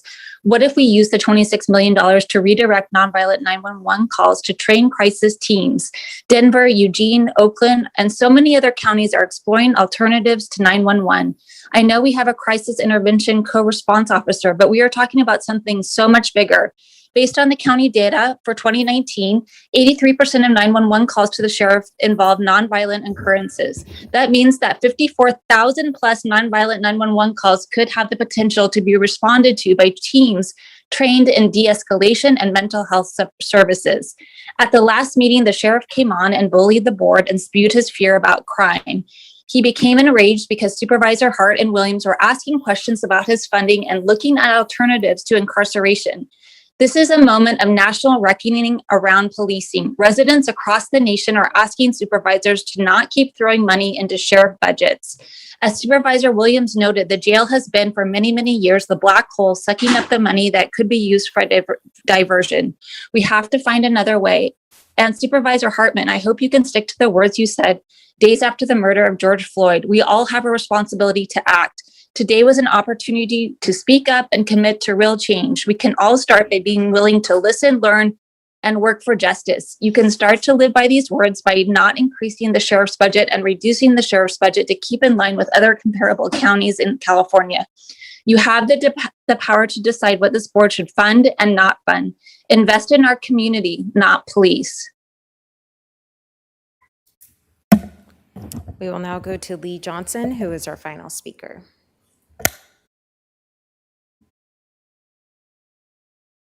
Hello, can you hear me? We can.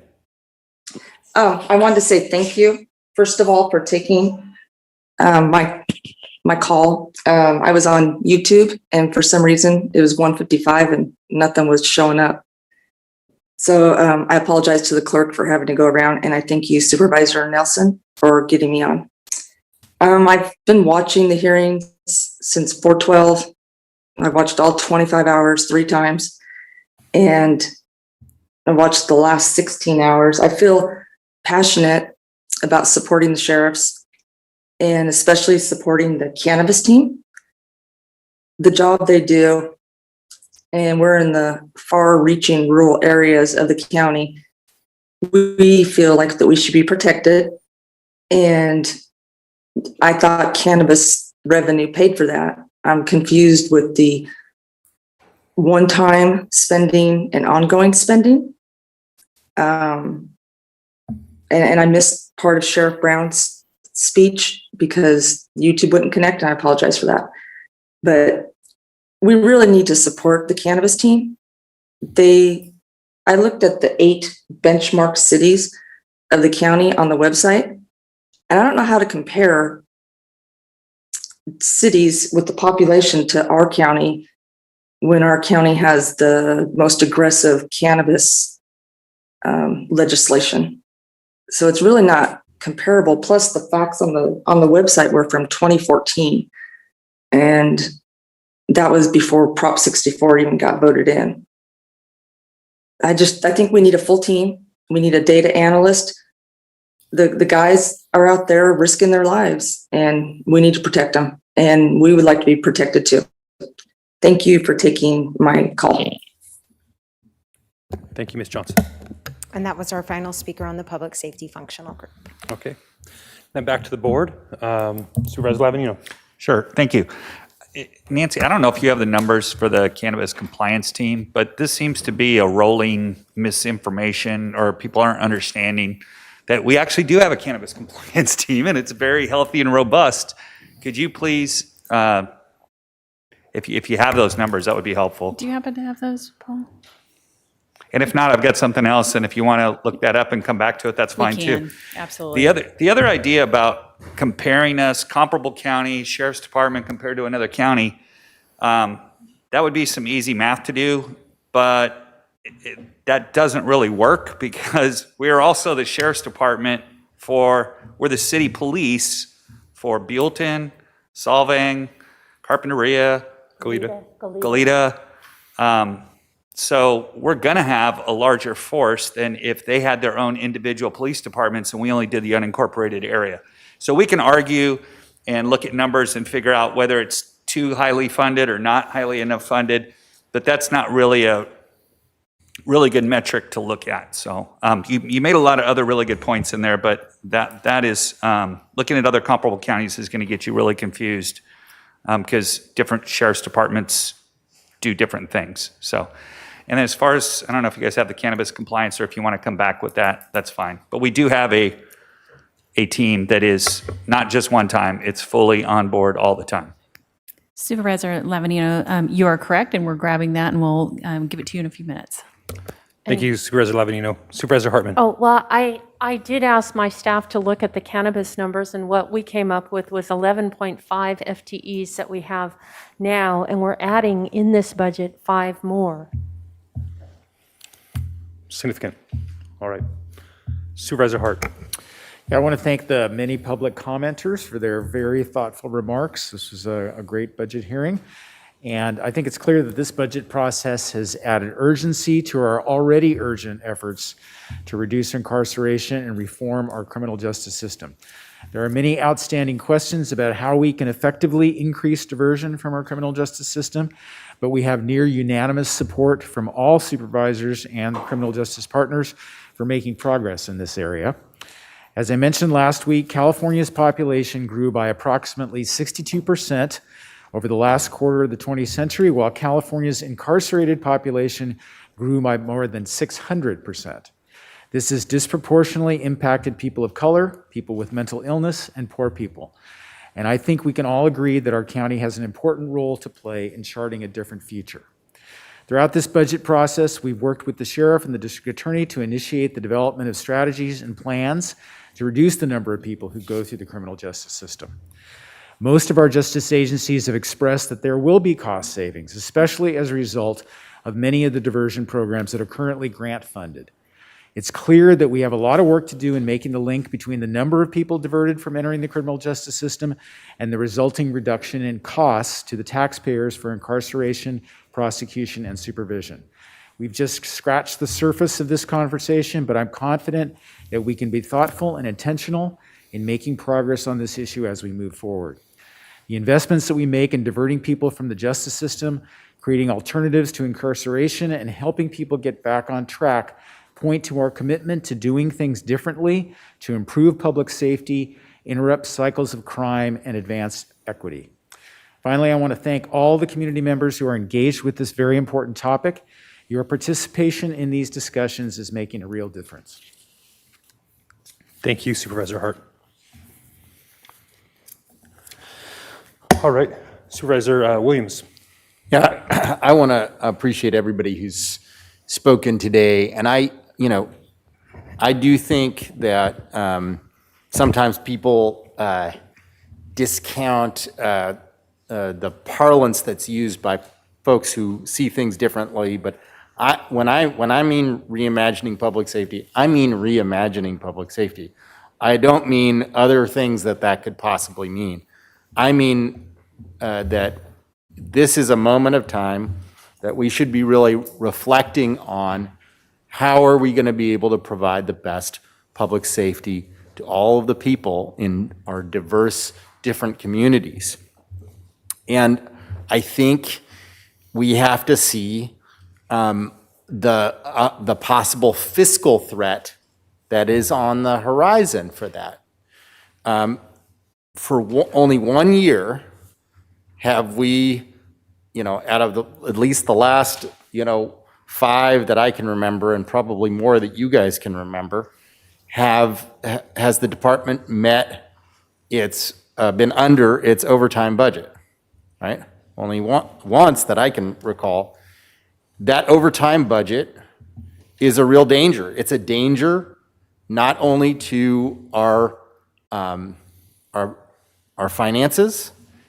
It's not very appreciated usually by the employees because it was mandatory overtime. I'm sure they appreciate the additional income, but it was hard on their families, hard on their lives. It may have contributed to our recruitment issues. And while it's doing pretty good right now, as soon as we open up the Northern Branch Jail, that is a significant threat upon us once more. And that overtime could cannibalize our patrol, prevent us from doing adequate enforcement on big-time hard drug traffickers, and it stops us from doing the diversion and rehabilitation work that we can accomplish. And so I just hope that we continue to move forward. I understand that we're not moving forward with the accountability measure, essentially that Supervisor Hart and I were proposing last week, but I still think it's great that the sheriff has come forward with a plan under which we could control those overtime costs. And so I don't want to make that disagreement the centerpiece of the narrative. To me, the centerpiece of the narrative is that everybody that was arguing last week all liked that the plan was done, right? And that is the victory. We have a roadmap by which we could control these overtime costs and prevent the jail system from being a black hole that prevents us from spending adequately on proactive public safety and spending adequately on rehabilitation and diversion. And so I hope that's where we will go.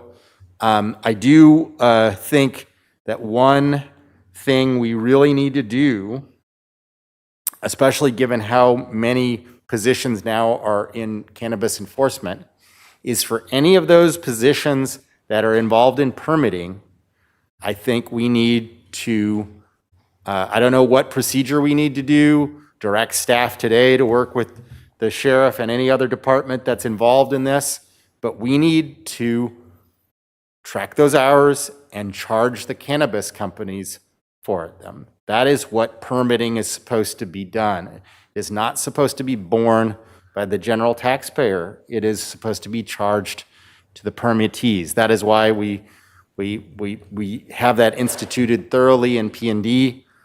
I understand how it's a little bit of a difference in culture in the sheriff's department, but if we have a couple people out of those 11.5 working on permitting, then we're leaving money on the table. Then that's 300 grand that we're not charging the applicants that we should be charging the applicants for. And so I I hope we will do that today or in the future, because that, that is one way we can make sure that there's adequate resources for these other priorities. Thank you, Supervisor Williams. Just some closing thoughts. Well, actually, Supervisor Hartman, please. Thank you. Well, I just wanted to add my 2 cents here.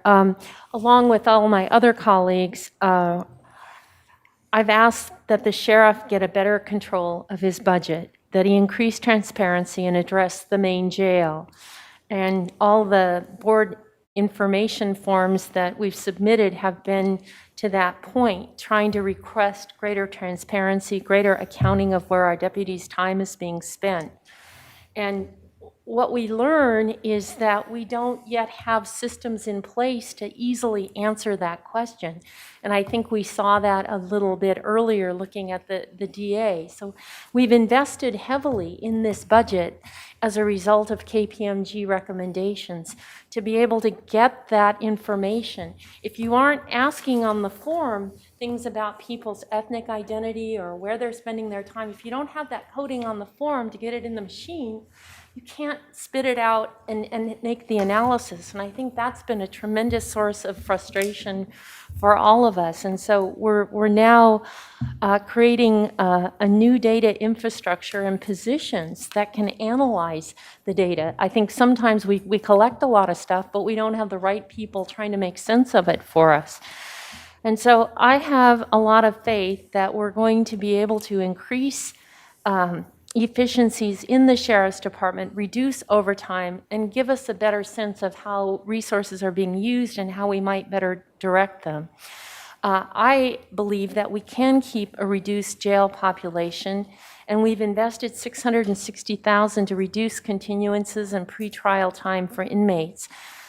We further have a report that tells us that branches of the main jail can be shut down under different scenarios. And so I call on all our public safety partners to try their best to reduce that population.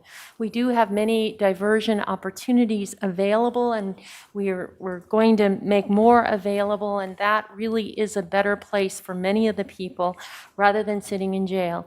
And we have way too many people with mental illness who are sitting in jail and not getting really the kind of treatment they need. And I get emails from their parents and families, and it's heartbreaking. So I believe that with this kind of data and tools, we'll be able to make harder decisions in the future, but they need to be data-driven, and we need to, we have already committed to investing in that. And so I have faith that things are going to improve. Thank you, Supervisor Hartman. And I think that's part of the discussion. You know, we're here, reinvest. And I would prefer we invest, you know, because, you know, the term reinvest means that sometimes we take from one to go in another direction. You know, I would love to see the sheriff's budget, you know, remain whole long-term. And there's other investments he can be doing in public safety if he's not committed to having to have jail beds. I'm sure we'd all want more community policing in our communities. A lot of other opportunities that are out there for outreach and proactive things that they could do if they had the funds to do it. So I'm not interested in taking from the Sheriff's Department and giving to somewhere else. That's not my vision. It's all the above. Let's invest in all of our criminal justice partners as well as our social safety net. You know, our budget this year is for $150 million for behavioral wellness, over $100 million for public health, over $190 million for social services. It's not an either or. It's an all the above. And we're going to try to balance those resources as a board, and I think we're trying to do that in a thoughtful way, trying to do it in a more efficient way. And one other point that I know was not meant to be a slight on other departments, but you know, the public defender isn't the only person responsible for social justice. You know, I think we all, you know, 5 of us, the DA, the district attorney, the sheriff, the probation, we're all in this together. That's not housed in one department. And I think that's where we all work together towards, you know, an ends that is more equitable, that, you know, that we're all, you know, treated equally under the law.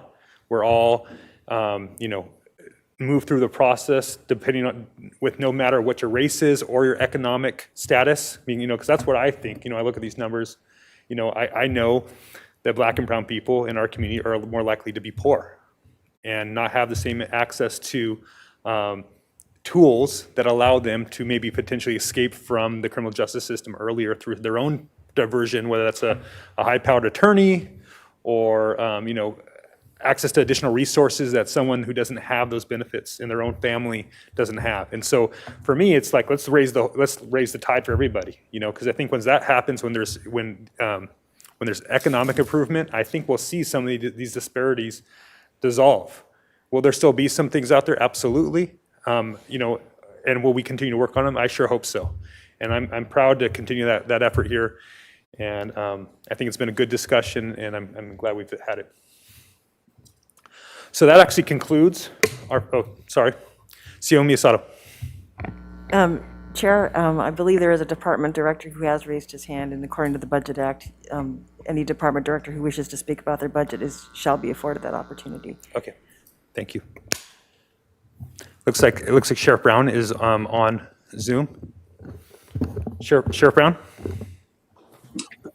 Yes, thank you, Chair Nelson, and thank you, members of the board, for this brief opportunity to make a few comments in response to some of the things that have been said today and were said in previous weeks. I know that the board is well aware of this, but I just would like to reiterate this for the sake of the public, and in particular, direct this to those who are critics of the sheriff's office and who are calling upon the board to reduce our budget and believe that it's inflated and bloated. No other county agency has the breadth and the depth of responsibility that the sheriff's office has. We are responsible for law enforcement throughout the county, both in patrol and investigations. We're responsible for corrections, obviously, as we've been discussing with all the custody aspects of our budget. We're responsible for keeping our courts safe and having bailiffs in every courtroom in our county. We're responsible for civil enforcement. We're responsible for the coroner's duties throughout the county. We're responsible for search and rescue for anyone who is lost in our wilderness and remote areas. And we're responsible for a host of specialized services, law enforcement services that provide assistance not only to county law enforcement operations, but to all of our agencies that exist within the county that are from our incorporated cities and from the university. And those specialized units include our air support unit, our SWAT team, our special enforcement team, our bomb squad, our mounted enforcement unit, our canines, and the list goes on and on. We're a large organization. We have over 800 people attached to the sheriff's office as full-time employees, part-time employees, or volunteers.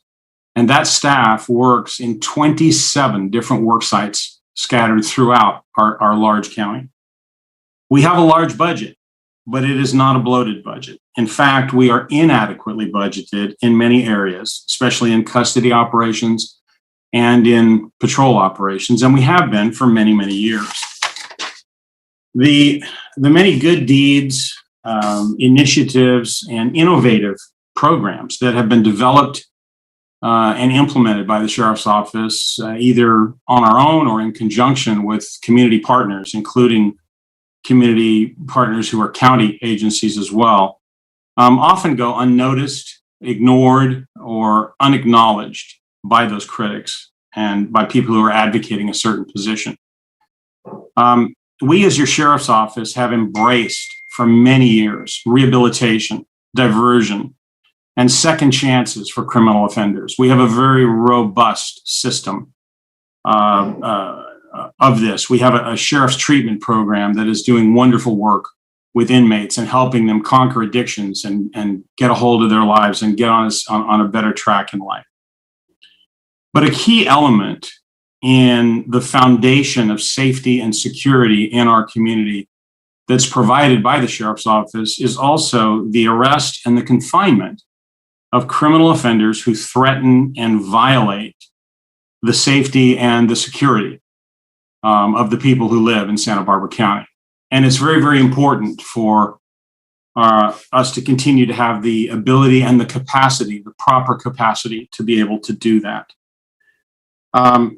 Some of the comments that were made reflected to the KPMG report and indicated that our budget should be cut by 26 million because that was the average amount that we were down below other sheriff's offices.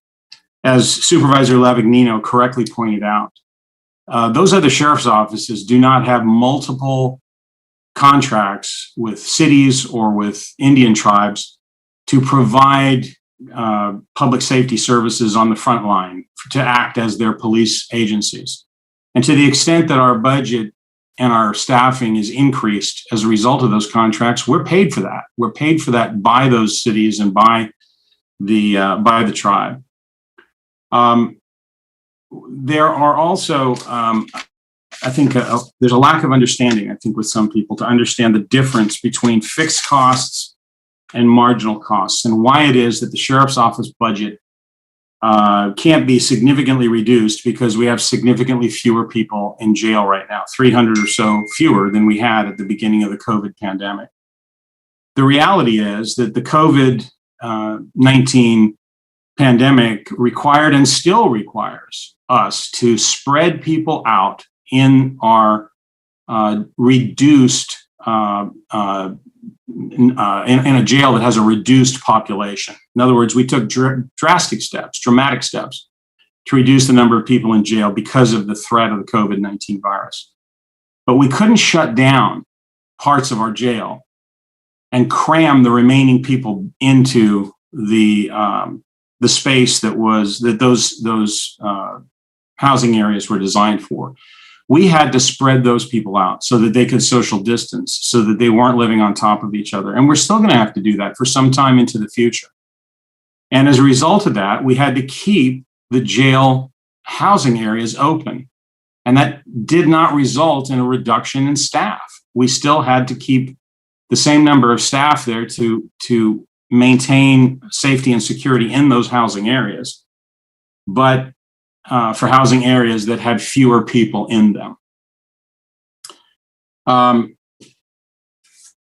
The other thing I think is one of the callers said something about there was that we were increasing beds through renovation of the new jail. And this is obviously someone who just doesn't understand what's going on here. We currently have about 1,200 beds in our system, but many of those beds, almost a third of them, are unrated beds. They're beds that we should not be using for people. They were put in many years ago, but they were put in and they don't meet the standards of the Board and State and Community Corrections, and we shouldn't be using them. And we have actually committed that we're not going to use unrated beds. The construction of the new Northern Branch Jail will allow us to have a rated bed capacity of about 1,034 beds total once it's finished in our jail system. And that to me is the ideal number that we need to keep. That doesn't mean that we're going to keep and have 1,034 people in our jail. I hope we never have more than 1,000 people in our jail again. But we, in all likelihood, are going to have more than the 619 who are in our jail today. And that's because the population that is in our jail today is boiled down considerably. Very serious offenders. 583 of the 619 people in our jail today are in for felony charges. That's 94.2%. Only 35 of those 619, or 5.7%, are there for misdemeanor charges. One is yet to be classified. And as was stated earlier, we have 67 people today that are in our jail on charges of murder or attempted murder. That's fully 10.8% of the number of people that are in jail. It's only logical that those numbers are going to increase once the courts get fully back up to speed, once they start their operations, once more people are convicted, people are going to be, a certain number of people are going to be sentenced to serve time in jail. And once the Northern Branch Jail opens up, it is to be expected that jail will be utilized more by northern county law enforcement agencies who currently have about a 3-hour round trip if they are going to bring someone and book them into our jail. We don't know how much it's going to increase, but we do believe strongly that it will go up to some degree. We're going to do everything we can do to keep the numbers down. We want those numbers down, but we just don't believe that we should be taking steps now before we've given this situation a chance for us to see what's going to happen to figure out what is going to happen and how it's going to get finished. So in closing, let me just say that that when the sheriff's office is made strong through its budget, and I believe that the budget that we are given is probably a better budget than we've had since 2008, the one that is proposed in front of this board today. And when the sheriff's office is made strong through the budget, our entire community is made strong and it's made safer. And I would just on that note implore the board to recognize that we are committed to working together with all the members of the criminal justice system, with the board, with members of our community, with fellow agencies in Santa Barbara County to do the best we can to give opportunities for rehabilitation, diversion, alternatives to custody.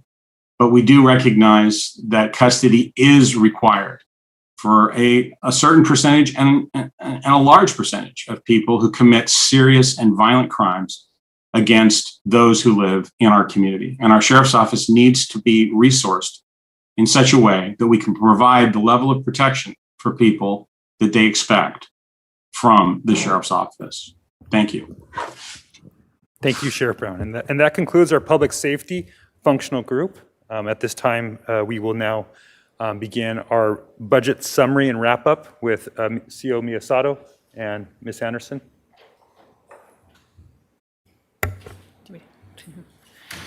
Mr. Chairman, we have no further presentations at this time. There are 8 board inquiry forms that were provided to your board members. We are prepared to take any direction from the board, including bringing up the Schedule E deliberation form at your direction. Okay, we'll wait for the board members to return. Let's go ahead and take a 5-minute break. Let's get back here quickly if we can to begin deliberations and decision making. Ready?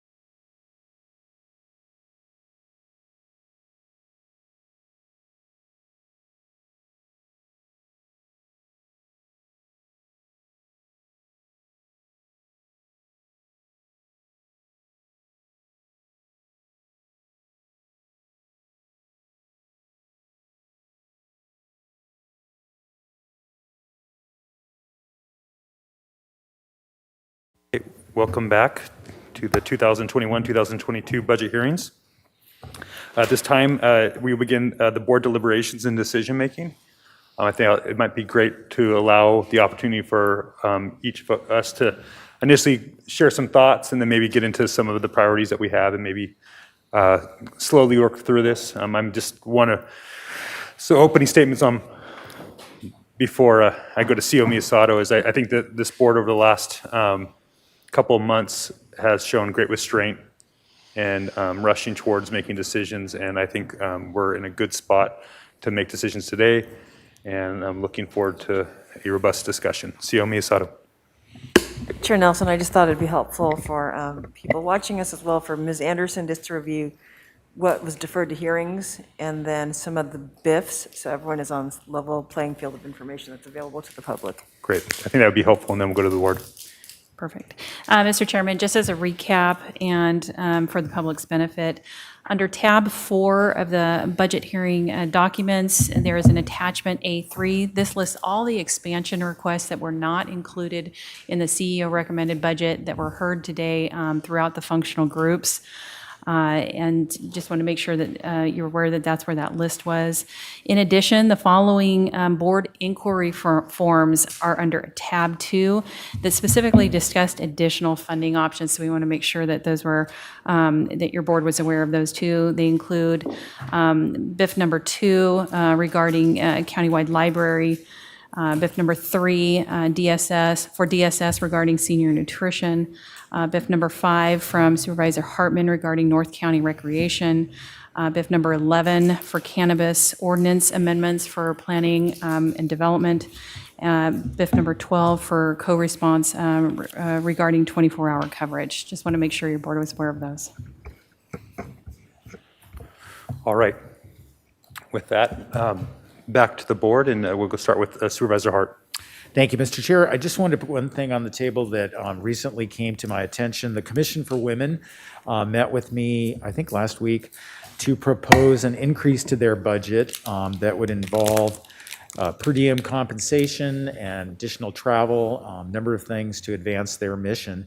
And it occurred to me that it was the kind of thing that needed some additional analysis from the CEO's office to kind of put into context.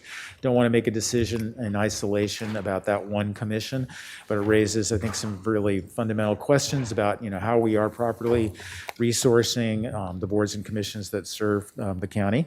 And I hope that as part of this conversation, we could include direction to the CEO to look into that and understand that request in the context of the other boards and commissions that might also need additional assistance that way. Yeah, and I'll just jump in and say that's something I support as well. I think it is premature to come up with a number, a dollar figure at this point, but I do think that's something that should be looked at holistically, and so I would support that concept. A suggestion is just to put aside, so first of all, I think that they're doing more than ever before, and that's great. It's a lot of activity on important issues, so we should help promote that. I would like the CEO's office to vet the proposal, but also there's other ones out there too. So I mean, for example, the PC and the SBAR get stipends, the MBAR and the MPC do not. So I would just ask that we have the scope be a little wide, and I would suggest that we put a little bit of money, of one-time money, aside, pending whatever the review of the CEO's office is of the boards and commissions. And I'm talking about, $50,000 or $60,000 or something like that. So Supervisor Lavanino, let's go ahead. Yeah, I support it. I support the idea of looking at it. I think it'd be more interesting because, I think there's no problem getting 4 votes for the Women's Commission. It's almost more interesting to do it outside the budget because then you're only going to get those places that I think really deserve it.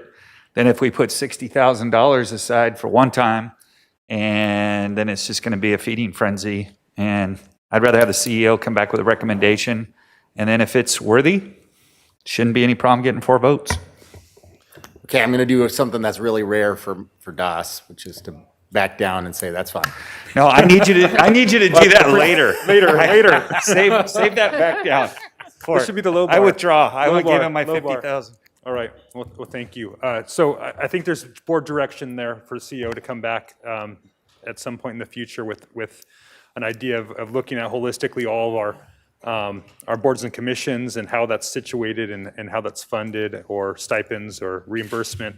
There's a lot of people out there that are working for, a lot of these jobs are labors of love, and nobody does it for a living, but I think it's also important to recognize and support some of the work they do and not necessarily require them to get into their own pocket to do the county's work. So, Supervisor Hartman. Yeah, just wanted to add to the discussion. I think parity is really important, and we figure out some way what that means. We're working on planning and sustainability to reach out to groups and organizations that have been under-resourced, and that kind of fits into this as well. And for me, I know with Renew 2022, we were thinking of looking at committees and commissions. Some of these go back, and are they really, maybe we need some new ones, maybe we don't need certain ones. I know that's a big job, but at least this discussion begs the question. It does. What committees and commissions we have and what functions they serve, and are they well enough staffed? Because that's another thing. They do well depending on how well staffed they are. And so that takes county resources to be able to support that. So what I'm wondering is, does the CEO's office need money in that budget to do this work? CEO?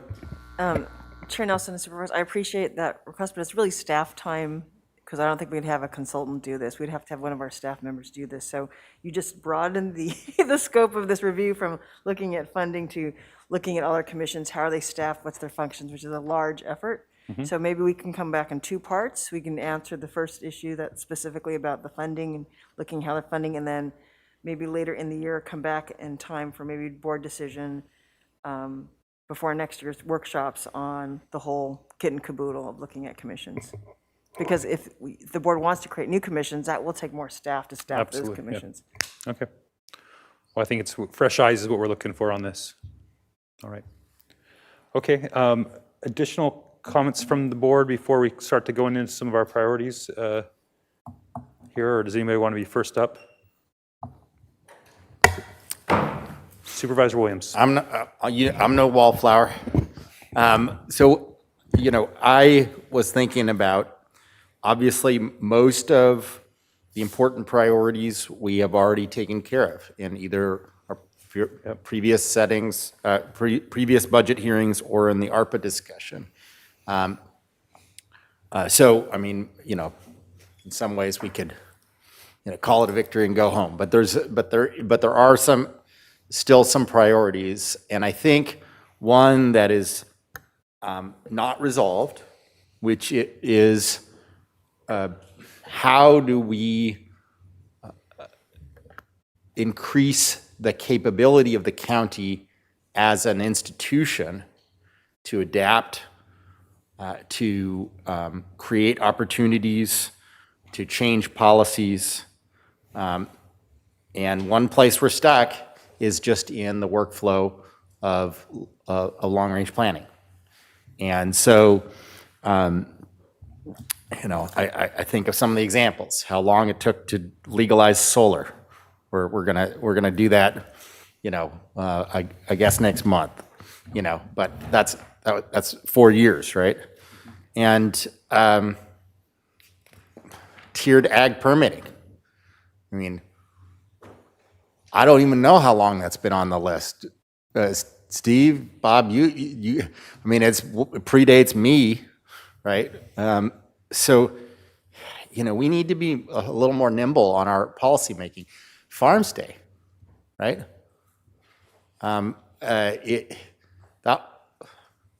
When we were talking about homestays and STRs, it was discussed like this is a placeholder of while we create the farm stay ordinance, like that was going to happen like soon. Well, that was 3 years ago, right? So I think those are all important examples, and we have others. Why we should be, in my view, going for the whole, the thing that increases our capability the most, which would be option 2. But I think we should at very least do option 3. But I hope we would think about. I'm sorry, I reversed that. I get confused by Right here. the numbers. But the full team is 705,000. The adding planner 3 is just 182,000. I would hope that we would do one of those in that range, but I would counsel, just for the ability to do more than one additional thing, that we would think of the higher end of that range. My other thing is I want to support the spirit of the BIF on libraries and say that a COLA is a good idea for libraries. And I want to bring up, so those are sort of the ongoing funds that I'm interested in. The one time, here's something that we haven't talked about for a while, but we did make a directive. And I think this is the narrative, and it speaks to Scott being savvy. But one of the times back a year and a half ago, we were discussing uses of the cannabis funds, and we directed staff to come back with, proposals of mobility projects, like safe route to school projects that couldn't get the normal A funding. So maybe B+ projects, right? That are important for safe route to school. And I think Scott looked at the beginning of COVID and saw our revenues dropping through the floor and didn't bring it back to us, which in a way I appreciate it. But I don't think we should forget about that. There's a decent amount that could be done for relatively reasonable amount of one-time funds. And so if we had, $200,000 per district for Chris, or $250,000 per district for Chris to do a safe route to school project that almost makes it to the normal route of funding, our constituents would all see some benefits. And then, I would also suggest that if we wanted to do some one-time expenditures, then we should start doing some of the things on the CIP list that have a rapid payback period. There's one on the CIP list, for example, that's $450,000 that has a 4.5-year payback period. That's like being handed money, and we haven't embarked on it yet. So some type of collection of uses depending on how much the board is willing to spend, but where we move down the CIP list on the basis of payback period as opposed to on the basis of whether they're tier 2 or off tier 2. Supervisor Williams, let me just make sure I clarify for you that, and that's projects that have the cost savings comes from energy, right? That's what energy savings is what you're looking. Just want to make sure to clarify. Generally, cost savings come from energy on any of these projects. But if somebody comes up with some other way to save money, I'm open to that too. But right. that's the the cost savings. All right, just want to clarify that. All right. Do you want to put a number there? Yeah, it's a $450,000 project, but, you know, that would just be one project. We could do more. We have the capability of one time to do more. Right. But that was more of an example than anything. Okay, let's go ahead and put 450 there to start, and then we'll continue this discussion from there. Supervisor Hartman? Sorry, Chair Nelson. sorry. On the library's COLA amount, can I confirm the amount of ongoing that Supervisor Williams is suggesting? My understanding is the cost of the COLA would be $127,000. And that's ongoing, right? Yeah. Okay. And just to clarify, in the BIF, that was for all libraries, not just unincorporated. Is that correct? That is correct. I understand. I've waded deep into this. There's logic on both sides, but to me, the socioeconomic considerations involved in not funding the larger city, the three larger cities' libraries, to me, I don't think it's the best course of action. Thank you, Supervisor Williams. Supervisor Hartman. So I guess we're putting numbers in instead of just talking in general terms. Let's see. I'm very supportive of the COLA for libraries. I also, for libraries, would like one-time funding for $50,000. This would be for a consultant. What we don't have yet in libraries is an understanding on the part of all of the cities along with the county that this is a system and we all benefit from being able to borrow books across the system, from sharing programming across the system. And we have learned in the ad hoc process an enormous amount, benchmarking our county and libraries compared to others, and what different levels of service are, what libraries, the purposes that they serve today.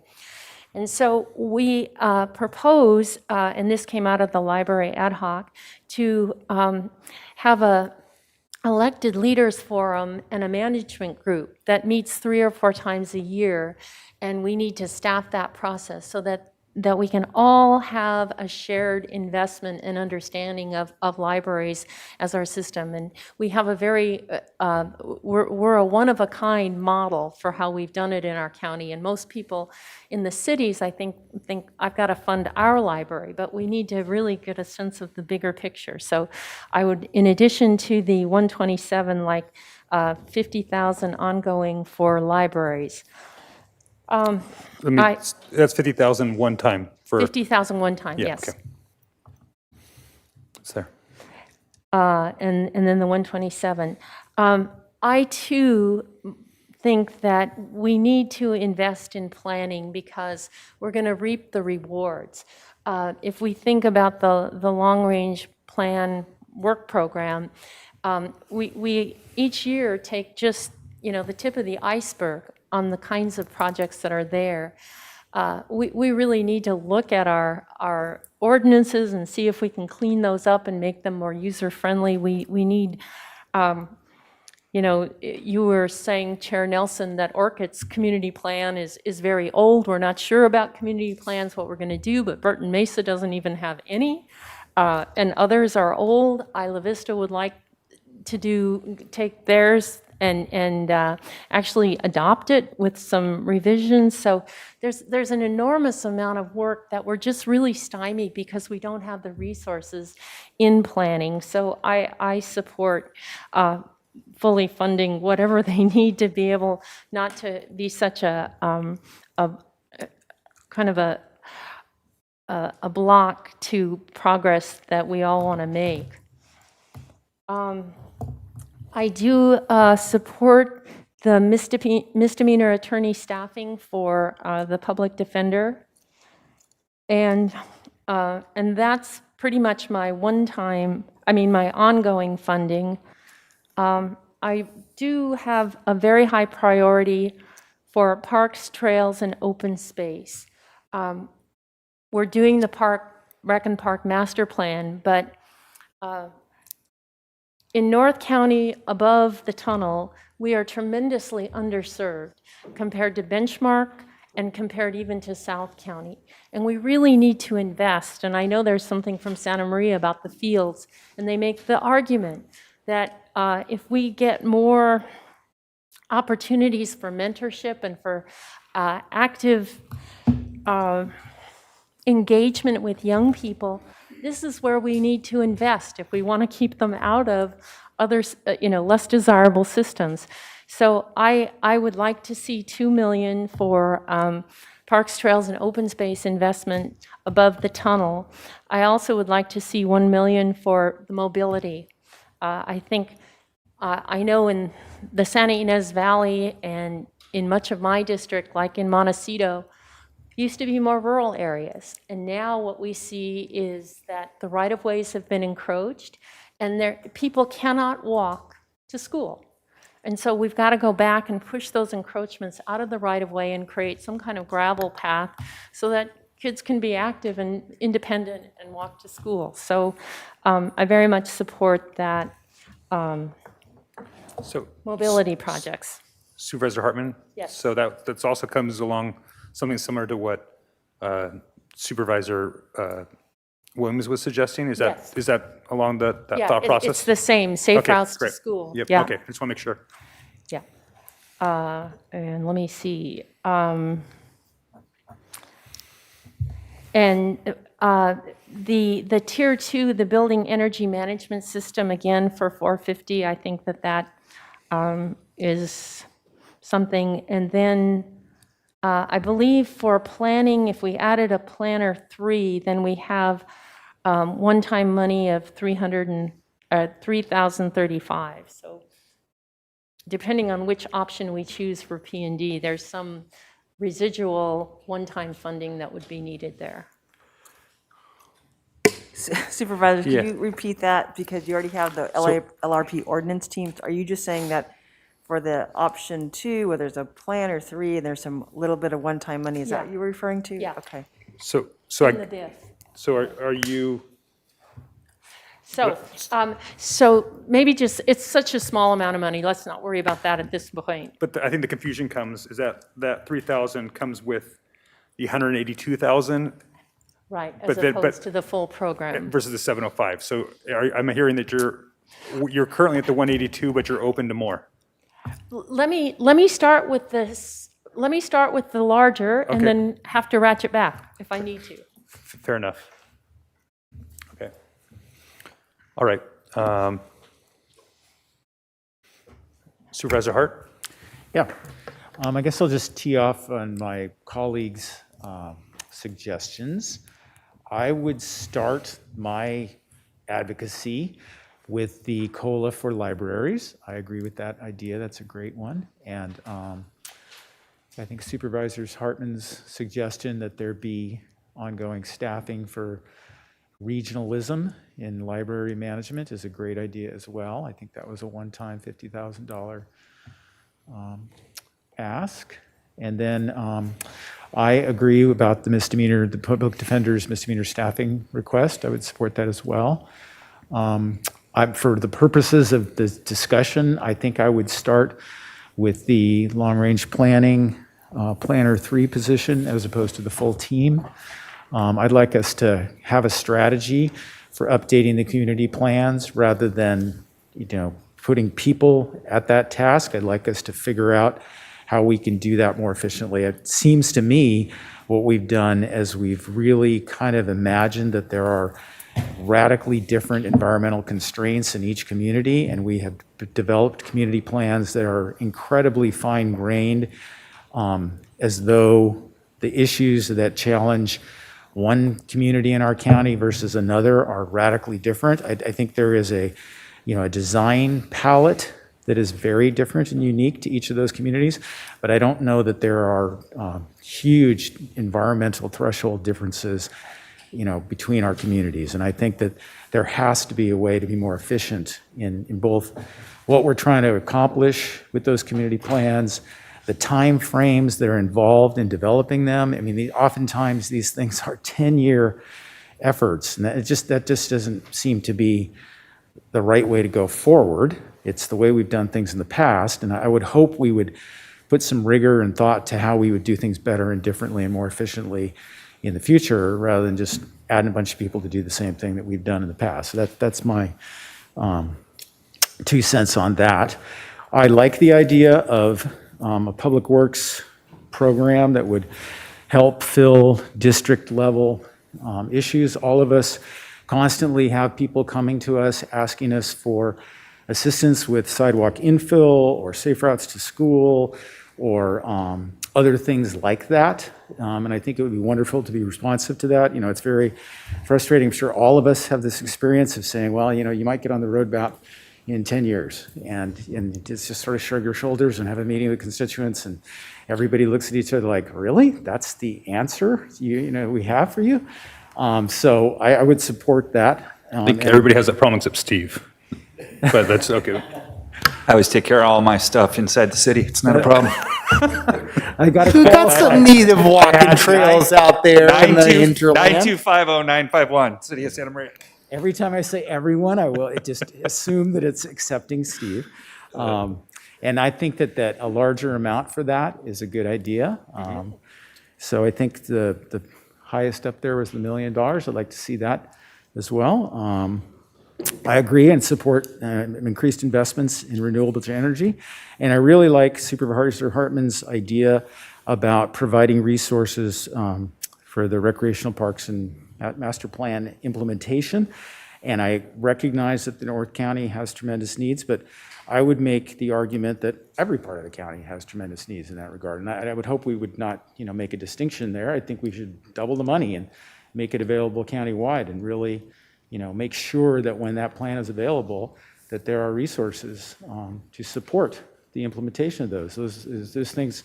All of us, including Supervisor Levin, you know, who I know has an interest in a big project, know how important those projects are to our communities, and being able to give folks hope for, and the Foothills Forever thing was a great example of that. You know, there's this tremendous community support for these programs, and if folks knew at the beginning of the process that there's money that could be matched, I think it would just add to the community support and the revenue potential to support those programs as well. So I guess that would be where I'd start. Supervisor Lavanino? Well, cool. So first, I just want to say that I love the budget, and I think this budget has so much in it that we can be proud of. Big changes, and what I've learned from this group and this board is that this group does have big ideas. And like I said before, status quo is pretty much the enemy. So everybody wants to make. So I think, you know, I really want to thank you for not just, you know, it's not just getting mailed in. It's everybody's really working to get the priorities right. And to be here when we hit the first time when PCI is not going to go down, it's actually going to go up. I mean, there's a phone call I'm going to make on the way home. So I think Supervisor Adam would probably love to come back for this one. But, you know, and things like co-response that we're putting money towards an equity that never would have had a chance before. It's just cool. And I want to thank Mona and Nancy and Jeff for putting up with all my questions, and my colleagues for hearing me too many times talk about cannabis one time.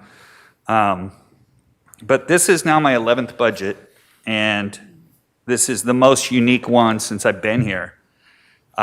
So it made me go back and think about the first one, and I brought the book.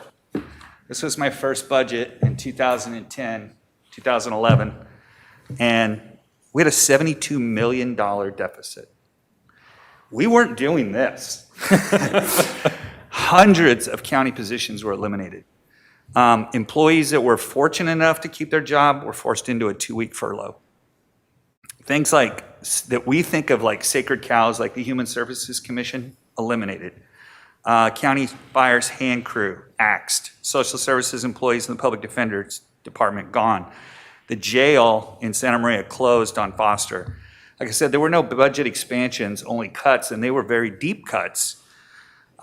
Departments did without. And the safety net that's so vital to so many of our constituents was riddled with holes.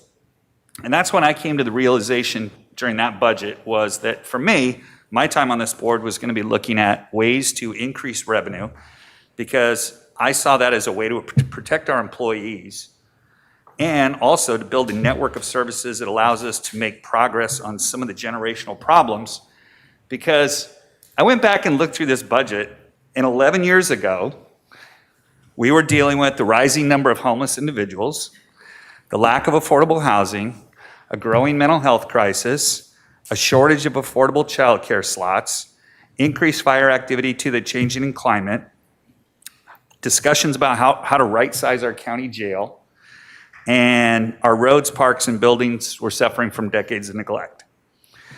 So this should sound very familiar because we're dealing with all of it today. Plus, you toss in a worldwide pandemic, criminal justice reform, a push to reimagine a world focused on equity, inclusion, and free of systemic racism. And it hit me last night that we're dealing with some of the most complex, ingrained, deep-rooted societal issues. And like I said earlier, we just come Tuesdays and try to make it better. That's our job.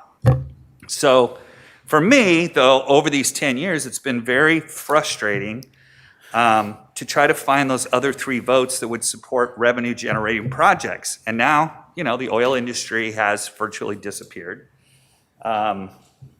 We've pretty much, the room always gets full every time there's ever a proposed development. Everybody goes crazy because we're going to put 3 houses on 400 acres.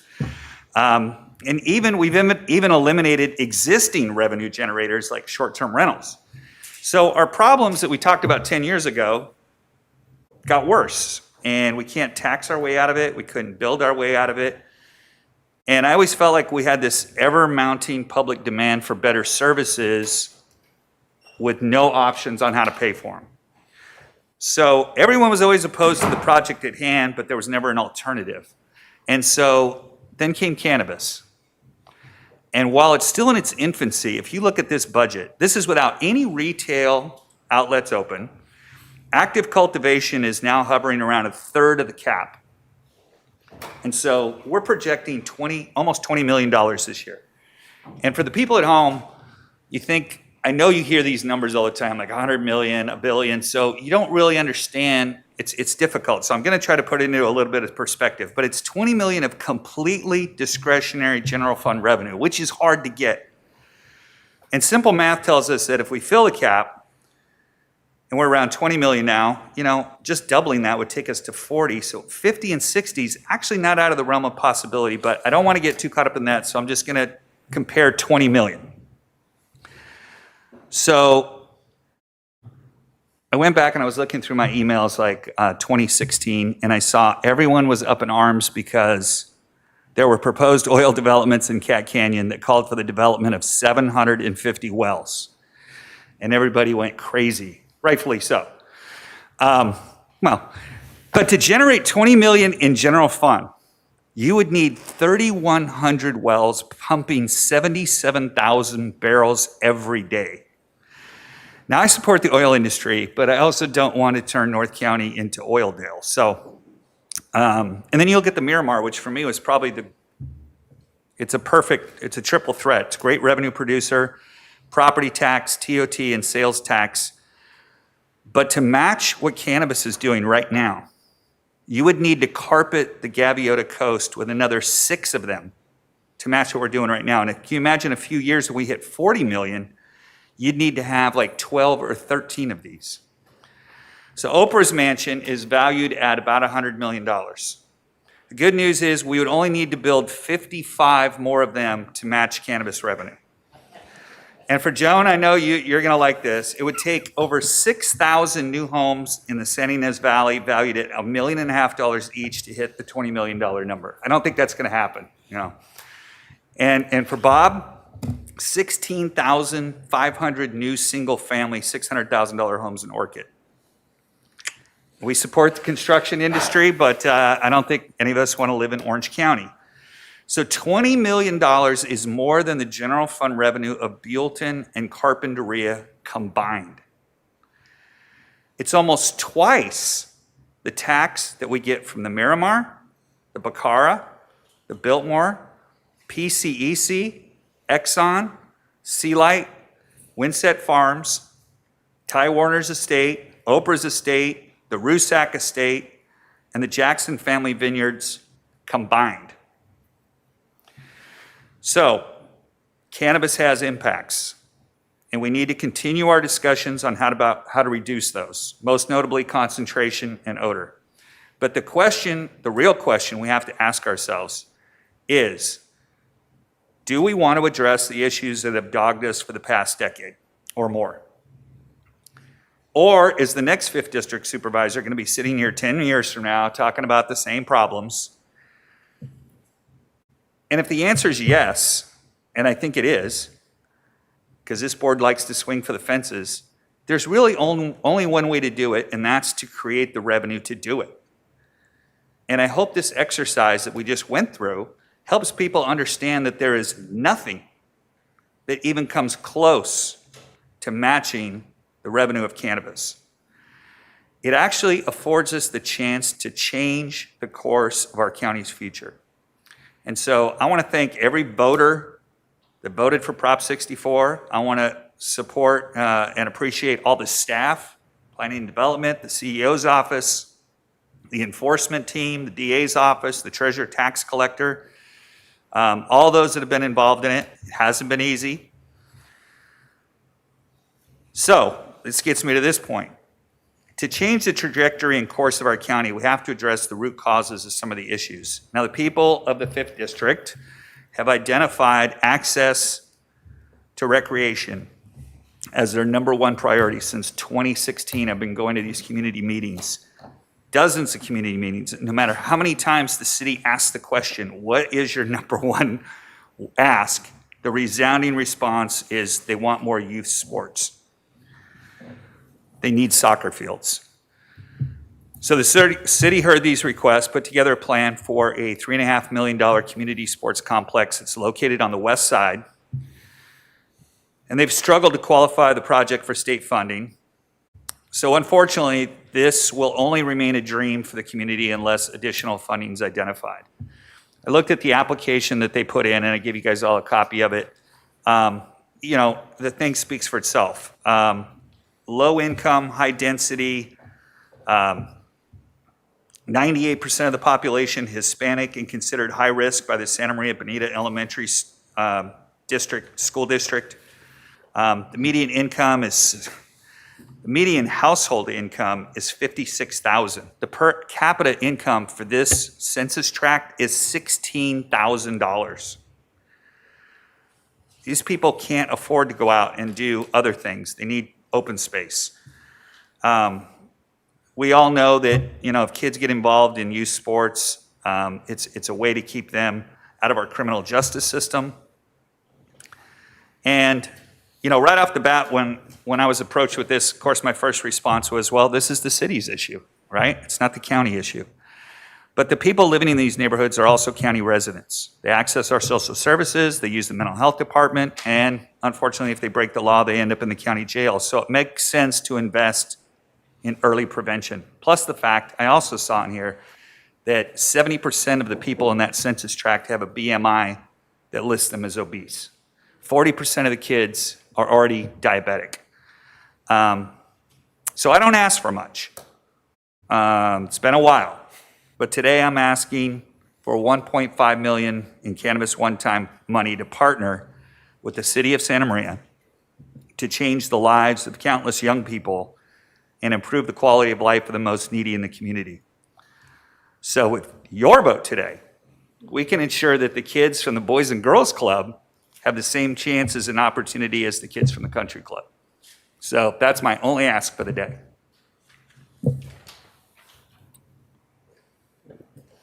Wow. Got to follow that. Did you want to add something to your list, Supervisor Williams? No, but after you make your proposals, I was going to try to make a proposal to tie together the 3 different open space asks that all seem to have confluence that we probably should be able to tie together. Okay. Well, I started off by saying, I think this board, it's, because I look up there right now and look at the remaining dollar figures there's still a lot of numbers there. And again, that's something that I've been sending a message back to my constituents, who are the most conservative constituents in this county, as despite having all these dollars come into our county, this board has shown, I think, great restraint and patience, has not gone and broke the bank. Politicians and money, I mean, we're used to going after that. That's kind of what we do. That's our reputation. And I guess that's where we've, as a board, are really focused on being public servants here and stewards of these dollars instead of just being politicians. And I appreciate that about all of you. And I just want to make sure I got that out before we get moving through this. The other part is this is all outside of ARPA still. There's still a lot of projects that we all want to do, that we're all in favor of, that still need to be vetted, that we're going to hopefully decide in October. I know we're going to allocate these funds from general fund and from cannabis eventually to these uses, but I would like to maybe recommend or get support that if there's anything that we can do of any of these general fund or cannabis projects that can be used ARPA funds, that's a first priority of this board. Even if it's something that we can do for 3 years, that might be ongoing after that. I know the easy thing to do is to say, okay, we want to commit those ongoing funds now. But if there's something on here that, I don't know, planning development that can be paid for 3 years, we take that ongoing fund and move that to one time temporarily. That might be a strategy. Maybe I'm getting a head shaking no, but whatever we can do to spend those ARPA funds first to preserve these opportunities is something I'm interested in, and that's just kind of a general philosophy I want to get out there. Can I say something just in support to that? I think there's two ways you could interpret the documents, right? I mean, the documents for ARPA say, these are the things that you specifically call out, and these are the things that you could specifically prohibit it. And you could say, well, that's it. Or you could also go, you know what? The feds probably mean that there's probably more out there that qualifies as recovery under the act than just broadband replacement revenue, housing the homeless, and one other thing I'm forgetting.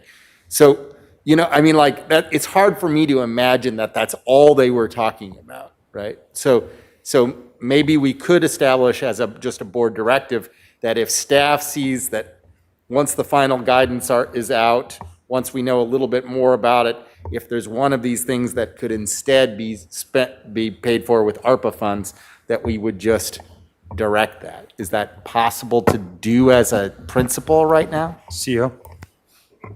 Supervisor, through the chair, so I'll have a precise answer and a larger answer. On the precise answer about planning, I asked the same question because as an economic development, Mr. Frapwell has just looked at, there's new guidance out, and he does not believe at this time that would qualify, so just FYI. Good try.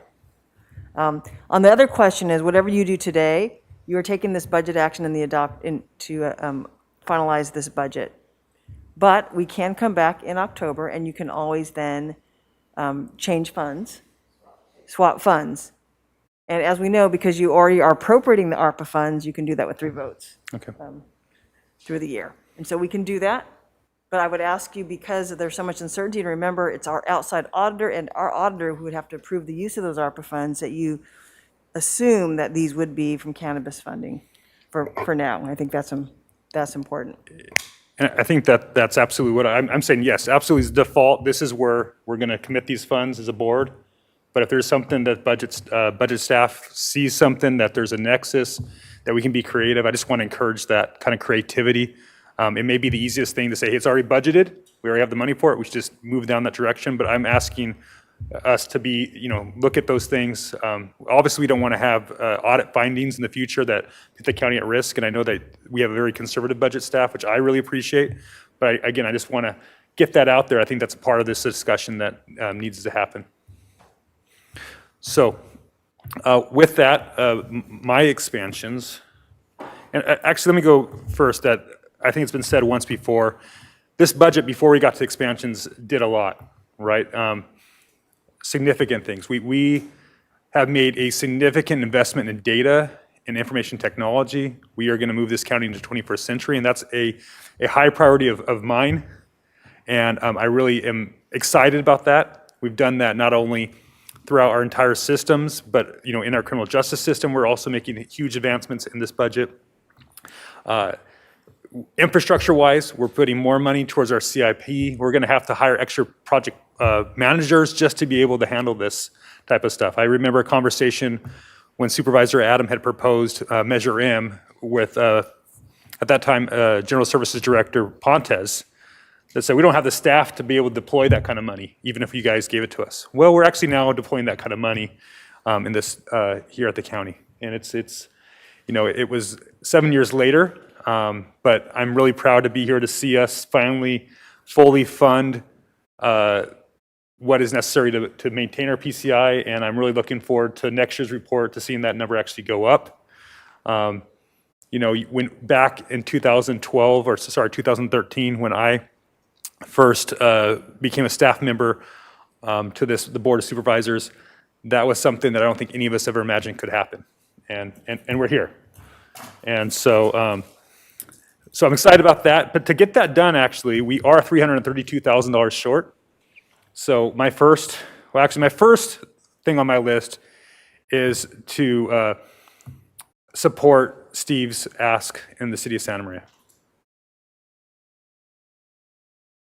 My second request is to fully fund, with the extra $332,000 necessary, the maintenance of our PCI at its current rate.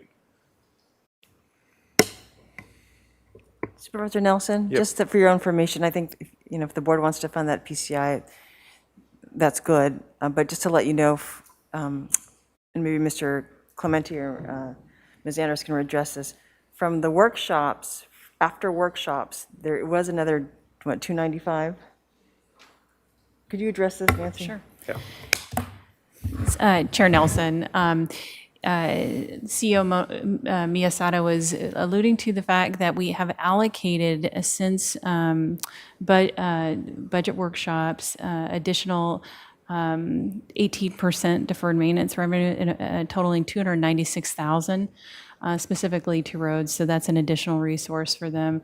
In addition to that, the amount that was identified for ARPA is an even $4 million, because we are not completely through looking at what the final calculation will be, which that discussion will be in October. And there'll be a final number, and it's likely that it'll be more than the even $4 million. So we would propose that any further allocation specifically to that, wait till that final number is determined in October. Okay, there's something symbolic that I like about getting there, but I will defer that to our October discussion, and potentially we can allocate more at that time, would be my hope. So I trust that we're going to get there, but I did like the symbolic gesture there. So we can go ahead and defer that. As far as ongoing, I support, I was, the discussion that we had with two of our criminal justice partners today, I thought was, although intense, was instructive. One of the budget expansions from the district attorney was the post-conviction rehabilitation funding, which is $259,100 of ongoing. I support that, as well as the misdemeanor staffing from public defender. So I want to support both of those those departments. I support option 2 in planning, so that's $182,000 for long-range planning, or a planner 3. I think things are not moving as quickly as I think even planning development would like, or anybody else, and so I think we should be incrementally pushed to that direction. I think we still have a lot to do.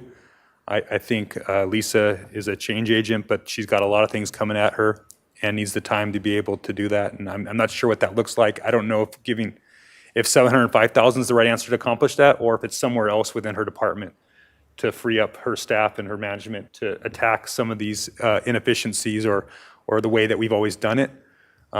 So I'm at 182, but I'm definitely open to additional funding and planning and development to bring about reforms. Moving down, I do support the safe routes to school or mobility or active transportation type projects in our districts. Chair Nelson, would that be for 1 million or 1,250,000? I'll go 1,250 or 1,250,000. I'm also supportive of the park trails and open space in the North County. I think speaking to Supervisor Williams' desire for things that will eventually produce revenue, I think that some of these projects are opportunities also to get TOT moving forward. I think there's proposals for campgrounds and hotels that are adjacent to these types of uses, or potentially even county-owned campgrounds. So while they might not be cannabis money, Supervisor Lavanino, it would be money that could be reinvested back into recreation in our county. You know, we hear with our youth, not only sports, but there's nothing to do. You know, creating opportunities for them to be able to vacation with their family and having more opportunities for that, I think is really important. I used to be a teacher in Lompoc Unified School District, and one of the saddest things that I experienced was talking to kids on the first day of school about what they did over the summer. And very few of our kids, at least in the Lompoc Valley, ever left Lompoc, and some of them went to Santa Barbara. And that was heartbreaking, you know, for kids that, you know, need those opportunities. And if they can't go to other counties, other states, if they can have some things here at home, I really think that builds a strong community and a place to grow up. So I'm on board for that. And I'm also interested in other countywide rec master plan implementations. So I don't know the right number on that yet. I'm interested to see what Supervisor Williams has to propose to tie all that up. But that's where I'm at right now.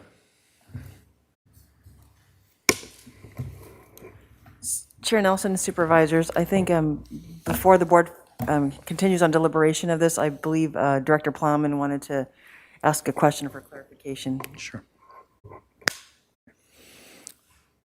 Director Plowman. Oh, no, my bad. Okay, thank you, Mr. Chair, members of the board, CEO Miyasato. So what I wanted to do is just make sure I'm clear on the direction regarding the cannabis ordinance amendments. And what I'm seeing is there's a mix here of support for a larger team for long-range planning, and then also the Planner 3. Standing here today, I think we could certainly get more done with more staff. And I'm not necessarily advocating for one over the other, but I will tell you, when my staff leave the department, they tell me that the single biggest, well, one of the 3 biggest problems they encounter is the extent of the regulations we have created. And so I just want this to be a moment where we can think about this for the long term. I will need a larger team in long-range planning if we are going to try and address that. And so maybe that's next year or the year after that, but that's just something I want to share with the board today. With respect to this year, if the board selects option 2, that will allow us to add back in our regular ordinance amendment packages, and we will move that forward. And that's helpful. I mean, that will fix problems, but they're not the big problems. They're sort of the minor problems. The thing I want some clarity on is if we're going to take a cannabis amendment package forward, I would like to tell you that I think the best thing for the board to do would be to direct my department to delay work on the circulation element and add the Planner 3 so that we can move the cannabis package forward more quickly, because there are some delays in bringing staff on, right? So I just want to put that out there for the board to be able to consider as you're making your final decision. And we already have a work program that has moving forward with the circulation element this fiscal year. And I don't want to make that decision without your input. We stay there for a second. Supervisor Lavanino. I just want to be clear what the ordinance amendment work is, because that's kind of been grayish as well. So what is that, and do we have 3 votes to continue to do that? Mr. Chair, Supervisor Lavanino, it hasn't been entirely laid out for me as well. So I think this is a good opportunity for us to have that conversation. But there is talk about trying to address concentration levels in the Santa Rita Hills of cannabis. What that entails precisely would need to be discussed so we could have clear direction. But it might mean increasing the permit types, meaning going from a land use permit to a conditional use permit for more grows than are currently required to get a conditional use permit.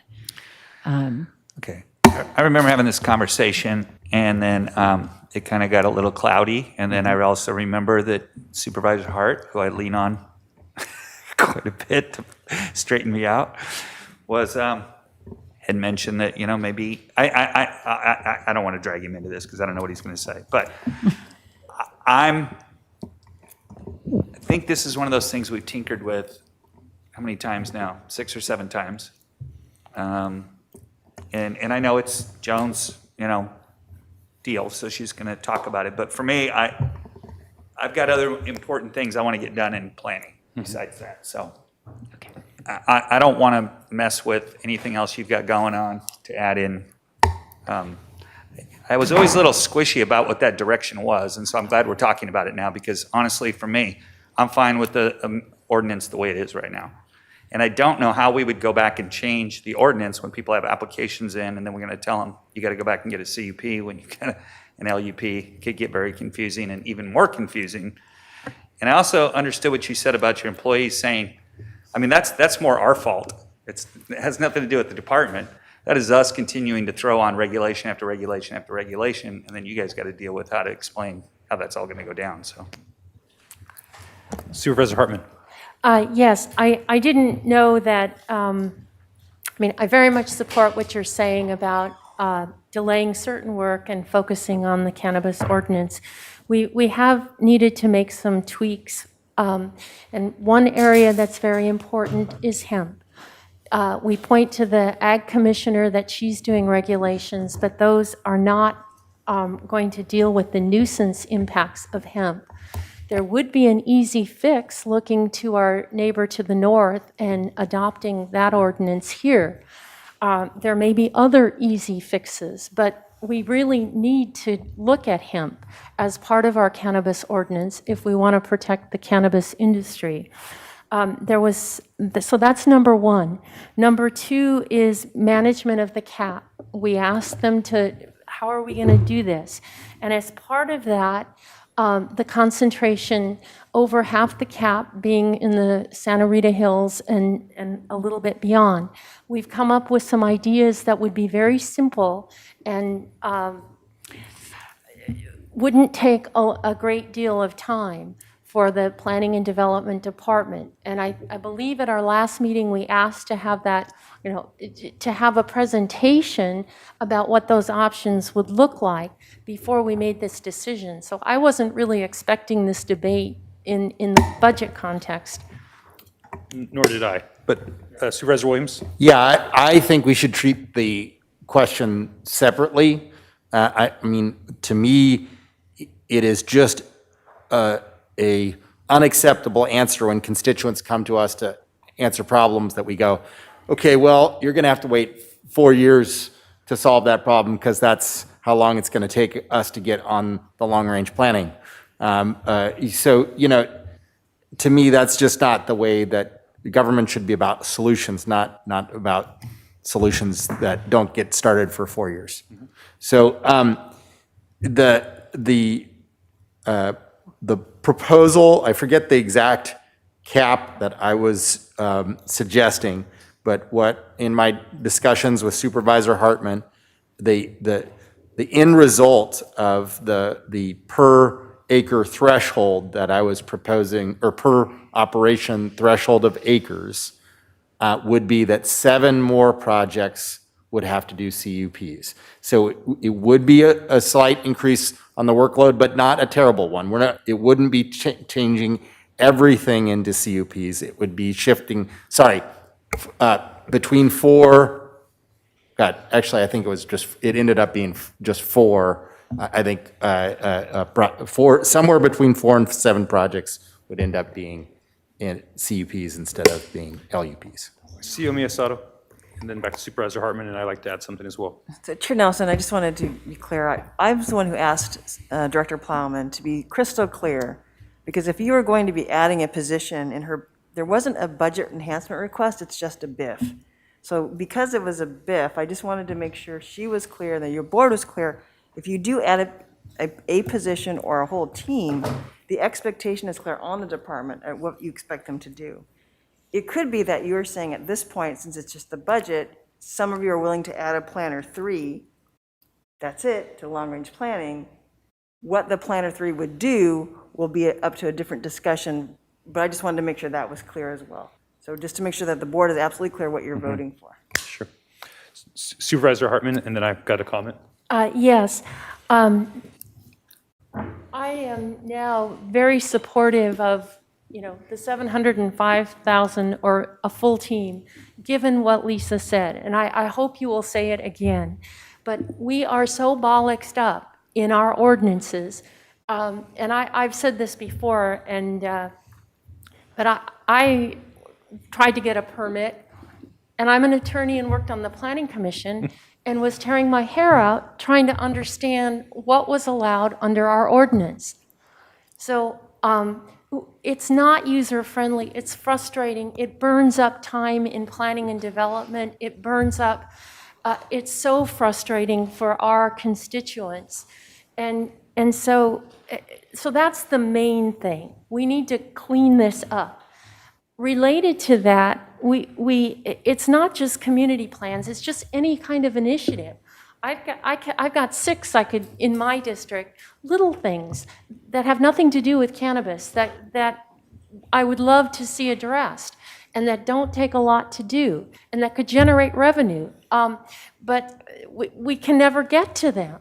So it's been a tremendous source of frustration, and now we have an opportunity. Maybe it's 705, maybe it's 500. I don't know if we make the leap all in one budget year, but we need to increase the capacity and we need to clean house on our ordinances and make it simpler. And it means we need a bigger investment there to do that. So that's my plea. And I'm with you, but I'm not sure long-range planning is the solution. I may be just administrative staff for Lisa is what because some of the stuff is development review processes, and there's other things that are involved in this. I don't know. I'm not convinced right now that long-range planning is the tool to fix everything that we're talking about. I mean, I know that's how we tinker with our existing ordinance, but it sounds like there's something that needs to be done that's much larger. Some larger investment. I know Lisa and Director Plowman and I have had discussions about outside consultants that can come in and look at it. I mean, if that's the something that could transform the code, it's hard to change something with the mind that created it. I think there's something out there with that. And so I think maybe having some other outside opinions on this or modernizing it to something that's not necessarily Santa Barbara County, but more universal might be part of that solution. Again, I don't know. I guess I'm not there yet that long-range planning is the solution. I think that more staff or more funds to you is absolutely part of the solution so that you have the bandwidth to attack these things. And I'm definitely interested in support of that. Supervisor Hart and then Supervisor Williams. Yeah, I appreciate what Chair Nelson is suggesting is that I think we need a better, more precise plan as exactly what this money is going to do and who's going to do it. I love the idea that Director Plowman's suggesting that we need to, really get in and figure out what of our regulations are helping communities manage problems and what of those regulations are creating problems for things people would like to do. That is the first here. And so that's something I could support.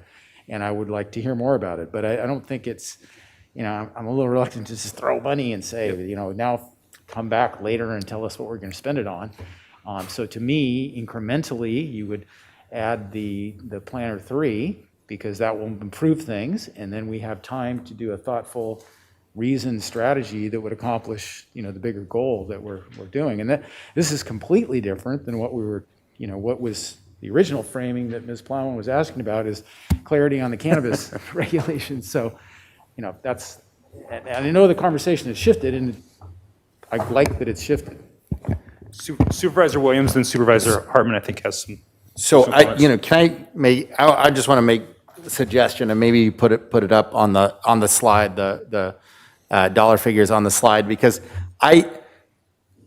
look, if you guys outvote us on cannabis, if that's not what you want to do, I understand, but the problems that you're talking about, and the problem, which is the problem that there is so much legacy code that it's really hard to do anything.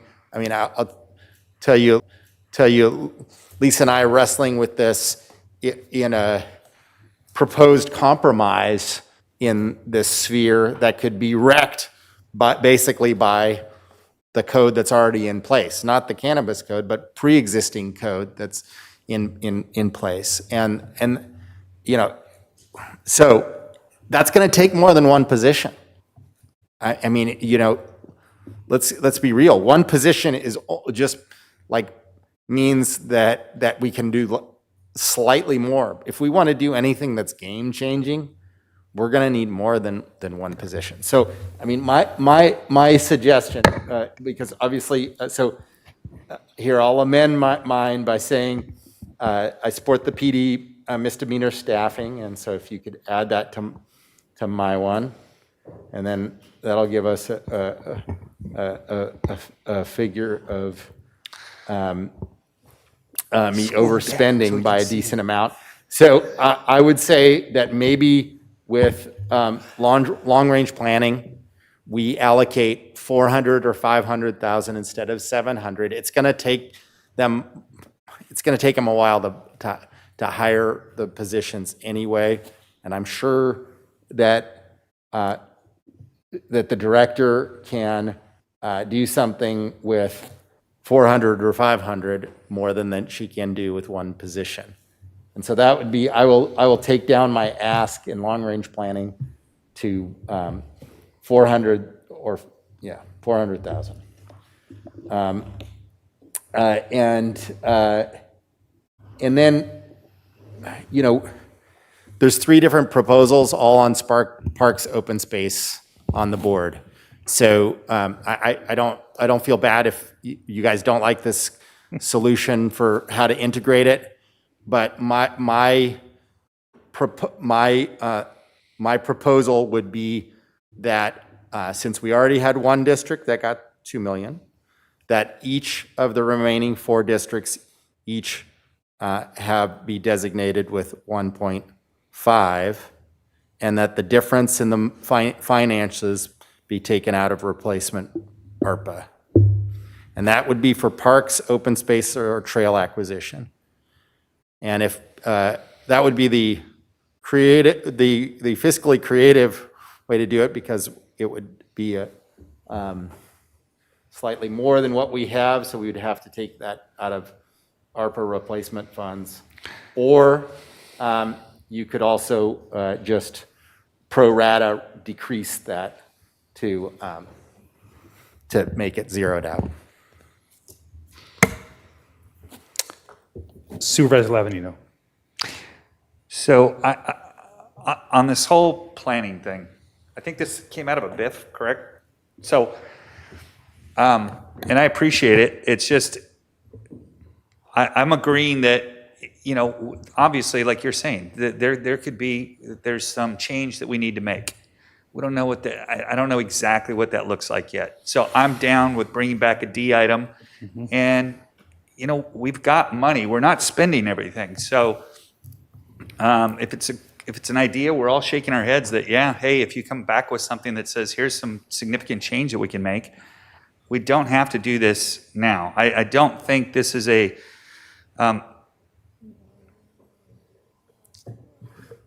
I just don't think this is the time for it. We don't have the bandwidth to do it right now. We don't know exactly what it is. So I'd be happy to support something that's game-changing. And I understand if we're going to streamline things and make it smarter, I'm all for it. But I don't want to just hire. I don't really know what we're hiring even, to what kind of positions. It's adding positions to long-range planning. I know. I mean, I think. But even if we get through all those things, are we going to be in a better spot? I mean, all those create efficiencies. Well, and here's another thing, just talking about the cannabis ordinance amendment for a second. If you decided that's what we were going to do, by the time you guys go write that cannabis ordinance amendment, it has to go to the Planning Commission. It has to get scheduled onto the Planning Commission, which is already out 4, 5, 6 months at this point. By the time it got there, then it has to go to the Board of Supervisors. By the time it got here, the freaking cap is full. I mean, and Cuyama has 750 acres in application pipeline as well. So other places are catching up to you. So I just don't know how you would even be able to make that happen. By the time you got it here, it'd be a moot point. Supervisor Hartman. Well, managing the cap, maybe distributing cannabis, maybe it's as simple as that, saying that we distribute it across the county in a more equitable way. Supervisor Levanino. Well, we didn't do that with oil. I had all the impacts from oil till it all went away. So, I mean, telling people where they can do business or can't do business is a little strange. And we have places up in Santa Maria that are now, we have some big projects that are moving forward. So I think it's going to spread out a little bit. But I don't think doing the cannabis ordinance amendment is going to get us to where you would like it to be. Supervisor Hartman. Well, I think we agreed that, I think we need further discussion with this agendized and again, my sense was we already decided that we would have P&D come back looking at those 3 items that I mentioned: hemp, managing the cap, and the concentration. And then we were going to decide what to do. I'm sorry. No, I don't think there's 3 votes to do that. Maybe there is. Hemp, concentration, and what was the other one? Hemp, cap. Managing the cap, how we're going to do that. Concentration, managing the cap, and hemp. But see, I think there was always an iffy, because I think I supported it one time, then I said I didn't. So I don't know if there's... Well, maybe we need a conceptual we need to put a hand something. up whether or not we want to keep going. And my forward problem with with this all along was I don't know what I want to see the words on the paper, what we're talking about here. That's what this was to do. So I thought that was to bring an item back, Yeah. and I thought we already asked for an item to come back to discuss it. Yes. So 3 votes. So Chair Nelson, that's correct. Yes, to staff to come back. And I think, so going back to this, what's a discussion today is either a planner 3 or more planners. And so, or some number of planners at $400,000 without being prescriptive of what you want them to do. Mm-hmm. So I think that's what the issue is. And so it's kind of muddled the way we have it up on the board, but I would say it's either a planner 3 or it's $400,000 for some amount of planner in long-range planning or the whole team of 705. And I think that's what we need some clarity on in your board's discussion. But I think what you've also said today is we will come back, but right now this is just appropriating the money so that it's there, so when you have direction, the planning department will know what to do. And Go ahead, Director Plowman. Mr. Chair, members of the board, I did just want to reflect on the option of a reduced amount, and that would be a little bit problematic. We either need a team or we do this planner 3, but I can't do some kind of mix that would be meaningful, right? So I think you just wouldn't get what you want. So I would not recommend a $400,000 allocation. I would either stick with the larger team or the P3. And then we can certainly, when we have the discussion on what this cannabis ordinance would look like, you can tell us whether or not you want us to delay the circulation element to get that done more quickly, because we will have some downtime in recruitment for a P3. And that P3 will then do other ordinance amendment packages. Director Plowman, are there options out there with some of these issues that you're hearing from the board and frustrations and that we've all talked about? I mean, are there other options for us besides hiring more staff to solve these problems? Or is there consultants? Is there technologies? Implementing, fast tracking some of our onboarding of our online systems. I mean, are there other things we can be doing to support you to get here sooner? Because ongoing is not the only pool here. Obviously, there's also funds that we have on one time that, to solve some of these big problems, maybe that's an option. Again, I think it'd be good to get a presentation at some point. If we don't spend everything, maybe we allocate these to be determined at a later date, and then determine whether 182s are right, is 400 right, is 500 right, is 700 right, based on what we hear back from you and your staff. Mr. Chair, I appreciate that. Certainly, more resources helps us make change. There's no question about that. And having some in the administration division would be helpful with training and moving our online permitting system forward as quickly as we possibly can. But I think what I want to say is this conversation has evolved quite a bit. Yep. So the option 3 was an answer to a concern we had heard from the board, which was there's just not enough throughput in long-range planning. And we have projects that are in our long-range work program that could fill the work of that team. That doesn't mean that we couldn't have discussions in the next work program about, okay, what's the next big project that they need to really be taking on in terms of like simplifying our maybe comprehensive plan, which we've talked about, and it's in our long-range work program, or really tackling this idea of making more ministerial permits that would simplify that process for many applicants that come in for small things. So there are options out there for us to work on, but I don't want to confuse the matter, but I just think option 3 is more throughput, right? We have a list of what we can work on and what we can start, and we could certainly come back to you and talk to you about what the priorities the board would want to move forward. And then option 2 is really just keeping our ordinance amendment packages going. So I don't know if I've confused you more, but I hope hopefully not. But I think coming back at a time in the future to look at the possibility of funding for these other positions that you're talking about that can help us would be beneficial. I'm just not sure exactly how that fits into the budget hearing. Okay. Supervisor Hart? Well, I appreciate Ms. Plowman, making the choice more crisp. And I think that just says to us that today there isn't a choice.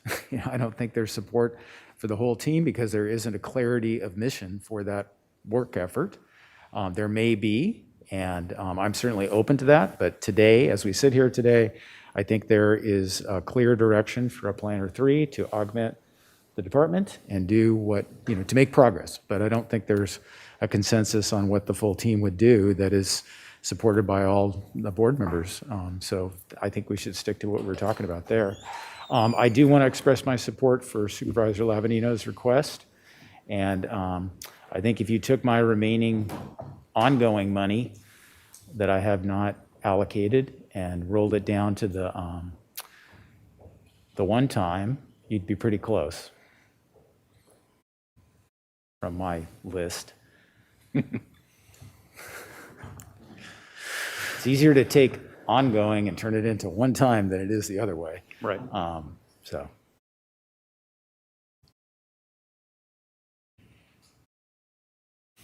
All right. So Supervisor Lavanino? And I would like to take a picture next to that once we're done with that, because that doesn't happen very often. no, that doesn't happen very often. So that's pretty awesome. And I got to say, like Bob mentioned, previous boards, that number up there was like a goal. How to get to 0. and it was like a race to 0. So no offense to other supervisors that were watching, but this is kind of nice this way that we leave some in the bank.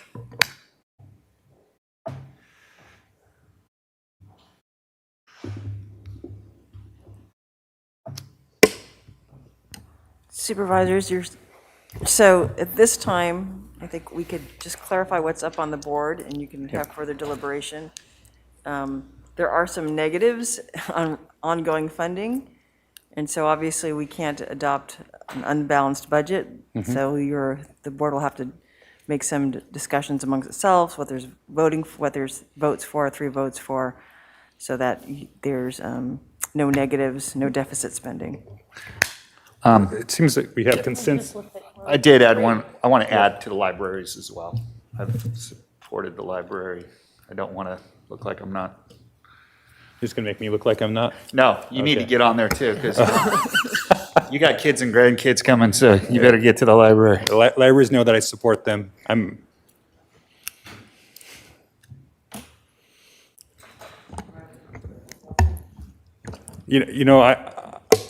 Actually, I'm going to leave that off. I've got some issues with the way that libraries are funded. So I'm not ready to support that. I definitely support the libraries, and I think anybody that knows me knows that. But I want to dive into that later on in my service. So we can go one by one. Yep. So for the LRP ordinance, it's actually one planner, it's a planner 3, I believe, is at 182. Yep. And the question is for those, for Supervisor Williams and Supervisor Hartman, is that acceptable to you? So Supervisor Hartman saying yes, so that would be 182 instead of 705. And Yeah, a fifth of a loaf, or a fourth of a loaf is better than no loaf. But I do want to register that I think coming up with what they are going to do is actually not what we should do first, because there seems to be universal support the fact that we do not re-examine and update our code enough anyway. So I would rather have you guys be able to proceed with public policy choices that I don't even agree with than an institution to be unable to make any public policy choices. And so I just think it's the principle that the county should be able to make public policy, not wait 4 years to make public policy.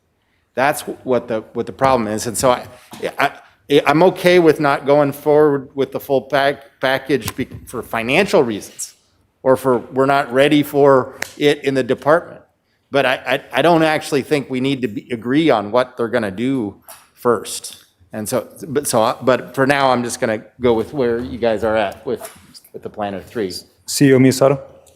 Supervisors, just to respond to Supervisor William, I think there's a recognition by the board that something needs to be done, and it's going to take resources, you're right. But there's also a need for some kind of plan or understanding what that is. So I would suggest when planning comes back, have that discussion with the board. And if there's an ability to get some of that work done early, you could also give us direction in October with the discretionary ARPA funds to get them started and tell us, okay, in next year's budget, we want to fund these other positions. Or as Supervisor Chair Nelson said, maybe come up with 3 years of funding of one time to get that done. I'm saying you can have those decisions during. I like that even more, so. Right. So Say that again, I missed that. So you could say, because I spoke to Director Plowman, having let's have a 3-year positions hired using one-time funds, right? So that's kind of what the idea that you had, Chair Nelson, so over $2 million. And so we can have that discussion in October, assuming Director Plowman comes back with, here's a plan of how we would do this in long-range planning. And it looks like right now we have $340,000 of ongoing that we haven't committed as a board. That might also be a tool if we leave that there. So that might be something else that we just defer that to, not necessarily committed to planning yet, but that we know that in the back of our mind. And I think, again, everything beyond this is just going to take a 4/5 vote. And on these types of issues, this board has been, nearly unanimous. So, I think that might be the prudent thing to do, is just to hold on to that 344,000 and have that for further discussions. That's a great idea. So that was Planner 3. Then the library COLA, there's 4 votes for that, and that was a COLA of 3% for all the libraries.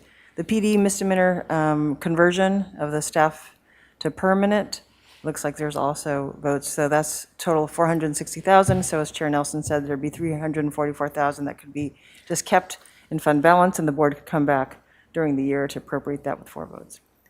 On the one time, the safe routes to school mobility, it looks like there's board consensus for 1.25, and I want to get clarity about that because the discussion was for every board district, correct? And I just want to make sure, to be clear on if we are appropriating this money, is it for safe routes to school, mobility projects? And is it then for the Public Works Department to know that it's really $250,000 per district, knowing that there's some districts that have more? And I understand there's a challenge there potentially with the Yes. 5th district, although Yeah, it's worth asking. Yeah. I think it's worth asking if there is a project, otherwise we could divvy up. No, I got my project, I'm happy. But Supervisor Lavanino, I think there was a potentially, because this is about mobility and safety, I think there is a project maybe. Well, I know I have one in Sisquoc, but it's not $1,250,000. So, I mean, for equity's sake, we can put it there and I will auction it off to the other supervisor. But Scott, do you want to? I don't have the list in front of me either, so. I also want to make sure it's clear so Public Works isn't being pulled too many ways later on. So I just want to make sure hear from Mr. McAlpin if there's clear enough direction or if he needs more direction. Good afternoon, board members and Mr. Chair, CEO. My understanding right now is $250,000 per district, I think is the proposal that's on the table. And I'd be coming out of the unfunded CIPs. And as Supervisor Williams discussed, we did talk about that last year, but with the pandemic, we just kind of put it on ice. So looking at the unfunded CIP, we have quite a few projects, pedestrian type projects, infill sidewalk type projects, but also in the rural areas in District 3 and even in District 5, Supervisor Lavanino. Deputy Director Stanton and his team have kind of come up with a concept where we could go in on some of the rural narrow roads and try to get them wider, get some more space for bicyclists as well. As you know, Fox and Canyon runs from District 3 to District 5.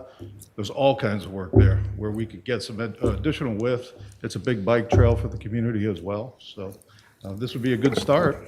So. Okay. Thank you. Supervisor Hartman? I do have a question. So will you consult with the supervisors or will you go off your list? Because Santa Ynez High School, kids can't walk to the high school, and that's top on my list. Sure. Well, we certainly have the list, and transportation will go out and meet with each office, just like we do with the roadmap, and talk about priorities. Supervisor Hart. Well, I just want to make sure we're all saying the same thing because these words matter. To me, the definition should be more expansive. I don't want it to be constrained by the CIP list. I think it should be in consultation with the board offices. We have many things that we just don't even, we tell people, sorry, go away, and that don't make it to that list. And I think the intent here is not be in that position in the future. So I think this should be a broad definition, safe routes to school, sidewalk infill, potential bike lanes, traffic improvements. I don't think we're saying mobility is a good word that covers a lot of things. That works for us. Thank you, Supervisor Hartman. CEO Miyasada. So we can call that maybe the cannabis transportation set aside. That is what for Steve loves that. Cannabis mobility projects and for $250,000 per district. And so that's how we can refer to it. So it's broad enough to meet your needs. Right.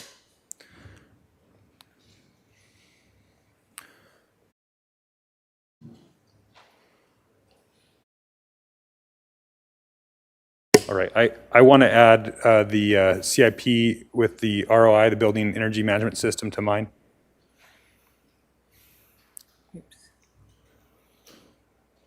Okay, so there's $450,000 for that CIP that was on the unfunded list for building energy management systems.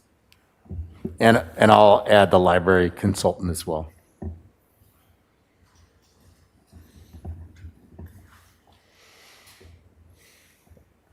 Okay, so library Supervisor Hartman, can you remind me again exactly what that consultant's going to do? I think I was, not that I wasn't listening, I was distracted. Please. We've had a consultant to the library ad hoc committee, but that has been for library administrators and Supervisor Williams and myself. Now we would like to have the electeds in the same way that we have the homeless electeds, maybe 3 or 4 meetings a year, but would be staff and the management, to create a vision of a countywide library system rather than each city in it for themselves with a county per cap. So this would be the staff to support that effort. And if we can collaborate, I believe we will be more successful in grants. Even the collaboration that we've done so far, when we learned that both the state and federal governments are considering monies for library construction upgrades to the physical plants, we were ready. We had it out. I'm sure we were the first ones there. So we need to foster a vision of our countywide library system, and we haven't been able to do that with the cities yet. And so this is to facilitate that process. So the question I have for you is, that sounds almost like an ongoing committee, or does this need to meet temporarily? Because that's where I'm. Yeah, I can't predict the future, but we're thinking that we're going to try it for a year, see where we are. So- There's been a lot of discussion about should we be a JPA for libraries, but where we are and getting to a JPA is too big a leap. So this is a modest step for all of us to think about governance for our system as a whole, and then maybe all contribute to it. So we're thinking of it as 1 year to start. Okay. I'll go ahead and support that. Chair Hart? Oh, I'm sorry. Sorry. Supervisor Hart, and then Supervisor Lavanino. Well, if I'm reading this chart right, we have $3.5 million on one time remaining, and we have this Parks and Open Space North County, countywide thing. And then we do have the funding for the Santa Maria Recreation as a consensus item. So it sounds like we've, broadly provided for equity. So what if we just put the $3.5 million into the countywide recreational master plan equity and called it a day? Let me go to Supervisor Lavanino, I'm going to come back to you, Supervisor Hartman. But that's a. Well, mine was just going to be really easy. I just wanted to add on to the CIP list, the Building Energy Management Okay. Systems, just put my name up there as well. But Supervisor Hartman? Yes. The first thing I want to say is I really, really support the Santa Maria recreation opportunity for all the reasons that I support the rec master plan and all the reasons that they said. This is where we really, really need to invest. And I would just like to remind everybody, I would like to take the 3.5 and again divide that by district, the 3 districts, because with 1.5 to Santa Maria, and we already did 2 to D2, then the 3 remaining districts could divide up the remaining money for this year.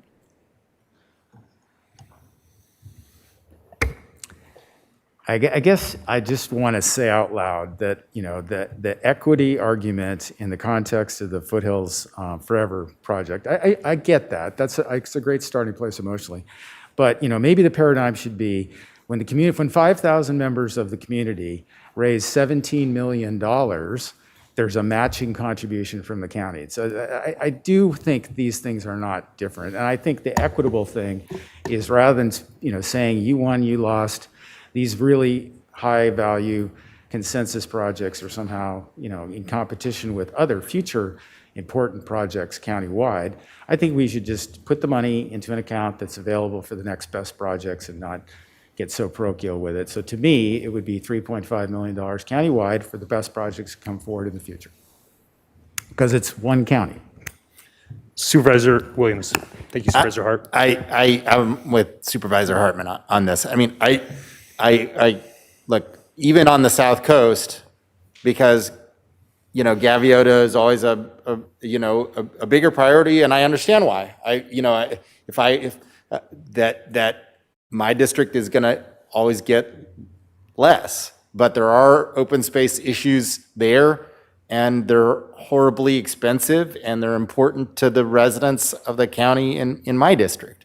And so I think that if, the second district got 2 and, and the 5th district got 1.5, that each getting 1.125 for the rest is not bad. So I support, essentially, you can change mine to the 3.5 countywide, but allocated by the remaining districts, and the 1.5 for the Santa Maria. So Supervisor Lavanino, and then I've got a comment. I was just going to say, we talk about, you got this in your district, you got this in your district. My district I've gone 10 years without asking for anything. Okay. So now all of a sudden I got $1.5 million. Everybody's like, well, I got to get $1.5 million. Well, I never did that for 10 years, because I looked at this as one county, and it's like the next project up that's good should get the money, And that's where I'm kind of struggling a little bit too, just to be honest with my colleagues, is, these districts are kind of artificial in some ways. Yes, we represent them, but there's some different recreational needs that, border some of the districts, right? And then all of our districts are going to change in 6 months. And do we port over our money to our new district? I guess that's something that I hadn't even thought about to just now. Well, the funny thing is, this is actually, I forgot to say, this is in Santa Maria. It's actually in my district. It's in Bob's district, all right? So I still got nothing. He's got like 6 blocks of Santa Maria, and that's where this freaking park is.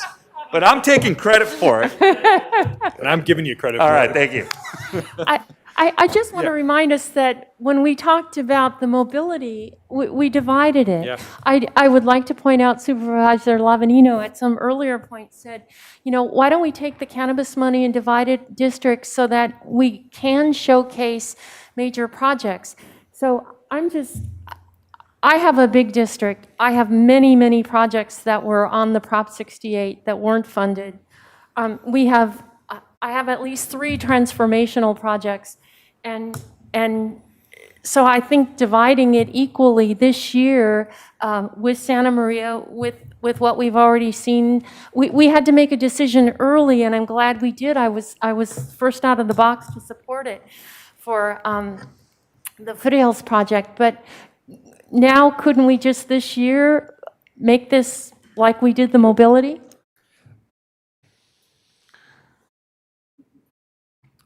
I don't want to jinx. I've never gotten anything before, so I don't know whether to say any. I don't want to make anybody upset, so I'm going to stay out of this because mine's already funded. But I got you. I guess it's one-time money. It is cannabis one-time money that it's at our discretion of how we want to spend it.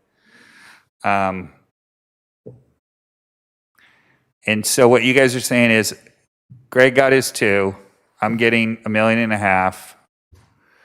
and each other district would get 1.25 or whatever for 1.1. But then does that then there's no countywide rec master plan implementation? Well, we weren't going to get that anyway because that was the only vote on there. But then so there's also no park trails and open space North County. That comes off, correct? If I could, the BIF said above the tunnel. So, the project, I'm working on a San Ynez Valley River Trail. It's almost ready to go. It would be transformational. It costs way more than this. Right. But this would give a good start. But that means 2 million plus the 1 point? Okay, so let's just get rid of those then, because those were the only. Let's clean that up a little bit. So no countywide rec master plan implementation, no parks, trails, and open space North County. Well, Chair I Nelson, think there's commitment to spend $3.5 million. I just don't know on what yet. So, there's $3.5 million. It's how we actually divvy it up, and if we're doing a divvy it up by district or not. And I've got plenty of things I could spend money on in my district. I'm committed to do those things, but I'm also committed to do that over time as well. So and I thank the board for supporting my lights. I thank the board for conceptually supporting my library. So I'm not, and that's why I supported your 2 million right off the bat, because I do think there's a lot of things in your district that need attention. I'm willing not to, obviously, if there's money coming to my district, I want to use it, but I think that right now the need is with you, Supervisor Hartman, and that's why I supported the 2 million to your district, or mostly your district, on that. And I'm glad to see the other $1.5 million spread throughout the county moving forward as maybe master plan implementation. And so that's kind of where I'm at on this. Chair Nelson, if Mr. Chapman is on the line, just as you had Mr. McGoffin speak to dividing up a by district, how it would be spent, maybe it'd be important for him to hear. Actually, before we do that, I'm okay with that to be actually a South Coast allocation, that $1.5 million, because then you get into DOS, and then if there's other projects. Because I don't think Greg came to us with that, with the concept that now he's going to be frozen out of the process moving forward. Absolutely. So, I mean, I think I object. So, I don't. Yeah. I'm not. And I think, and that's what we're trying to say is ARPA, this is a comprehensive discussion. And so I'm actually okay with that actually being the South Coast allocation. We do 2 million for the North County allocation. And then I think that actually gets us to almost close to equity. Does that maybe work as a compromise? That might work? So you're saying that there would be 2 million in the north and 1.15 in the south? 1.5.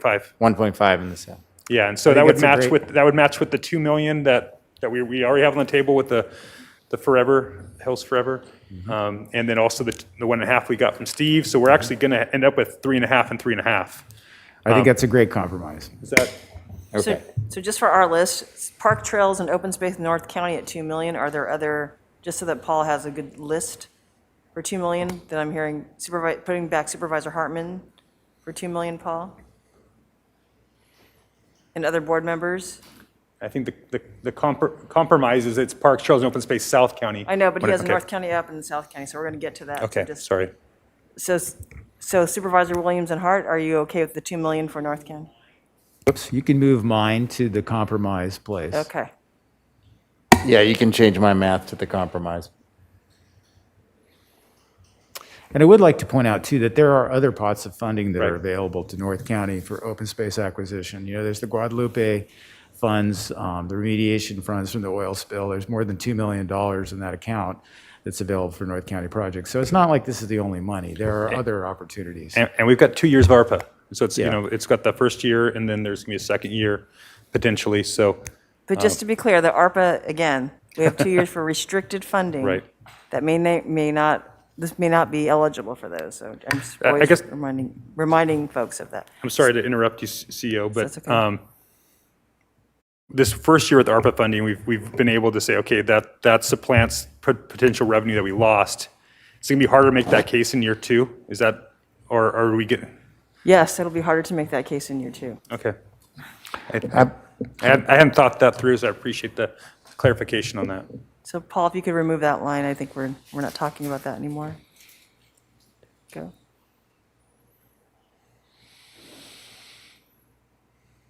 Supervisor Lavanino, do you want to weigh in on this? Yep, well, not on this, but I think I want to put Doss's name on that Santa Maria recreation opportunity.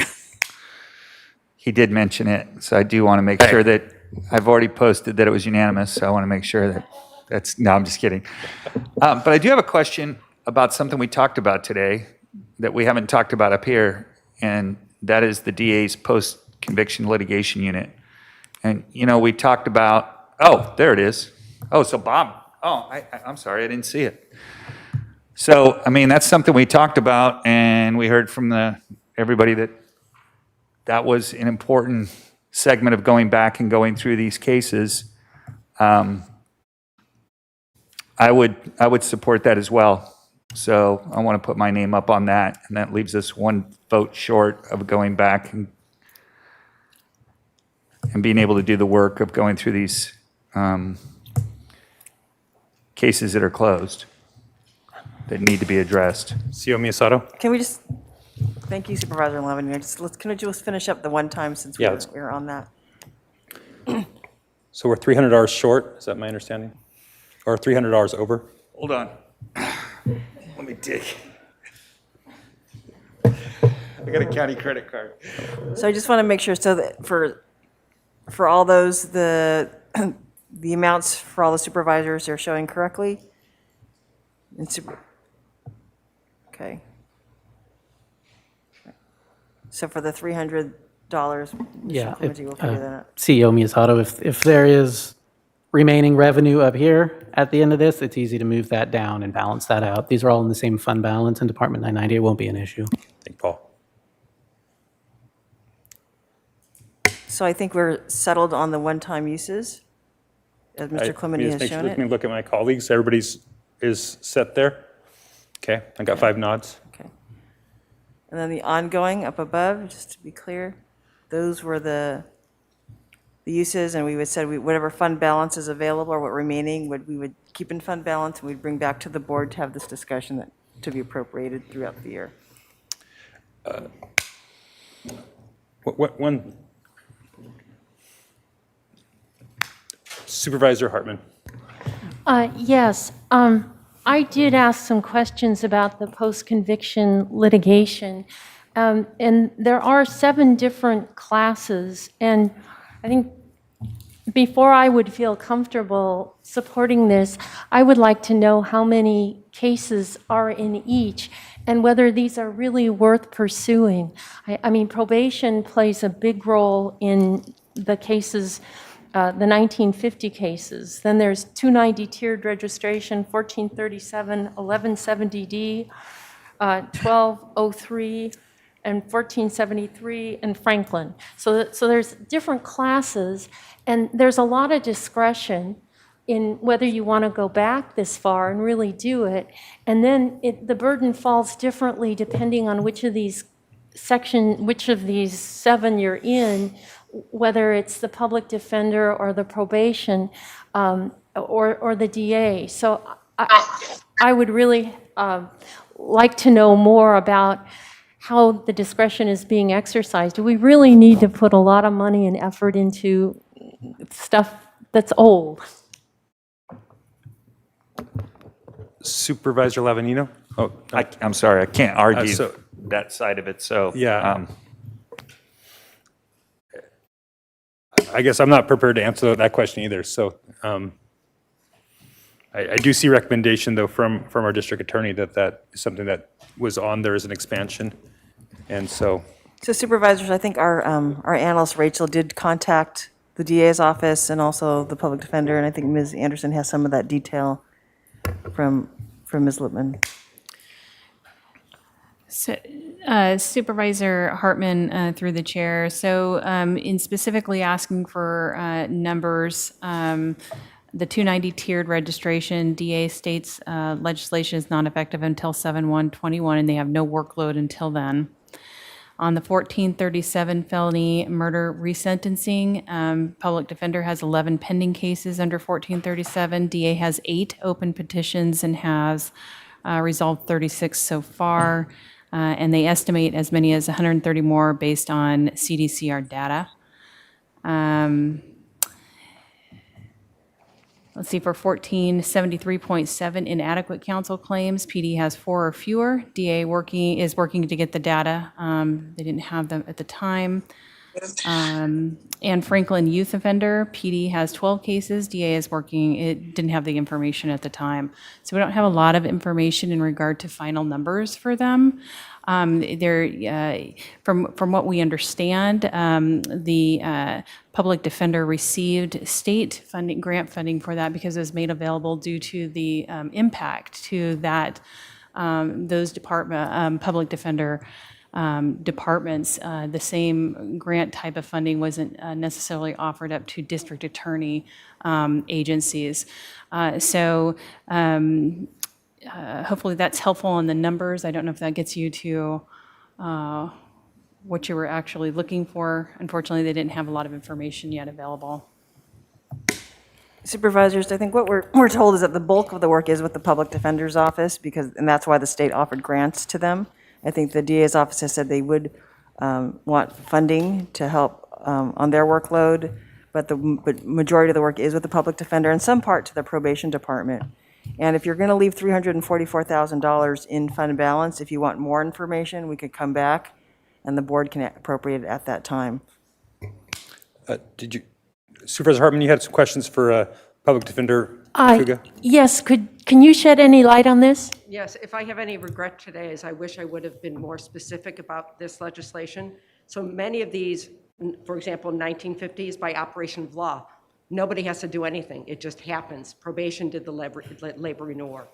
In other parts of the legislation, the Department of Justice has done it. And it's sort of given to us as a bow with decisions already made and recommendations. The 1437 numbers that the CEO's office just presented, that's the bulk of the work. That's really what it is. So that's what I was referring to as finite work. And the only unfinite work is what's called 1170D. So when I was talking about finite burdens on both of our agencies, it was like there's a small number of cases that we all have to work on. But the laboring or, meaning it has to come to the public defender's office to push the work to the DA's office.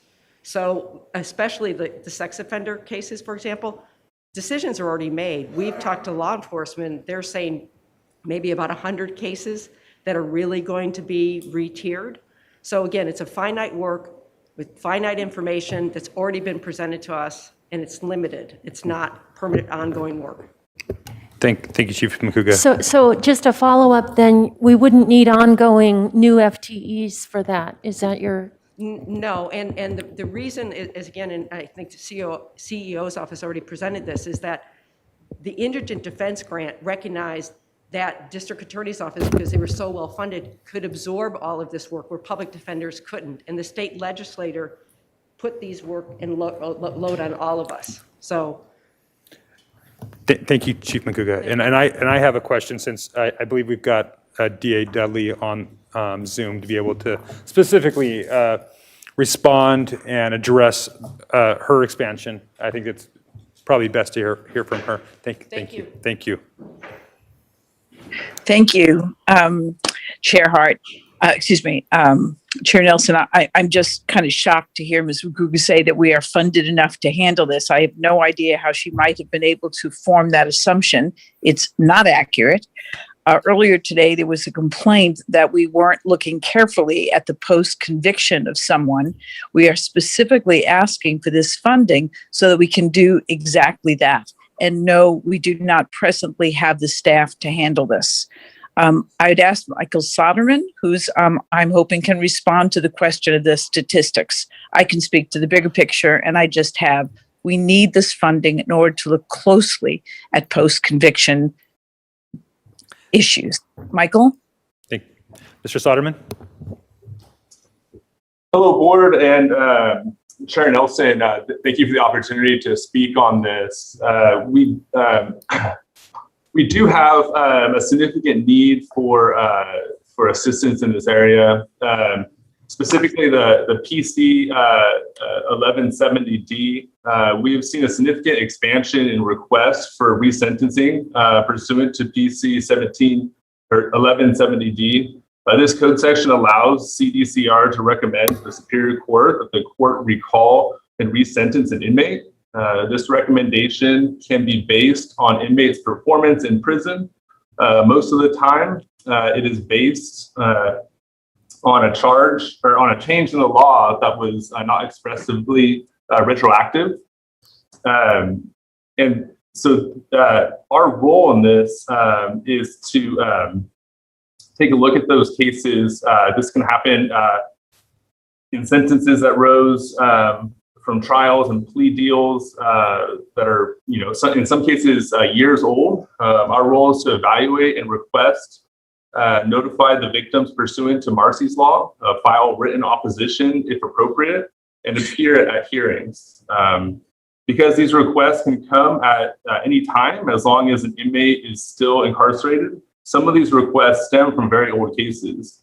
We then have to locate old reports and records, sometimes not digitized, locate victims who have not been involved in the system for a long time, and put together a comprehensive written response. Because of the time involved and the number of requests we've received, we have not been able to centralize our response.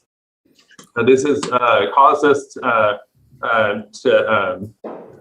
really distribute this work amongst our felony deputies in both branches. And what that does is it puts a burden on the current workload of those individuals. And if they have pending cases, that means they're not able to expedite those cases as quickly through the criminal justice system. So it has a significant impact on our workloads. Just to give you some perspective on the volume of legislative changes that have occurred over the past 5 years, we have 12 legislative changes that are currently impacting our workloads for our attorneys.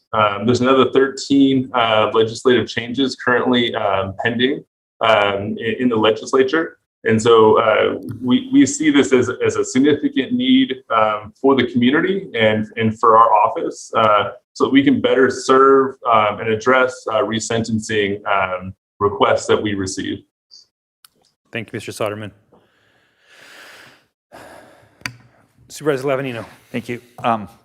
So CEO Miyasato, is there any way, I guess there's dispute, obviously there's no dispute that the work needs to get done. The dispute might be, is it finite or is it going to last a while? Is there a way to do limited where we don't make it forever, but we could do maybe a 1 or 2 year?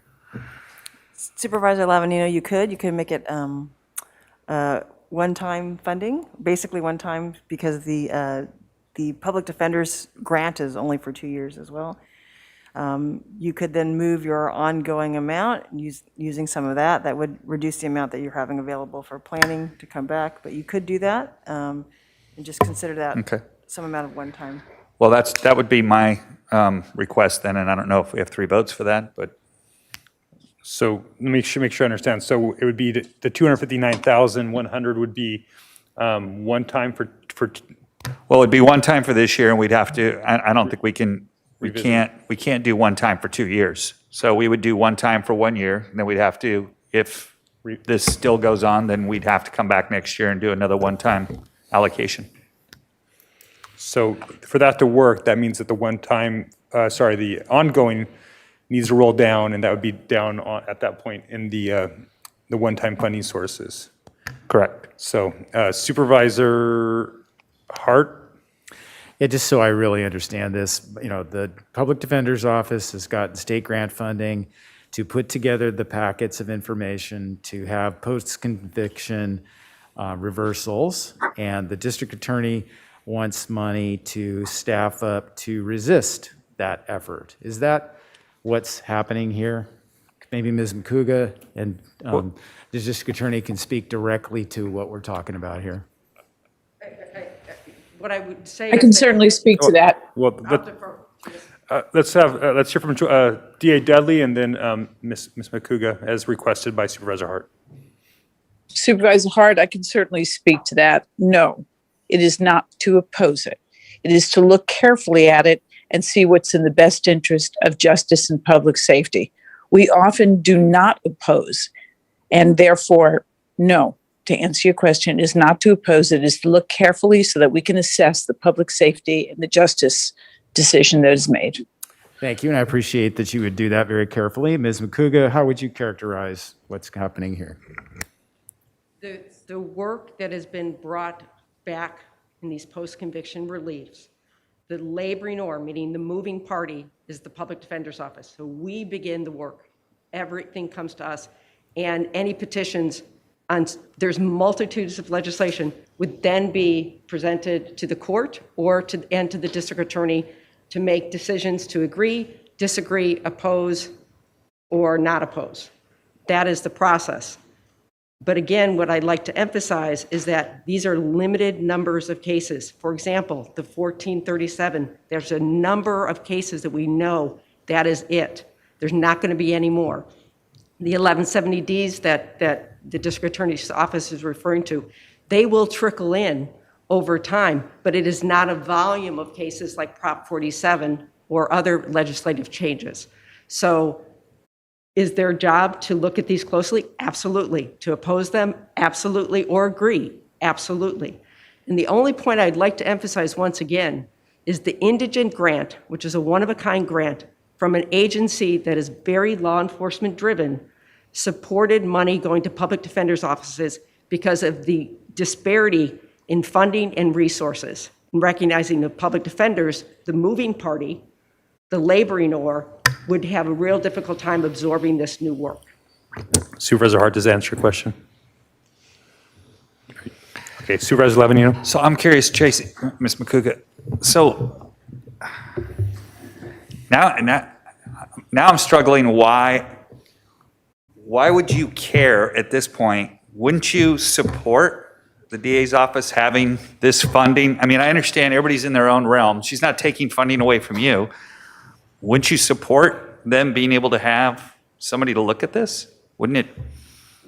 Well, I know you got your money through a grant. I get that. I think that the point I'd like to emphasize once again, and I think it's reflected in the grant, is public defenders' offices are underfunded, under-resourced, period. For us to absorb this type of work is very, very difficult. The indigent grant is a reflection of that. I think the assumption, and rightfully so across the state, is that the district attorney's offices can absorb this work because mostly they are, I'm going to use a baseball analogy, they're the catcher. All the play is going out here in the field, and then we are sending them a package of materials to review. That's, so if that answers the question, I'm not sure. It's just that they are on the receiving end of reviewing this. Many of the petitions that will be reviewed may not even be sent to the district attorney's office, period. Honestly, all due respect, I've never had another department head come up and lobby against another department getting funding. And what I'd like to say to that is I've been here almost 5 years, and many board presentations, I've supported the district attorney's case management system. I've supported probation. I've supported the sheriff. When I'm talking about an argument that I've made today about post-conviction relief, it was for the board to understand that the laboring oar is on us and that we received a grant. When I talk about leveling the playing field, when you receive a grant to level the playing field, and then the playing field is again unleveled because funding is put to oppose the work that we're doing, I think that was the point I was making. So again, I've mostly been here on numerous budgets to support my colleagues in public safety for things that were important. This is the first time I'm not. Okay, thank you.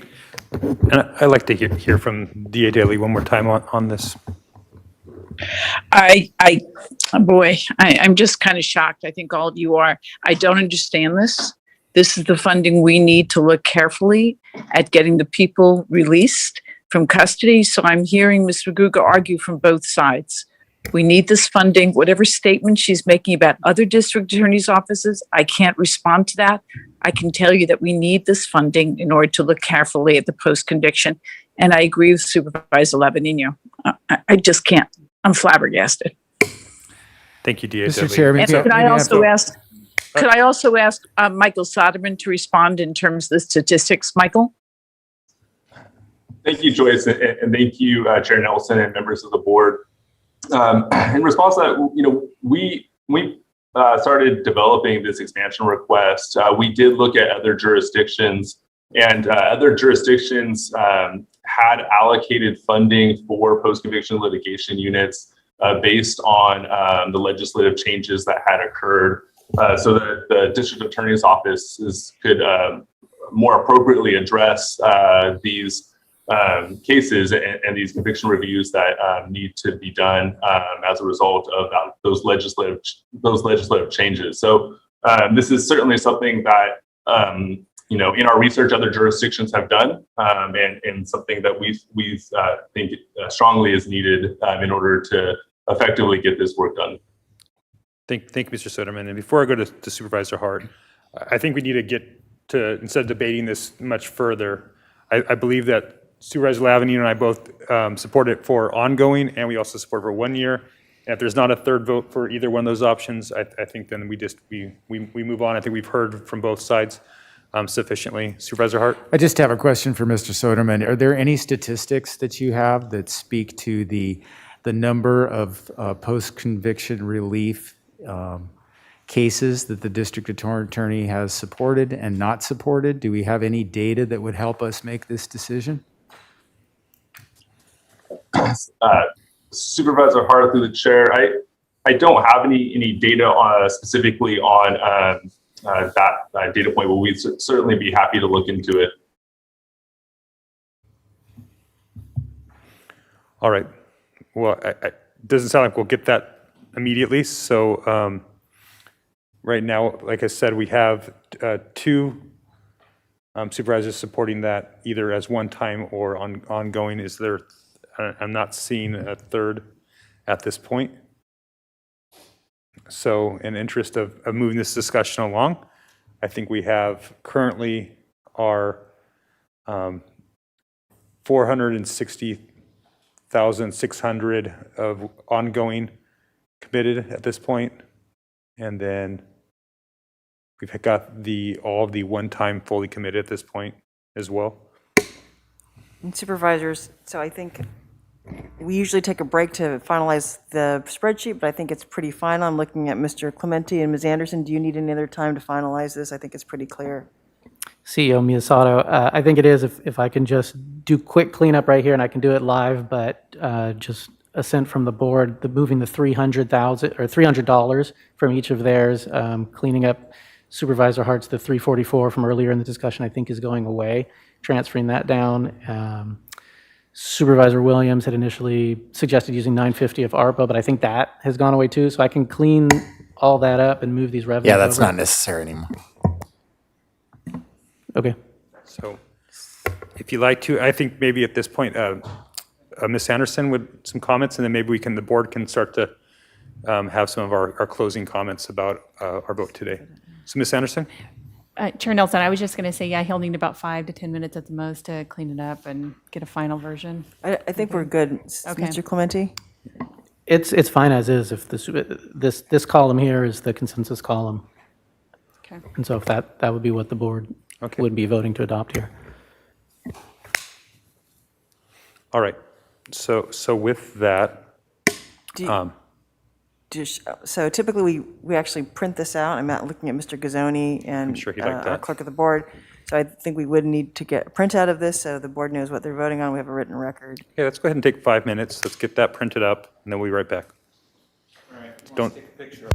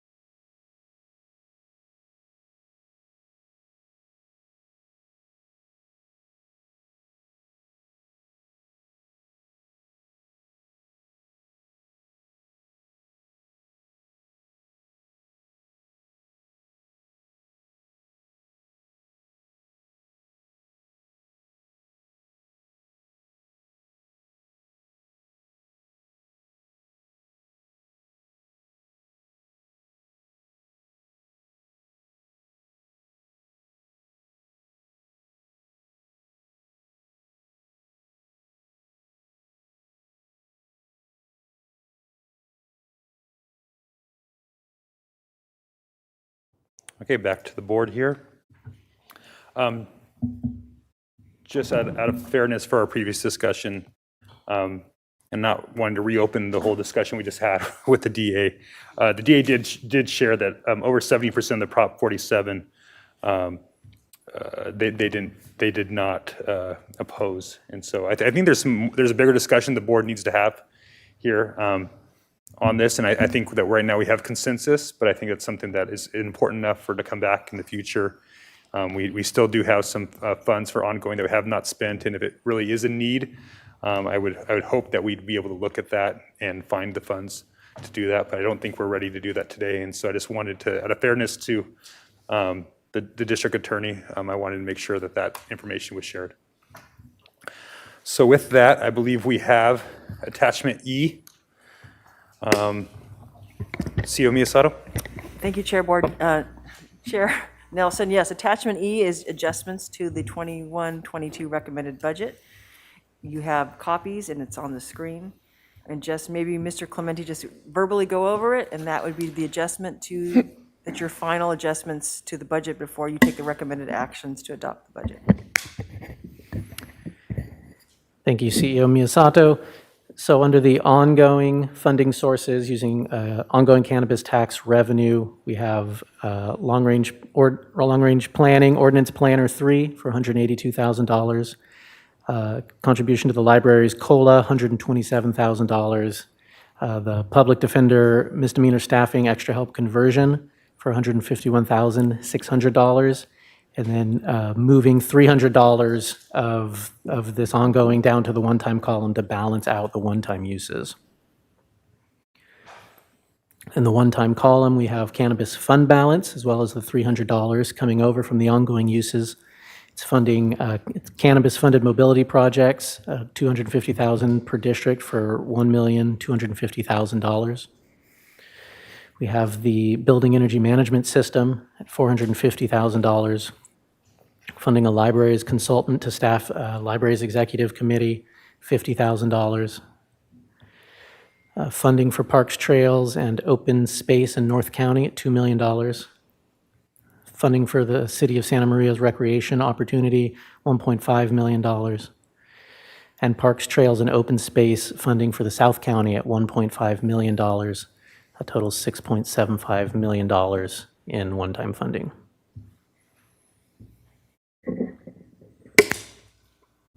And if board, if there's no comments on that, we would get to the recommended actions. Maybe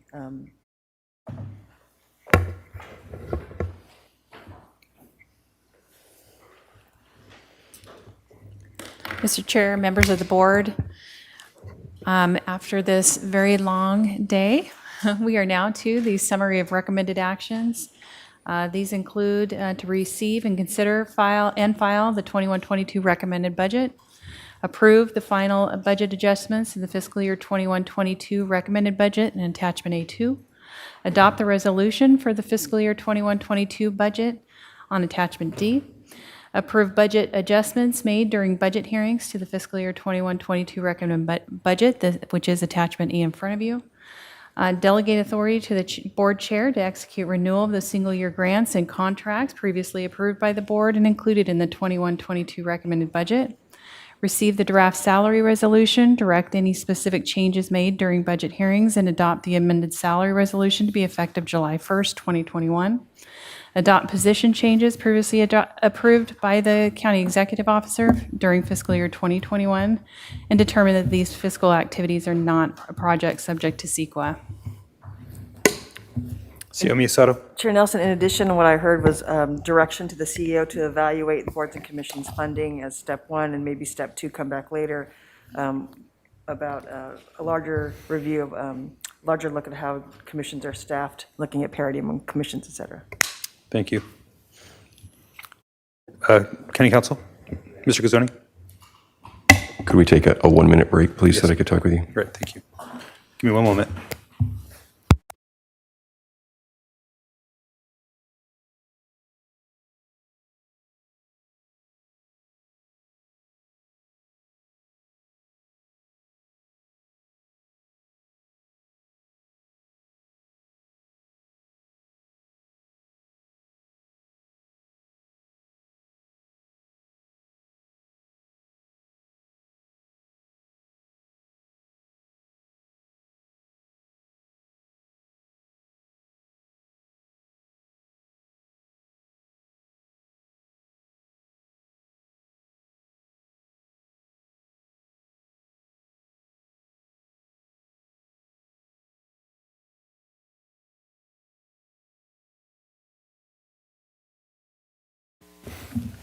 County Council is helping me do my job better. With that, I believe I would be willing to take a motion. Supervisor Hart. I'll move staff recommendations A through G and determine that these fiscal activities are not a project subject to CEQA. Supervisor Hart, those are actually the attachments, or the letters. All right. So it's actually A through H in the board letter. Then thank you for that clarification, A through H with that CEQA qualification. And I will second. Okay, second from Supervisor Hartman. Is there further discussion or comments? I just want to memorialize that this is the first budget in at least recent memory that I know that's unanimous. We haven't voted yet. I'm starting to rethink some things. Uh-oh, Steve's is it going to be? Supervisor Hartman?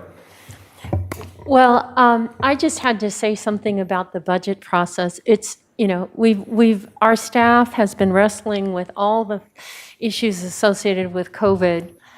And then with the CARES money, the ARPA money, and then figuring out the cannabis. I mean, in a way, having more money it creates difficulties too. So this has been the most distilled process at every step of the way, from when we started with our policies and the workshops and just working with us.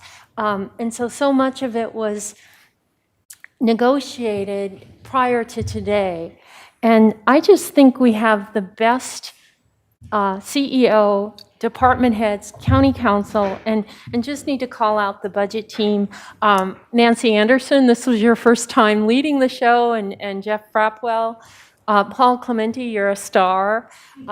Rachel Littman, Wesley Welch, Richard Morgantini, Al Canaviva, Stephen Yee, Reese Telsted, and Nicole Parmalee. I can't even imagine all the work under the surface. We see the tip of the iceberg, but what you have done is really, really extraordinary. And I really appreciate my board colleagues, and especially our chair, who's been just magnificent in thinking on his feet and able to help us see through to different compromises. And even when we disagree, I think it's a fruitful discussion. And all the county staff and the members of the community, this has been a really difficult year.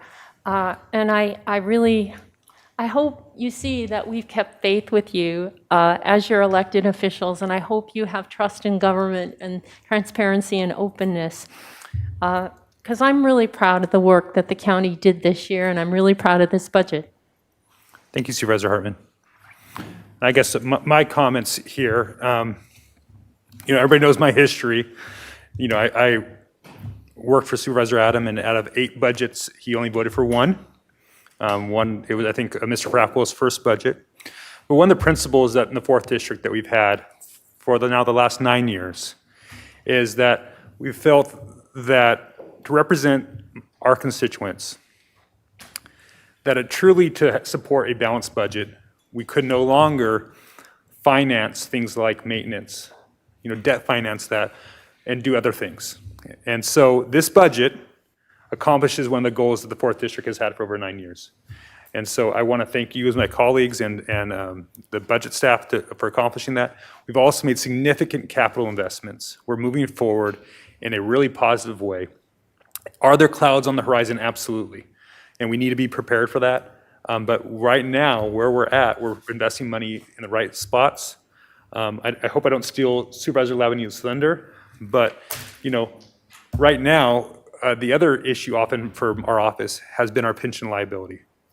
And this year, with an expectation of 7% return, and the return we've got at this point, we're looking at paying down our unfunded liability by almost $500 million by the returns that we're going to be receiving there. So the county is going to be in a better net position next year than this year. The best net position we've been since I've been a part of this board and in this county. And that's something to be proud of, and that's something to support. Are there things in this budget I don't agree with philosophically? Absolutely. But this is one of the times we don't throw out the baby out with the bathwater here. This is something I'm proud to support, and I will be voting for it. Supervisor Williams. Supervisor Lavigno. Thank you. Well, what's interesting is I've voted for every budget coming into this, and as of yesterday, I was going to vote against it. Well, it was actually over the weekend, and you guys know why. I mean, I was just super adamant that, to me, cannabis should be spent on one-time expenses. And then when I started figuring out what my priorities were, and I was looking at what were the priorities 10 years ago, and I'm like, okay, well, the only way to effectively tackle some of these things is with a lot of money. And so, and cannabis has just been, for all the other things that it is when it comes to land use and everything, when it gets to the budget, it is a lifesaver. And so, I'm okay with, I think everybody heard what I had to say, and I appreciate the CEO and the budget team saying, okay, understood what you're saying, and we're going to try to do a workaround, which I'm excited to talk about in December, and we'll all figure out if we can come to a understanding of how we move forward. So that I'm okay with. And so it did change my mind, and I'm like, okay, now I'm going to be able to support it, which would have been very hard to do if you guys had put $1.5 million up for Santa Maria and then I voted against the budget. That would have been, that would have been very difficult. But it is, Supervisor Hartman's right. Honestly, for as much pain as that $72 million budget hole was, the budget process was super easy, because you're just like, I remember Supervisor Carbajal sitting right here and going, hey, there's no money. Where is it? Okay, there is none. I'm sorry. So let's vote and just move on. That was it. And thinking about how things change, I remember when you and your boss were talking about Measure M. And I was like, there is no way we will ever be able to afford that. There's just no way. It'll bankrupt the county. And here it is, what was it, 7 years later? We're actually doing, if Measure M was in place right now, we would be actually doing less, because we're actually going over. We're not keeping the PCI where it is, we're improving the PCI. So, and I always thought it was a great idea. I just wasn't sure about the implementation and if we were ready for it. But because of the way people now look at maintenance, it is now kind of a moot point, because we're doing what we're supposed to be doing. And, I'm sure we're going to be coming, you mentioned the SB SIRS returns, which have been outstanding. There's still some debate on the board about if we do pay down the unfunded liability or that we reduce the rate of return. So there's going to be more discussions about that. But, and as Supervisor Hartman said, we have a great team. We're led very capably, and I also want to include Mr. Gazzoni in that, and Jacqueline as well. It's not easy getting all these binders out and all this information out and all the public comment out. That is a mess. Mr. Gazzoni, thank you. It's your last budget. You guided us very carefully. I appreciate that as well.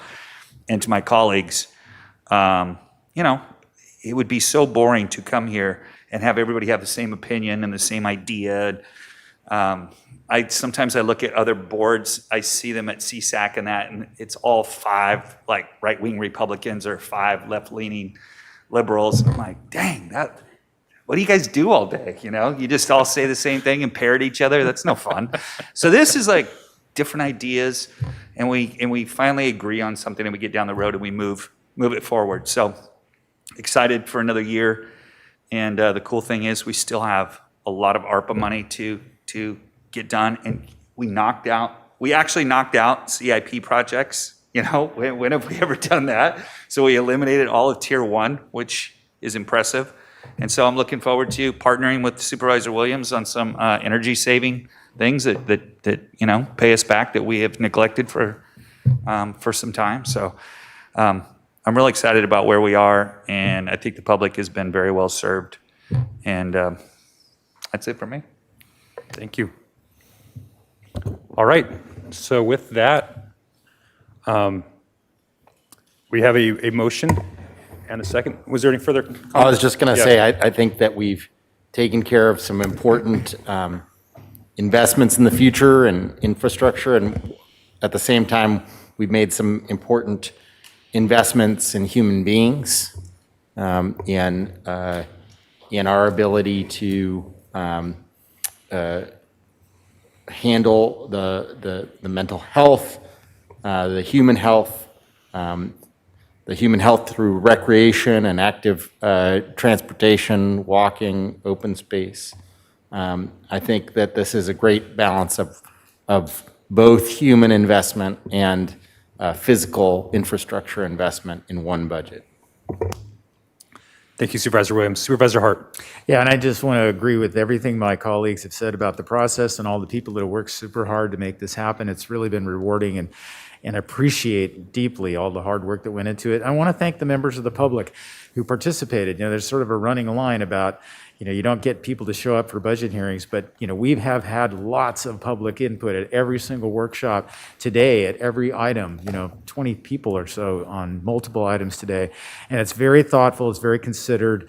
The media is doing a wonderful job of covering this so that people understand what the issues are and how to be engaged with it and how to have their say in it. And I really think this is it's a great example of the way the public process ought to work in terms of public budgeting.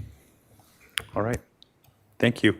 So again, we have a motion from Supervisor Hart. We have a second from Supervisor Hartman. All in favor signify by saying aye. Aye. Aye. Opposed? Motion passes unanimously. I believe we have another item that we need to get a motion on, and that's the adoption of the resolution for the Board of Supervisors for the County of Santa Barbara successor agency. Can I get a motion for approval of items A and B for departmental? I'll make that item motion. number 2? Second. All right. Mr. Gazzoni? And could we just confirm that there's no public comment on that item? Absolutely. Madam Clerk, is there any public comment on the recommended budget for the County Santa Barbara as the successor agency to the former Santa Barbara County Redevelopment Agency? Chair Nelson and members of the board, we have no request to speak on departmental item number 2. All right, thank you very much. So we have a motion and a second. All in favor signify by saying aye. Aye. Opposed? Motion carries unanimously. CEO Miyasato. Thank you, board members. If I could just get the last word, I just want to thank your board. It's been a difficult year. We've had a lot of discussion, and I appreciate all the participation and the engagement by the board, the department heads. Thank you again to the budget staff. Thank you, Supervisor Hartman, for thanking the budget staff. Yes. Mr. Frackwell, who transitioned this year. We appreciate that. There's a couple people back in our office that didn't get thanked, and I want to make sure there is a thank you to them, not only our front office staff, but Terry Mosnisich. Of course. Who's been part of the team the whole time, and Gina DePinto as well. Thank you to them, as well as all the staff you've mentioned so far. All right. Thank you. And we actually, before we adjourn this meeting, we have general public comment. Madam Clerk, is there any general public comment? Chair Nelson and members of the board, we have no request to speak on general public comment today. Okay, so with no general public comment, we have concluded the 2021-2022 budget hearings and have adopted a budget for the next fiscal year. And we adjourn this meeting to our June 15th meeting here in Santa Barbara. Thank you.